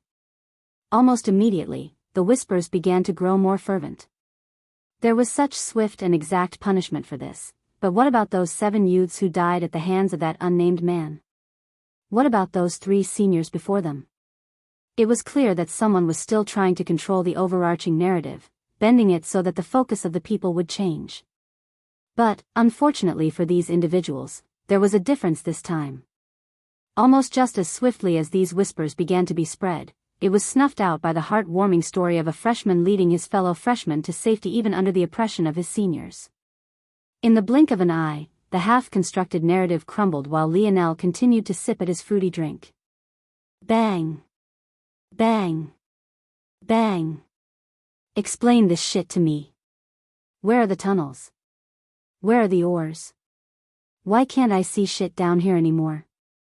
Nigmir roared, venting his rage on the new crew that had come to rotate in place of Mia, Hallis, and the others.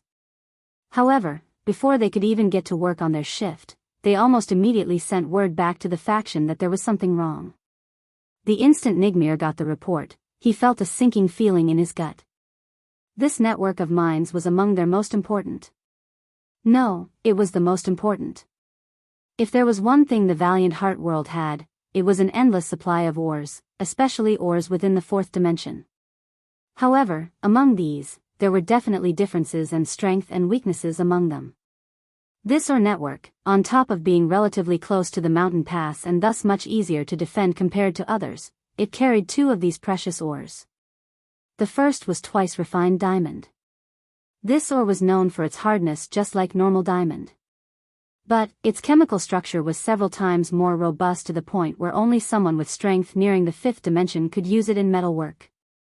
Mining this ore was important for 2 reasons. First, to keep it out of the hands of the Oryx who loved to use this heavy and hard ore in their armors. And, second, to sell to large metalworking merchants and organizations for a hefty profit. The second ore was twice refined steel. If twice refined diamond made the perfect armor for those on the stronger side of spectrum, twice refined steel was perfect for the formation of heavy weapons. However, it was also good for forming the foundation of exceptionally heavy machinery and fortifications. Both of these ores were favorites of the Oryx and important to keep away from them. But they were simultaneously among the most lucrative. How lucky had they been to find a network of tunnels that connected both such resources? Yet now, it was all over. It was all gone. The tunnels that they could reach had all been cleaned out to the point where the walls didn't even shine anymore, leaving the underground space completely dark. And, to make matters worse, the other paths were completely blocked by collapsed tunnels. Without several months of work, maybe even years, it would be impossible to clear them all. This mine had suddenly become useless to them, slashing down the King of Or's faction earning potential by more than half. Who else could they blame if not the Oryx?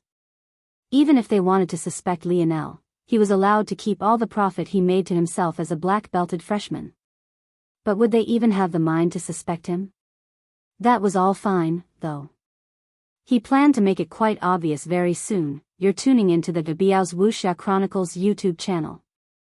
Don't forget to subscribe and join us on this journey to catch the most captivating stories.